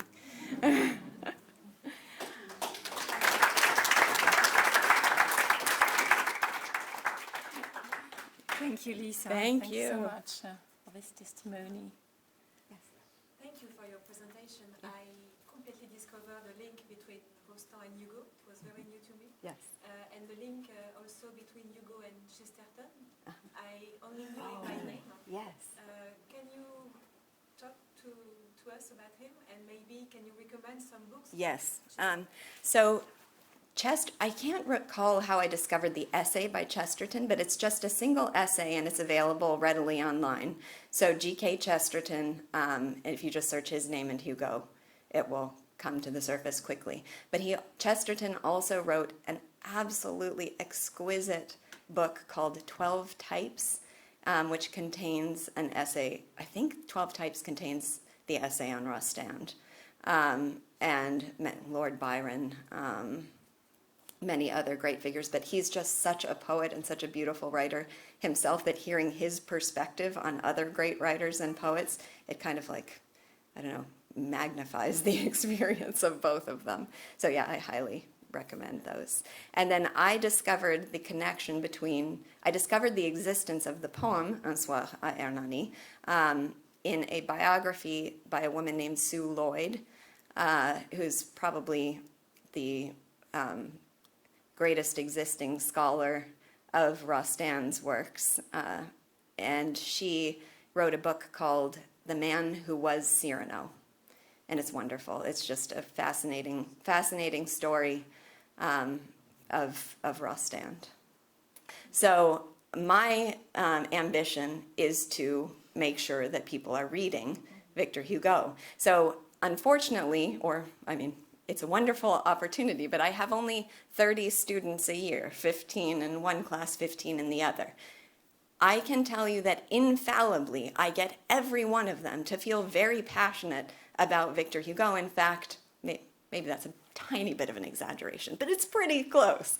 And I think 3 of them gave me a copy of Les Miserables as a graduation gift. I also gave all of them copies of Les Miserables with a quote inscribed, but they gave it to me too.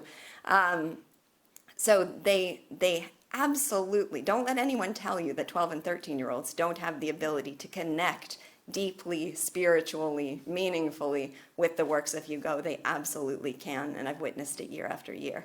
And Dinah mentioned in the opening that I also created an app called Read With Me. It's in the App Store, or you can find it at readwithmesalon.com. And honestly, part of the reason for its existence is that I wanted to make the works of Hugo more accessible to people. So it currently contains a chapter a day of Les Miserables program. That one doesn't contain any audio, but what it does, because I don't know if everyone here knows probably this is the one crowd where I can say this and everyone will know, but it happens to fall into 365 chapters. So if you want to commit yourself to reading it over the course of a year, it's very convenient. You can read 1 chapter a day and finish it at the end of the year. And I just have to say, there could be no better way of starting your day than, pouring your coffee or your tea and starting with a few pages of Hugo. It's a great orienting experience for your day.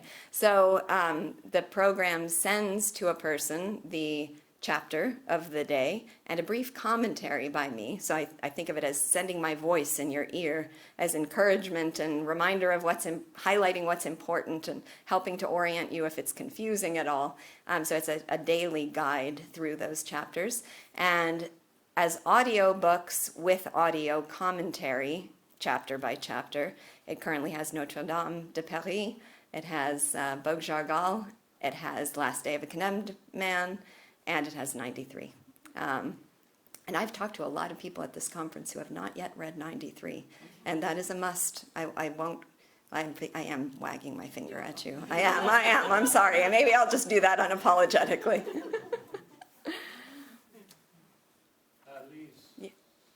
Lisa, yeah. If one dark night you find yourself suddenly being wrapped in a carpet and transported away, it's because we've grabbed you as a successor to Secretary of the Society. We'll have you back here with your enthusiasm, which is incredible. Oh, thank you. Done. As soon as you mentioned the Victor Hugo Center, I started plotting how I could offer summer classes in Hugo's works. But thank you. That's very kind. Yes? I wonder whether you have any feelings and views about taking Hugo's work and translating it into opera and music drama. I know in his own lifetime he had a great problem with this. It kicked off with Esmeralda, which he really struggled to produce a libretto for Louise Bertin. And then later, Le Roi qui s'amuse, of course, Verdi nabbed and turned into Rigoletto. And I think Hugo's main objection was he didn't get any royalties. Oh. So there was a professional. Then, of course, in the 20th century, we know very well what's happened to the musical. Work. Yes. And I'm wondering whether you have any feelings and predictions about the future of Hugo as a species of music, drama, and opera. I appreciate that question. So 2 quick things. First, I'm also a bit of a collector, and I have a few handwritten letters by Victor Hugo, 2 of which are written from Hauteville House. So when I saw the writing desk there, I imagined he's writing these letters. And one of them is asserting, it's very difficult to read, mostly not because of the French, I've got help with that, but because his handwriting was hard to read and it's kind of weathered. But it is asserting his rights as an author to somebody who has stolen lines of his poetry for songs. So it's interesting that you mentioned that. So I have a very conflicted relationship with the musical. I love the musical. I think it's very beautiful on its own terms. And I think it bears a kind of outline resemblance to the novel. You know, there's something of the spirit of the novel that it captures, but it in no way can be equated with the novel. So I've heard, people say that, well, it's... the word that came to mind was gateway drug, and that's not the best. But it's an entry point into Hugo. It's advertising for Hugo. And I think that's true, and that's plausible. But I also see generally in American education, certainly, a dumbing down of curriculum in every regard. And it's not just, well, this is meant to be a taste that's going to introduce them and give them a flavor for the true work of art. It becomes a replacement. And the more it becomes a replacement, the less capable anyone is of reading. And I've seen what it means for the students to connect with the words of the original English, but as close as we can get. And it deepens them spiritually, intellectually. It gives them that Hugo sense of humanity. It lets them glimpse that Hugo humanity that they're not going to see anywhere else. So I think probably ultimately my answer is I appreciate their existence only to the extent that it doesn't detract from or diminish consumption of his original works.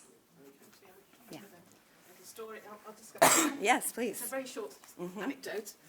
Just exactly that, but because nobody can hear me apparently unless I speak into this microphone. And it features Gerard Pouchin, actually. He's looking very guilty there.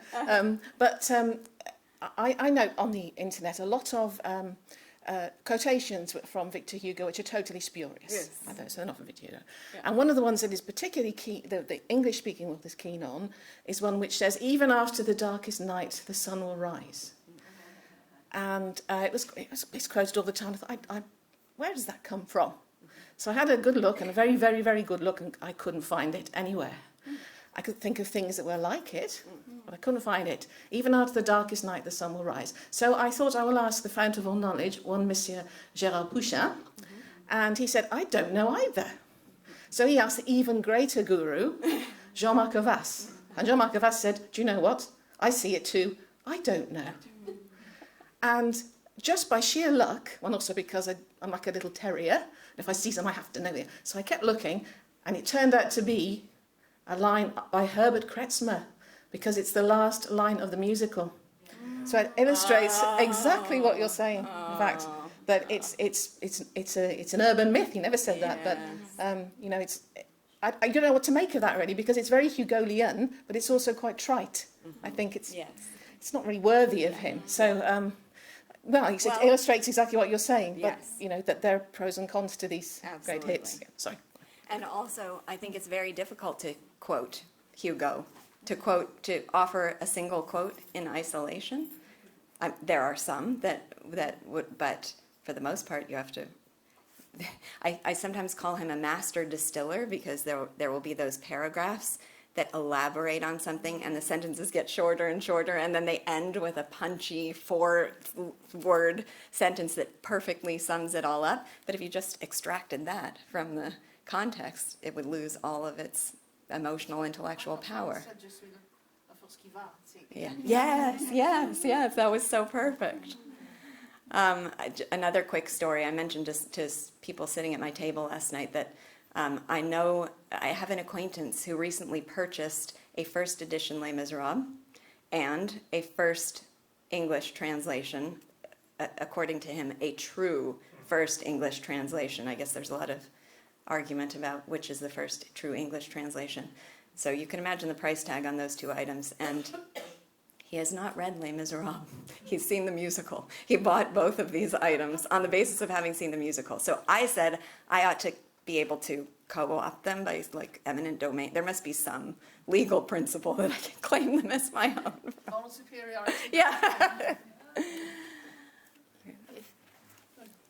If I may add 2 examples to what you have just marvelously said, Lisa, and to your remark, Dinah.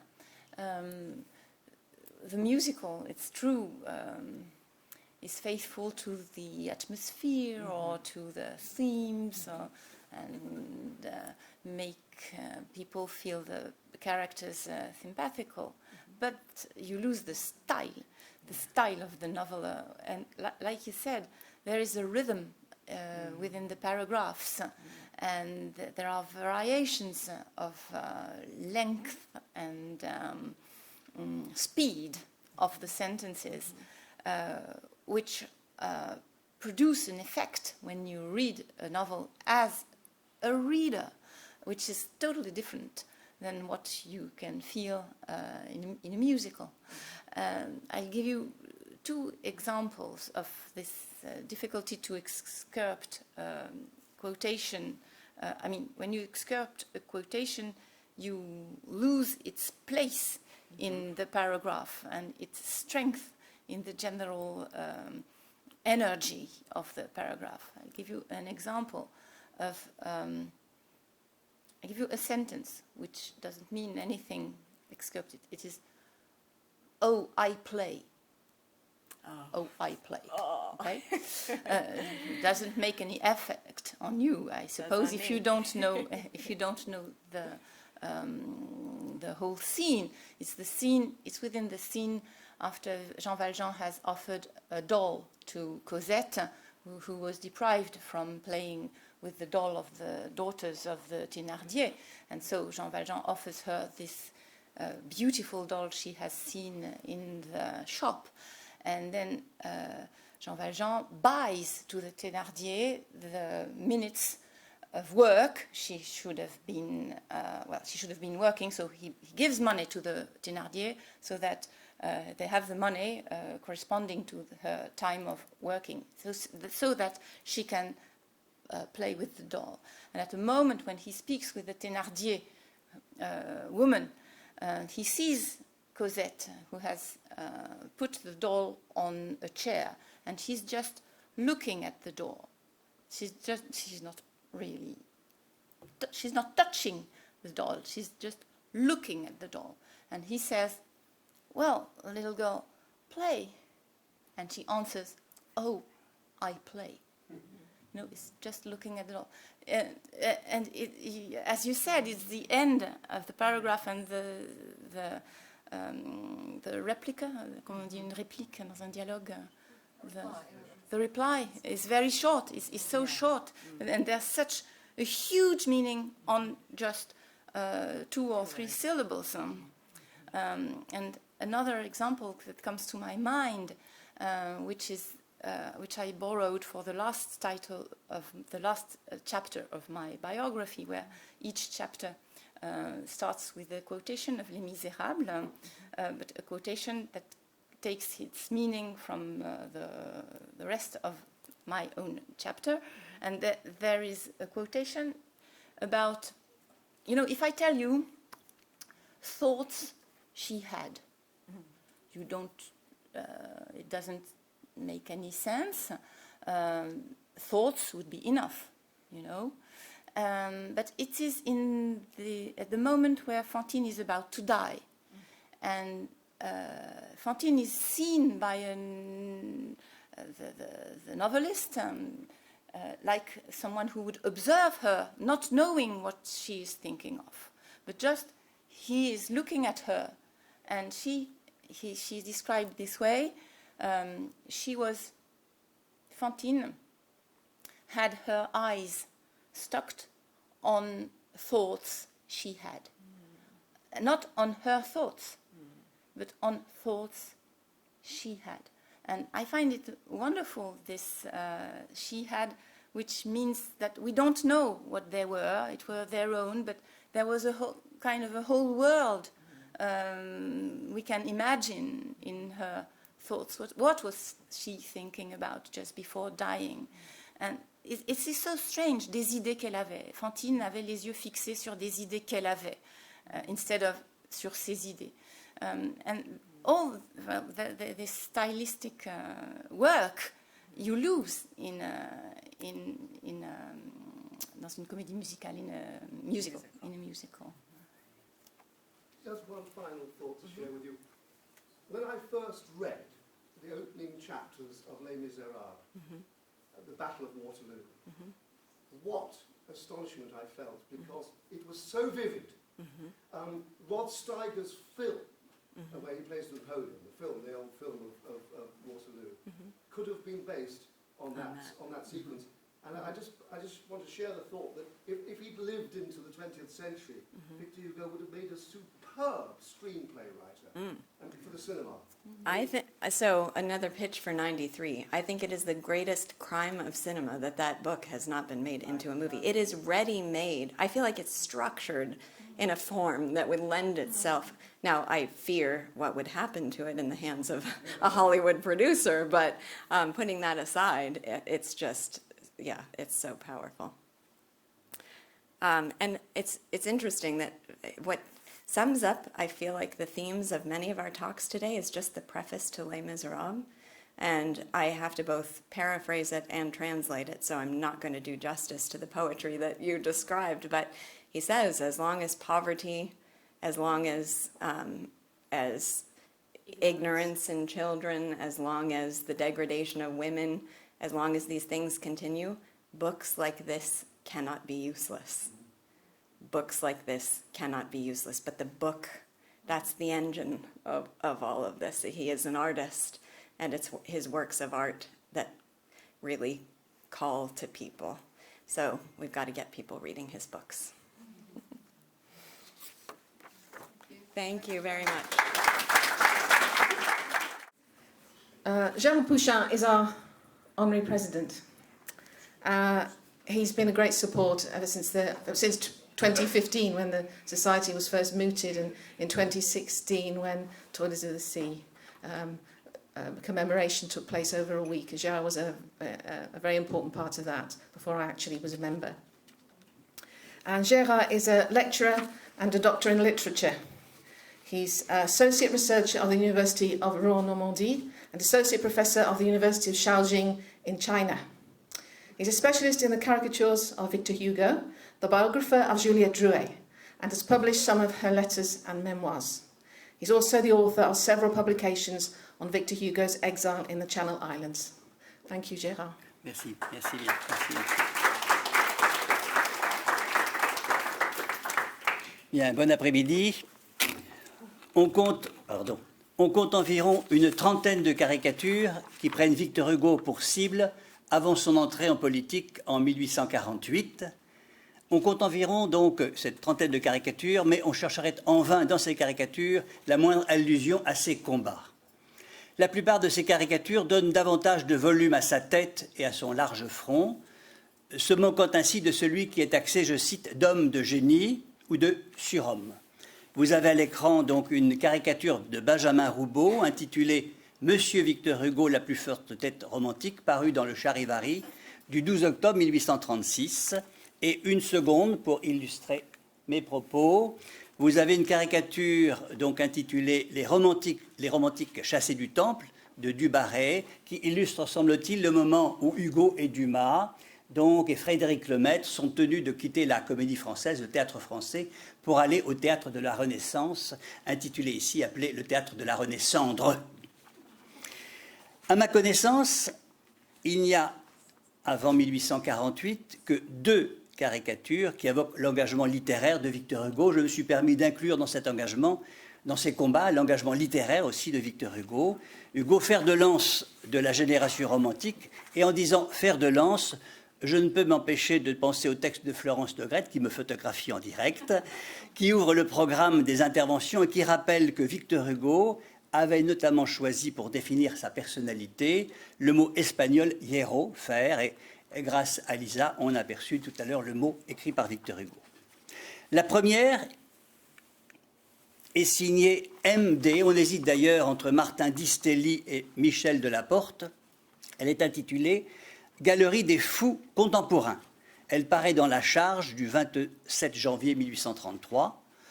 Pour le dessinateur, Hugo, vous voyez comment il est orthographié, H-U-G-O-T-H, est un barbare, un Go, comme les envahisseurs venus de l'Est au IIIe siècle.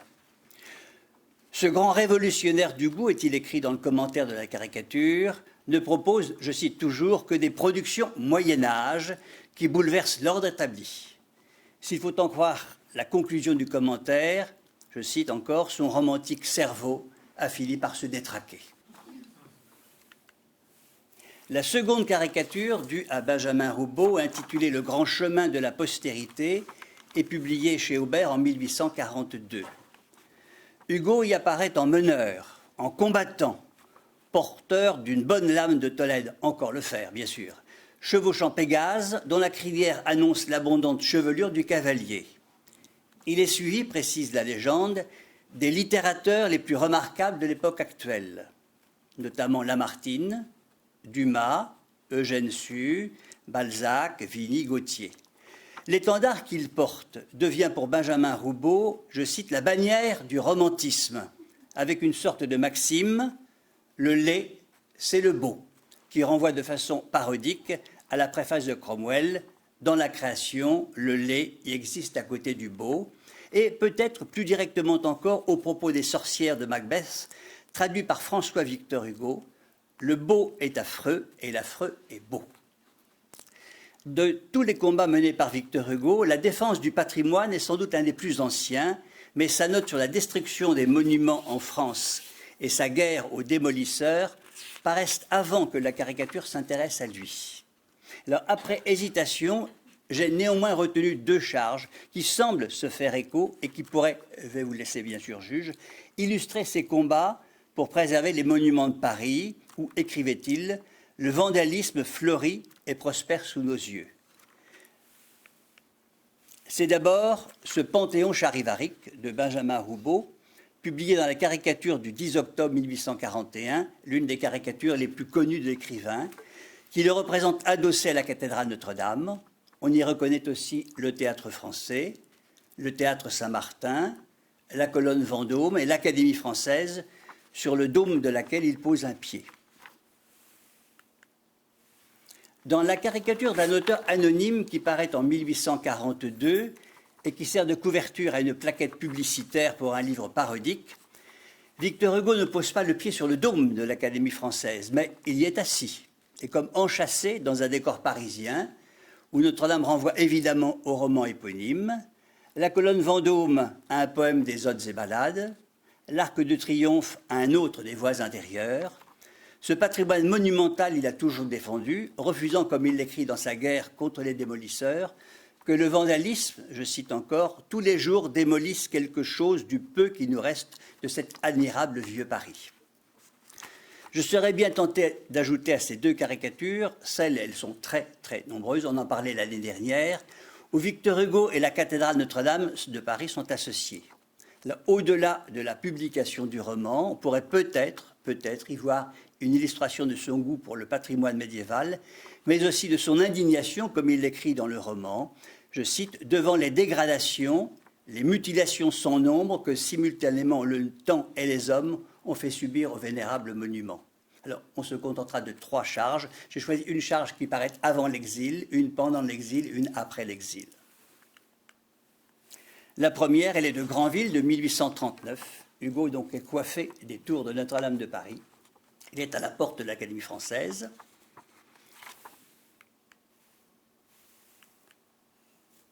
Cette autre de Meyer, dans un journal satirique intitulé Le Géant, publié en 1868. Et cette autre de Luc, de 1882. Hugo, défenseur de la cathédrale Notre-Dame et au-delà du patrimoine de Paris. Élu à la Constituante en juin 1848, puis à la législative en mai 1849, Victor Hugo ne tarde pas à se désolidariser du parti de l'ordre qui détient la majorité. C'est le moment que choisit Bertal dans Le Journal pour rire du 2 juin pour le dessiner en cavalier armé d'une lance partant, je cite, en croisade contre le socialisme. Le combattant qui est qualifié de génie civil est évidemment peu crédible, à cheval, pardon pour l'allusion scatologique, sur Pégase et surmonté d'une sorte de nimbe. La charge de Cham, ou Cam, C-H-A-M, publiée 12 jours plus tard dans le même journal et intitulée Croquade politique, c'est-à-dire dessin à peine esquissé, semble faire de Victor Hugo un modéré, un homme du centre, de la plaine, pour reprendre l'un des mots de la légende, fâcheuse situation de la plaine au moment du combat des 2 montagnes. On le voit en effet vers le bas, au centre de l'image, au-dessus de Thiers reconnaissable à ses lunettes, tenter d'écarter de ses 2 bras le mont Blanc et le mont Rouge. Quelques semaines plus tard, Victor Hugo prononcera des discours qui feront date, comme ceux sur l'enseignement ou la misère, mais qui n'inspireront aucun caricaturiste. En revanche, le Congrès des Amis de la Paix universelle, qui se déroule à Paris les 22, 23 et 24 août 1849 et qui est présidé par Victor Hugo, va retenir l'attention d'un très grand nombre de dessinateurs satiriques. Il est un mot qui est revenu fréquemment dans ses interventions et dans ses discours depuis qu'il est entré en politique, c'est le mot « paix ». Qu'on en juge, 2 mars 1848, à l'occasion de la plantation de l'arbre de la liberté place des Vosges, il salue les espérances d'émancipation, d'ordre et de paix qui vont germer. 26 mai 48, à ses concitoyens, la République dont je rêve fera de la paix la loi des nations. 2 septembre 48, l'état de siège, il faut pacifier la rue. 9 juillet 49, discours sur la misère, belle phrase, il faut profiter du calme pour établir la paix, non pas la paix seulement dans les rues, mais la paix véritable, la paix définitive, la paix faite dans les esprits et dans les cœurs. Les caricaturistes vont donc jouer avec ce mot « paix ». L'un d'eux, plus impatient que les autres, propose sa charge avant même l'ouverture du Congrès de la paix. Dès le 12 août, Fabricius, dans La Silhouette, dessine Victor Hugo au centre de l'image, on a peut-être quelques difficultés à le reconnaître, qui est attaqué par un personnage qui s'est mis, comme disent les boxeurs, en garde conventionnelle, alors qu'il s'apprêtait à séparer 2 hommes en train de s'étriper. La charge de Bertal, intitulée « Heureuse influence du Congrès de la paix », dans le journal Pour rire du 1er septembre 1949, introduit une variante dans le traitement habituel de la tête et du front du poète. Une dizaine de pavillons nationaux ainsi que le drapeau de la paix universelle sont placés dans son crâne. Victor Hugo s'approche de deux soldats, autrichiens et russes, qui malmènent un homme à terre, un Hongrois. La légende lui donne la parole. « Je suis le congrès de la paix !» Réponse des soldats. « Eh bien alors, fichez-nous là. Vous ne voyez donc pas que nous sommes occupés, point de suspension, à pacifier la Hongrie. »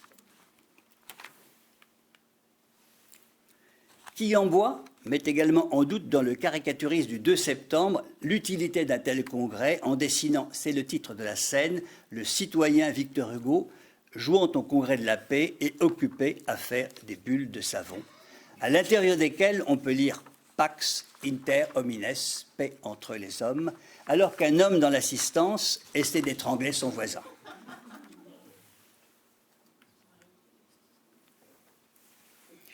Sans conteste, c'est Daumier qui a été le plus inspiré par le Congrès de la paix. On lui doit 4 charges qui paraissent dans le Charivari entre le 6 et le 10 septembre. La première, vous l'avez à l'écran, montre Victor Hugo à la tribune, derrière un bureau, ponctuant de la main son geste inaugural. La légende renvoie le lecteur, je cite, à un discours en 3 points qui démontre le néant de la gloire militaire et se moque, je cite encore, d'un nouvel effet de front.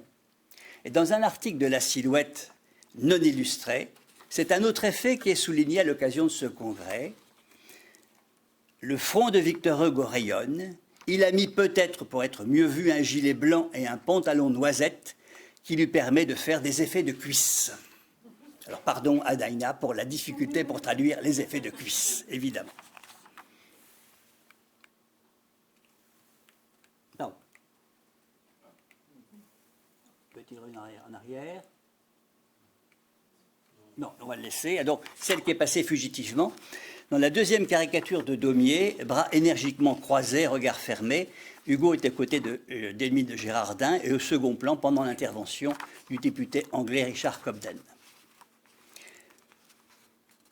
Le président du Congrès de la paix, vous avez l'image à l'écran, j'espère, presque réduit à un front et à un crâne, dans cette autre charge de Daumier, au centre de toutes les embrassades, après la dernière séance. La quatrième est donc derrière caricature de Daumier, qui doute de la sincérité de Victor Hugo, qui s'est éloigné de la droite, le monte en tête de ce qui est qualifié dans la légende de promenade triomphale, mais pacifique, dans les rues de Paris. Les lecteurs de la revue comique de la même année vont découvrir un étonnant Victor Hugo, tête 2 fois plus importante que le corps, qui est qualifié par Bertal de roi du Congrès de la paix. Le dessin s'expliquait dans la légende. Le coquerel odorant et l'élégant de Guernsey, ce sont des députés. Le premier est prêtre, le second pasteur, s'entrelacent pour former sa couronne. Paix à ces hommes de bonne volonté. On remarque, semble-t-il, pour la première fois, dans une caricature de Victor Hugo, 2 points d'exclamation à son front, comme pour marquer sa bizarrerie ou son excentricité. Et le procédé, on le sait, sera très souvent repris par la suite. Quillembois, on a rencontré son nom tout à l'heure, pseudonyme de Charles-Marie de Sarcus, pseudonyme qui est dû aux béquilles qu'infirme il utilisait pour marcher, ne cache pas ses opinions politiques. Légitimiste, il dénonce toujours dans ses charges l'évolution politique de Victor Hugo. Dans la caricature du 30 septembre, vous avez le dessin à l'écran, il illustre la rentrée des vacances en continuant d'exploiter le thème de la paix que prône Victor Hugo. Il le représente avec des baïonnettes sur l'épaule, ayant désarmé, est-il écrit dans la légende, un poste de garde nationaux, et il qualifie Victor Hugo, je cite, de « Totor Hugo, moutard d'une grande turbulence, surtout lorsqu'il s'agit de la paix ». Le discours sur l'expédition de Rome que Victor Hugo prononce à la tribune de l'Assemblée du 19 octobre 1949 pour s'opposer à une intervention française en faveur du pape qu'il juge liberticide est nombre de fois ponctué du mot « liberté ». Ainsi, il faut, dit-il avant de conclure, sauvegarder la liberté du peuple romain. Sur ce mot « liberté », pas d'équivoque. Il faut laisser dans Rome la liberté vraie, la liberté sérieuse. Il faut laisser la liberté qui grandit les peuples debout et qui relève les peuples tombés. La caricature de Quillembois en date du 28 octobre, toujours dans le Caricaturiste, mérite d'être signalée car elle montre les républicains, reconnaissables à leur bonnet phrygien, applaudir l'orateur. Pour la première fois, en effet, Victor Hugo, à qui Amboise fait dire « Je suis français, vive la République romaine quand même », a voté avec la gauche.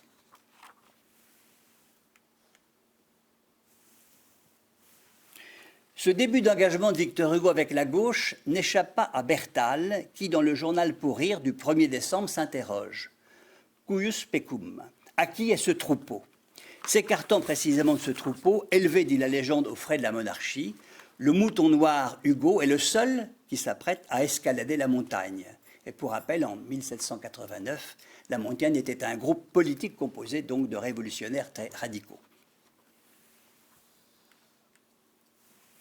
Un autre discours, en date du 15 janvier 1850, sur la liberté de l'enseignement, inspire une nouvelle fois Amboise, qui, dans le Caricaturiste du 27 janvier, dessine, je cite, « un grand poète d'État, poursuivi par la peur des jésuites et de l'Inquisition, qui se sauve vers la montagne. » On le voit en effet, l'air décidé, bras croisés, symbole maçonnique au front, en train de gravir une pente au sommet de laquelle un bonnet phrygien est attaché à un poteau.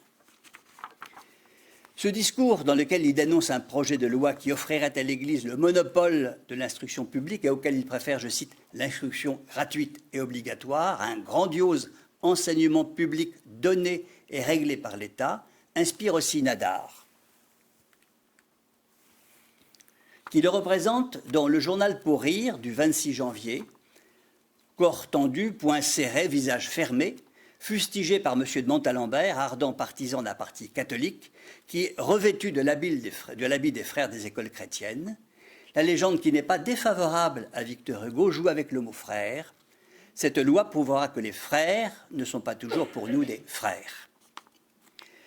Le 21 mai 1850, Victor Hugo prononce à l'Assemblée un discours pour le suffrage universel, alors que le gouvernement se propose de le restreindre. L'engagement du député en faveur de l'égalité entre les hommes y est constant, la preuve quelques courts extraits. Je ne connais pas de plus admirable formule de paix sociale. Quel accroissement de dignité pour l'individu.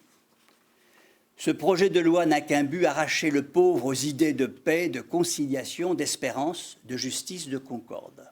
Alors c'en est trop pour Amboise, qui a multiplié au lendemain de ce discours les charges contre Victor Hugo. La plus violente est celle qui est publiée dans une revue catholique et légitimiste, La Mode, le 17 août. Tête plus grosse que tout le reste du corps, une nouvelle fois emblème maçonnique surmonté d'un bonnet phrygien au front, il y est qualifié de la plus forte tête de la montagne. Et telle une sorcière chevauchant un balai, il est à califourchon sur un mirliton, sorte de flûte de foire. On l'aura compris, le poète engagé en politique souffle du vent, ou pour reprendre une expression populaire qui posera peut-être un problème de traduction, un de plus, ma pauvre Dana, ce qu'il dit, c'est du pipeau. C'est la dernière charge dénonçant le militantisme de Victor Hugo qui va disparaître pendant de longs mois de la scène caricaturale. Plusieurs lois ont été votées pour museler la presse et les journaux satiriques illustrés se tournent avec prudence vers de nouveaux sujets éloignés de la politique, voire préfèrent cesser leurs activités. Nous sommes à un moment, pendant 3 ans, quelques mois, où Victor Hugo est à Guernsey. On va très progressivement retrouver dans les journaux de caricature Victor Hugo à partir de son installation à Guernsey en 1855. Mais on y chercherait en vain une relation avec ses engagements ou avec son exil, à une exception près, la charge de collodion dans Le Gaulois du 10 janvier 1869. Sur une terre voisine de l'océan, Hugo Gulliver est maintenu au sol par de petits Lilliputiens qui ressemblent tous, je ne sais pas si vous avez de bons yeux, à Napoléon III.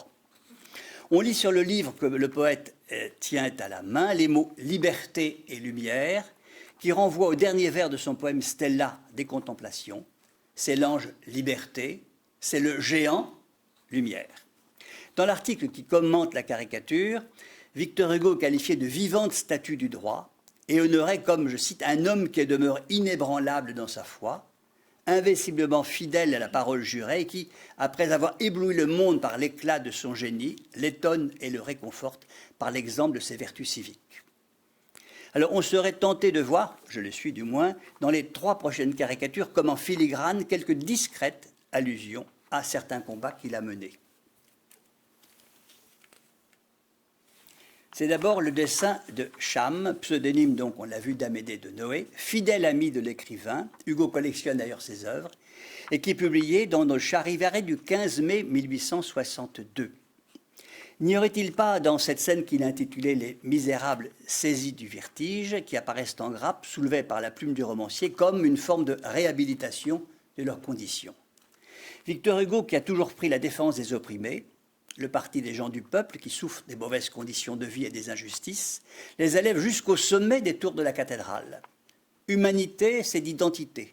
Tous les hommes sont la même argile, écrit-il dans le chapitre Le Bas-fond de la 3e partie des Misérables.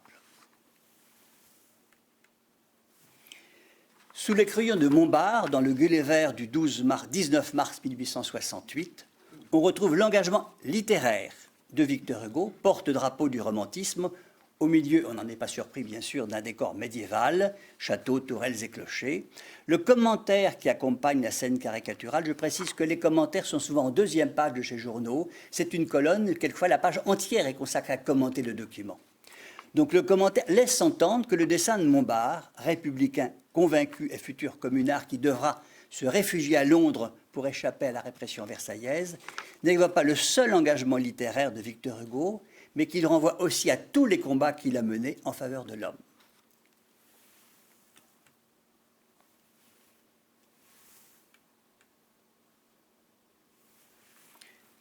Troisième journal, Carl Grip, directeur du Paris Comique, a sans doute pris des risques importants en publiant dans le numéro du 1er janvier 70 une scène caricaturale qu'il a lui-même dessinée. Il est le dessinateur et le directeur du journal. La tête auréolée de rayons, Victor Hugo, qui à cette date, il faut le rappeler, est encore en exil à Guernsey, qui a toujours réconforté les exilés, bat le tambour, suivi du journaliste Henri Rochefort, qui a connu lui aussi l'exil, et d'un très très grand nombre de bannis. Je m'interroge, devrait-il ce retour dans leur patrie à Victor Hugo en tête de cortège? La réponse sans doute prudente est donnée dans le titre de la scène. Vous la lisez comme moi, tout ça, c'est des bêtises. Les autres caricatures sans allusion politique paraissent à l'occasion de la publication de nouvelles œuvres. J'en ai retenu 3 simplement. L'occasion de la publication de La Légende des siècles, une charge de Marcelin le 3 décembre 59, Hugo devient Moïse. Deuxième charge, éloignée des combats de Victor Hugo, Les Misérables, un dessin de Bertal dans la semaine des familles du 29 novembre 62. On reviendra tout à l'heure mémoriser, si vous voulez, ce dessin-là, car il présentera une différence énorme avec ce que vous avez sous les yeux.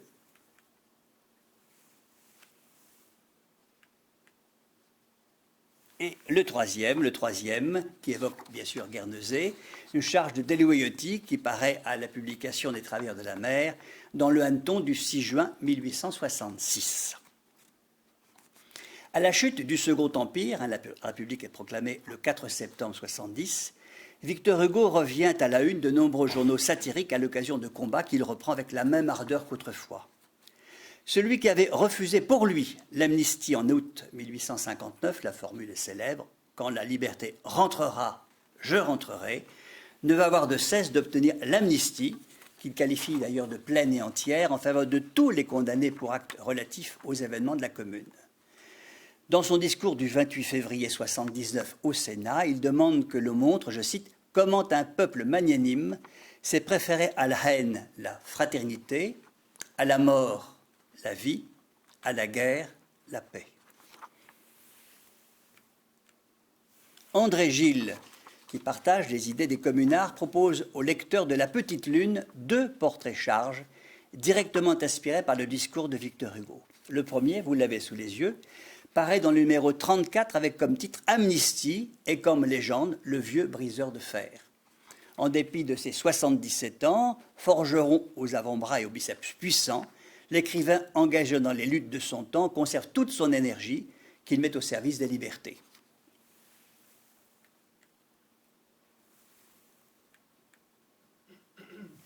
Moins connu, ce numéro 36 toujours de Gilles, donc, sur un bout de terre qui peut symboliser la Nouvelle-Calédonie ou une île aussi lointaine, où sont déportés des milliers de communards, un homme, pieds nus, rêve au moment où le Sénat examine la proposition de Victor Hugo de voir ses chaînes brisées, en tournant ses regards vers le soleil de France, c'est le titre, qu'André Gilles a affublé d'un bonnet rouge. La légende reprend en la redoublant la précédente « Amnistie, amnistie ». Le 3 juillet 1880, Victor Hugo intervient pour la 3e fois au Sénat dans un discours en faveur de l'amnistie où il attire l'attention de ses collègues sur la prochaine fête du 14 juillet, qui va devenir fête nationale. Oui, s'exclame-t-il, la chute de cette Bastille, c'était la chute de toutes les Bastilles. L'écroulement de cette citadelle, c'était l'écroulement de toutes les tyrannies, de tous les despotismes, de toutes les oppressions. C'est cette Bastille qui inspire à Moloch pour le journal Le Gros Lot du 18 juillet. Sa fresque caricaturale est riche d'une quarantaine de personnages. J'ai fait un gros plan sur la partie qui nous intéresse. Montre quelques figures de la République luttant contre les tenants de la tradition. Victor Hugo y apparaît à droite, telle la liberté guidant le peuple de Delacroix, brandissant le drapeau tricolore qui est aussi l'étendard de l'amnistie. On pense évidemment aussi à l'image qui a été retenue pour le programme de cette journée par Roy et par toute son équipe. Étonnamment, le vote de la loi d'amnistie en date du 11 juillet 80 n'inspirera aucun caricaturiste. Une fois de plus, ce sont les événements de la Commune que l'on retrouve sous le crayon d'un dessinateur satirique. Dans le grelot du 30 avril 1871, Rosambeau fait de Victor Hugo, qui s'interpose entre Thiers, futur bourreau des communards, et l'allégorie de la ville de Paris, la partie supérieure d'un cric. Vous savez on peut prononcer en français le mot cric ou cri. Jouant quelques jours après la publication dans le journal Le Rappel de l'un des derniers poèmes intitulé « Un cri » où il dénonce les violences commises par les Versailles et les communards.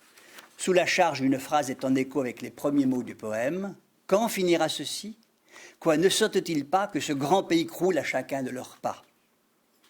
Bertal, à qui l'on doit nombre de caricatures favorables à Victor Hugo, c'est celle qu'on a vue tout à l'heure avec le crâne trépané de Victor Hugo.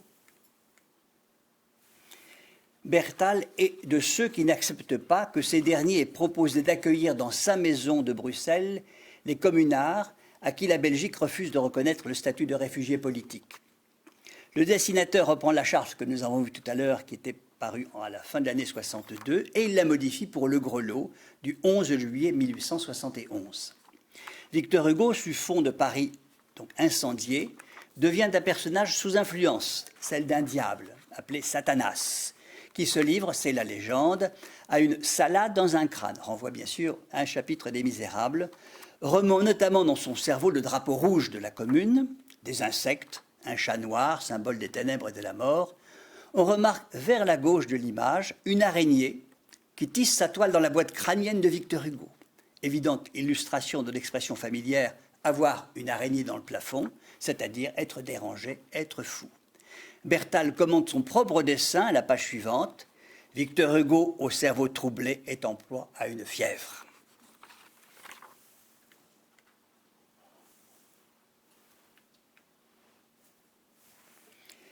Quelques semaines après la publication de la nouvelle série de la légende des siècles, La Lune rousse, du 8 mars 77, propose sur une double page une charge d'André Gilles. Le poète, appuyé sur sa lyre, fait fuir l'aigle impérial sur fond de ténèbres et il apporte le soleil. C'est en patriarche, au sens premier de père de famille, que Victor Hugo apparaît, le visage fatigué, tenant dans ses bras un enfant qui rappelle la défense qu'il a toujours prise des petits. On pense évidemment à Cosette, aux enfants qu'il recevait à sa table à Guernsey. On pense, on en a parlé tout à l'heure, au poème Mélancolia et à ses premiers vers « Où vont tous ces enfants dont pas un seul ne rit ?» Ces 12 êtres pensifs que la fièvre maigrit. On pense aussi à son discours du 15 janvier 1850 où il a osé un concept encore inexistant, le droit de l'enfant. Pour légende, André Gilles a reproduit avec l'écriture et la signature du poète les derniers mots que ce dernier avait adressés au cercle des écoles, fondation en faveur de l'enfance qu'il avait sollicité. Soyons les serviteurs du droit et les esclaves du devoir. À la fin de l'année 1879, l'affaire Hartmann est connue de toute l'Europe. Nihiliste, il a fait sauter le 19 décembre, près de Moscou, un train dans lequel aurait dû se trouver le tsar Alexandre II. Poursuivi par la police, il se réfugie en France. Quelques mois plus tard, les autorités russes demandent son extradition. Hartmann est arrêté par la police française et il risque la pendaison s'il est livré. C'est à ce moment que Victor Hugo intervient, comme il avait fait notamment, ça a été rappelé précédemment, en faveur de l'assassin de Guernsey-Tapner, en faveur de John Brown aux États-Unis, des condamnés de Charleroi, des indépendantistes irlandais, de l'empereur Maximilien au Mexique. Sa demande au gouvernement français en date du 27 février commence et finit presque par les mêmes mots. « Vous ne pouvez pas livrer cet homme, vous ne livrerez pas cet homme. » C'est cette seconde formule que vont retenir deux journaux satiriques qui ne partagent pas les mêmes sympathies politiques.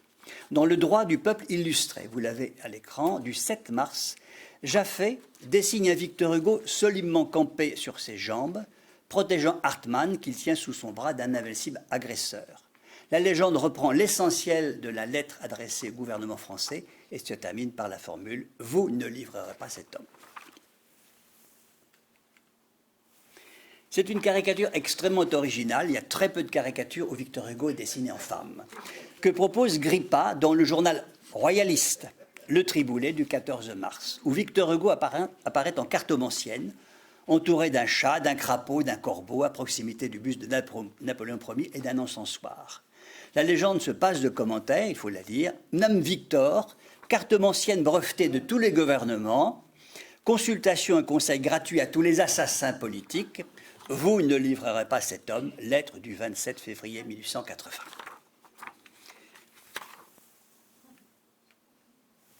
Cette autre caricature dont on ignore l'auteur et qui paraît dans Le Monde parisien du 20 mai 1882 mérite d'être signalée car elle est, à ma connaissance, la seule où Victor Hugo est dessiné en compagnie d'ouvriers. Le 10 mai 1882, il préside dans la salle de l'Élysée-Montmartre un banquet de 1400 couverts donné en l'honneur du mécanicien Grisel qui était parvenu sous le Second Empire à éviter une catastrophe ferroviaire.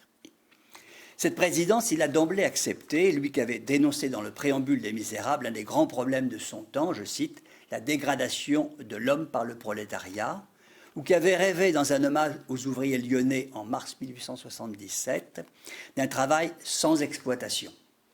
On ne sera pas étonné que Le Monde parisien, sous-titré Journal du High Life, éco-politiques et mondains, n'ait cure de ce banquet qu'il fasse de ces cheminots des bambocheurs, des buveurs, voire des bagarreurs, sous le regard de Victor Hugo, qui, au lieu d'être décidé à la table d'honneur près de Grisel, apparaît sur un petit nuage, on en verra d'autres tout à l'heure, tel Dieu insufflant la vie à Adam, sur la voûte du plafond de la chapelle Sixtine. J'en aurai bientôt fini avec cette revue de presse satirique consacrée aux charges en relation avec les combats de Victor Hugo, quand je vous aurai montré celle qui est intitulée « Le vieux Orphée ». On la doit à Gilbert Martin pour le Don Quichotte du 23 juin 1882. Informé des massacres dont sont victimes les Juifs en Russie, le mot d'ailleurs apparaît dans les ténèbres à droite de l'écran, Victor Hugo a publié 4 jours plus tôt un appel, le titre est visible sous ses pieds sur la gauche, dans lequel il dénonce ces pogroms. Je cite, « Ce qui se passe en Russie fait horreur, là un crime immense se commet, ces populations exterminantes ont l'épouvantable innocence des tigres. » Ces tigres, Gilbert Martin les montre en train de dévorer femmes, hommes et enfants. Le poète, au visage fatigué, un peu tassé sur lui-même, qui a célébré Orphée dans plusieurs recueils, devient ici Orphée lui-même, dont les accents de la lyre, on le sait, charmaient les animaux sauvages. Alors j'hésite à vous présenter la caricature qui va bientôt apparaître à l'écran, car à ce jour, elle n'a pas encore été publiée dans un périodique. Elle vient de m'être adressée par un ami cubain que nous avions rencontré lors du colloque, Laz, qui ici LAZ, abréviation de Lazaro, qui a voulu saluer 2 interventions de Victor Hugo, qui, de son exil de Guernsey, avait soutenu la cause des Cubaines opprimées par les envahisseurs espagnols et qui avaient fui leur île pour se réfugier à New York, et de Cubains qui réclamaient leur indépendance. Au premier, il avait écrit « Je dis à l'Espagne, rendez Cuba. La magnifique Cuba se dressera un jour libre et souveraine. » Au second, il avait écrit « Cuba est majeur, Cuba n'appartient qu'à Cuba. » Première mondiale. On reconnaît évidemment les deux héros de la révolution cubaine qui renversa le dictateur Batista en 1959, Fidel Castro et le Che. Mais le personnage au nœud papillon est sans doute plus difficilement identifiable.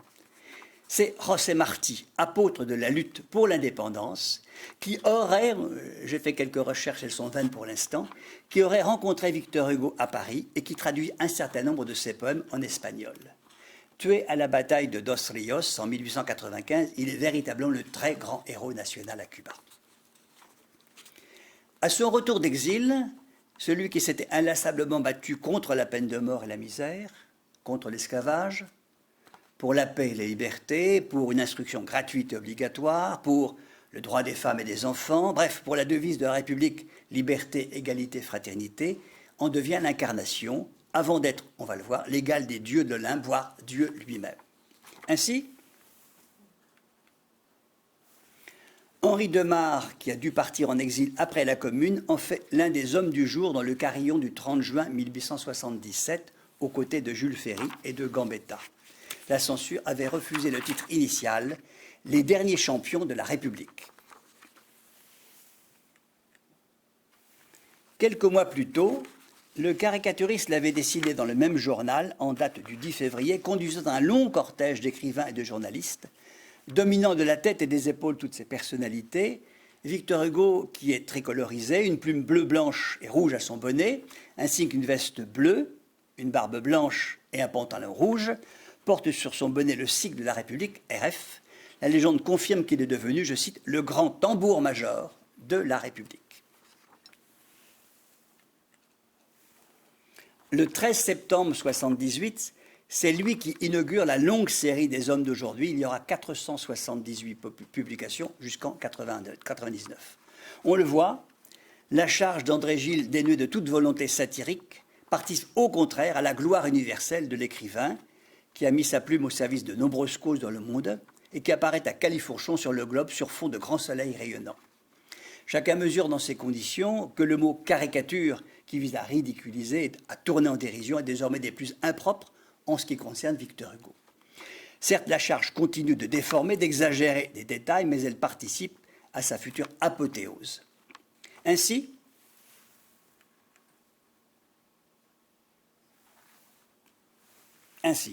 dans le Don Quichotte du 22 juillet 1976, Gilbert Martin le dessine devenu Prométhée au milieu de l'Olympe.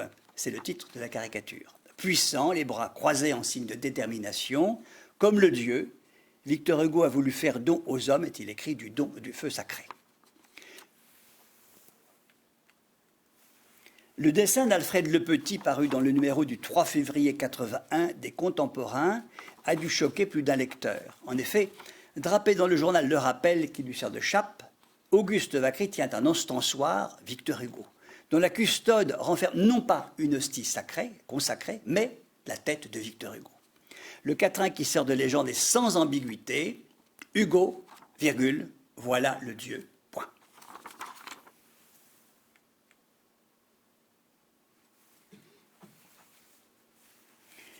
À la fin de l'année 1882, Henri de Marre, dans Les Hommes d'aujourd'hui, s'inspire d'une scène biblique pour illustrer le numéro consacré à l'écrivain Catulle Mendès. Agenouillé dans le romantisme fleuve, applaudi par une grenouille, il entend Victor Hugo sur un nuage, étoile rayonnante au front, qui reprend les paroles de l'évangéliste Matthieu, paroles qu'il prêtait à Dieu lors du baptême du Christ dans le Jourdain. Celui-ci est mon fils bien-aimé en qui je me suis complu. Victor Hugo est bien devenu Dieu le Père. Et une autre preuve, tout au moins sous le crayon d'un caricaturiste, que Victor Hugo est bien devenu Dieu, on la trouve dans cette charge de Talpe. Charge de Talpe qui paraît donc le 8 mars 85, donc peu de temps avant la mort de Victor Hugo, dans la comédie politique. Au milieu des nuages, Dieu le Père laisse son trône au poète entouré de musiciens, dont Zola qui joue de la grosse caisse. La légende reproduit un très court dialogue. Victor Hugo. Dieu était chenillé, ôtez-vous là que je m'y mette. Dieu, le fait est, monsieur Hugo, que je n'ai plus qu'à vous céder la place. La caricature de Gilbert Martin dans le Don Quichotte du 5 juin 85, 4 jours après les obsèques nationales du poète, a sans doute, comme la charge d'Alfred le Petit, scandalisé nombre de personnes. Le titre L'apothéose renvoyant à la déification de Victor Hugo. Nouvelle hostie divine dans un gigantesque ostensoir qui domine le Panthéon. Un poème qui sort de légende célèbre, je cite, « Ce mort colossal, cet apôtre immortel qui a tant apporté aux hommes. » Concluons en 2 mots. Cette journée, Victor Hugo qui doit tant à Dinah, à Roy et à toute son équipe, je les remercie, comme disait le poète, donc du fond du cœur, ex-simo, et pourrait illustrer peut-être à sa façon 2 mots qui apparaissent un même nombre de fois, j'ai compté, un même nombre de fois dans la préface de Cromwell.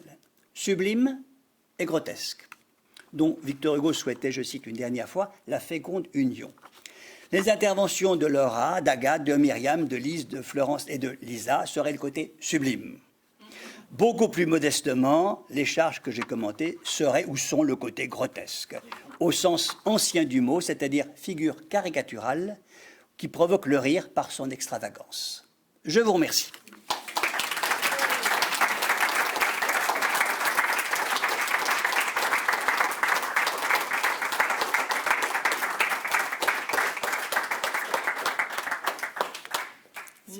Merci. Je devance, si vous le permettez, une éventuelle question, qui sait. Pourquoi n'y a-t-il pas de caricature qui montre Juliette Drouet, Florence en a parlé, qui a tant montré à Hugo toutes les misères autour de lui? La raison toute simple, les années 1850-70, ce n'est pas notre époque, la presse people n'existe pas. À cette époque, on respecte absolument la vie privée des gens.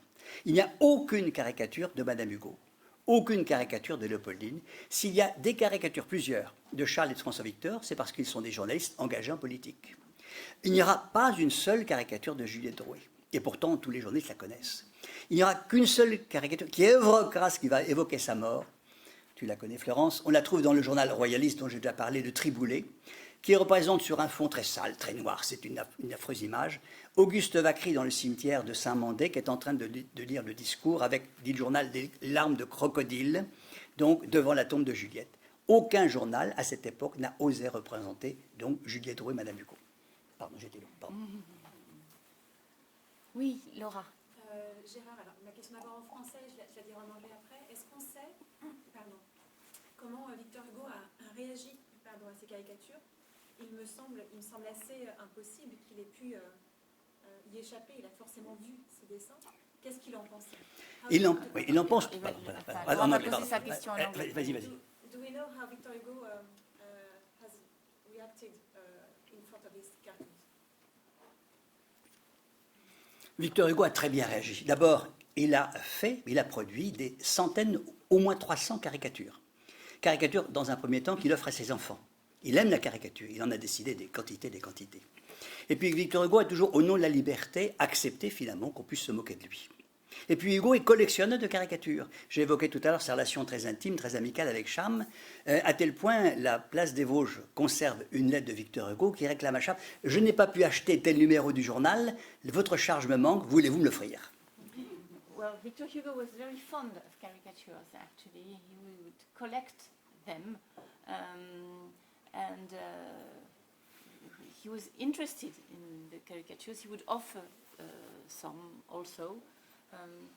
Anyway, I think, tu me diras, Gérard, il fallait quand même avoir l'accord de la cible ou pas. Voilà. I'm going on another question for Gérard. In what measure did the character that was the victim of the caricature could give his consent before or not, Gérard? Alors, selon les époques sous le Second Empire, il faut préalablement avoir l'autorisation du croquet pour être représenté sur une caricature. Victor Hugo est une des rares personnes qui a toujours donné son accord. Comme je le disais, l'artiste est libre, il fait ce qu'il veut, donc je n'ai pas à interdire une publication. Voilà. During the Second Empire, the person who was the victim of the caricature had to give his consent, and Hugo always gave his consent on behalf of the liberty of the press. Alors, Place des Vosges, au musée Victor Hugo, il y a 500-800 caricatures qui sont conservées. Ce sont pour la plupart d'entre elles des caricatures qui étaient offertes au musée et qui se trouvèrent, je crois, en 1903. C'est bien ça, Lise? 1903. Et finalement, la plupart de ces caricatures ont été offertes donc par Paul Meurice. Mais il est quasi certain que les caricatures qu'il a offertes étaient des caricatures qui étaient propriété de Victor Hugo, le collectionneur. And these caricatures, which belonged to Victor Hugo, probably, were offered to the house of Victor Hugo in Place des Vosges when it became the museum, you know, and some of you have already visited in 1903. And they were offered by Paul Meurice, which was a friend to whom Victor Hugo had given the duty of taking care of his affairs, of his interests after his death, and most probably these hundreds of caricatures were the property of Hugo himself. La première caricature que l'on connaisse de Victor Hugo date de 1833. Les dernières datent de cette année, tout simplement. Il y a encore, non, quand on regarde le Canard enchaîné, quand on regarde le Figaro d'il y a 15-20 ans, on trouve encore des caricatures, et surtout au moment où De Gaulle était présent, on opposait De Gaulle à Victor Hugo, il y a toujours donc une pérennité de caricatures qui évoque l'image de Victor Hugo. The first one we know was made in 1833, and the last one this year, it had never stopped. Especially there was a period when there were many of them. It was at the time General de Gaulle that was the president of the Republic, and often that these two men, these two heroes of the French culture, were opposed one to another. Merci beaucoup, merci. Thank you. Merci.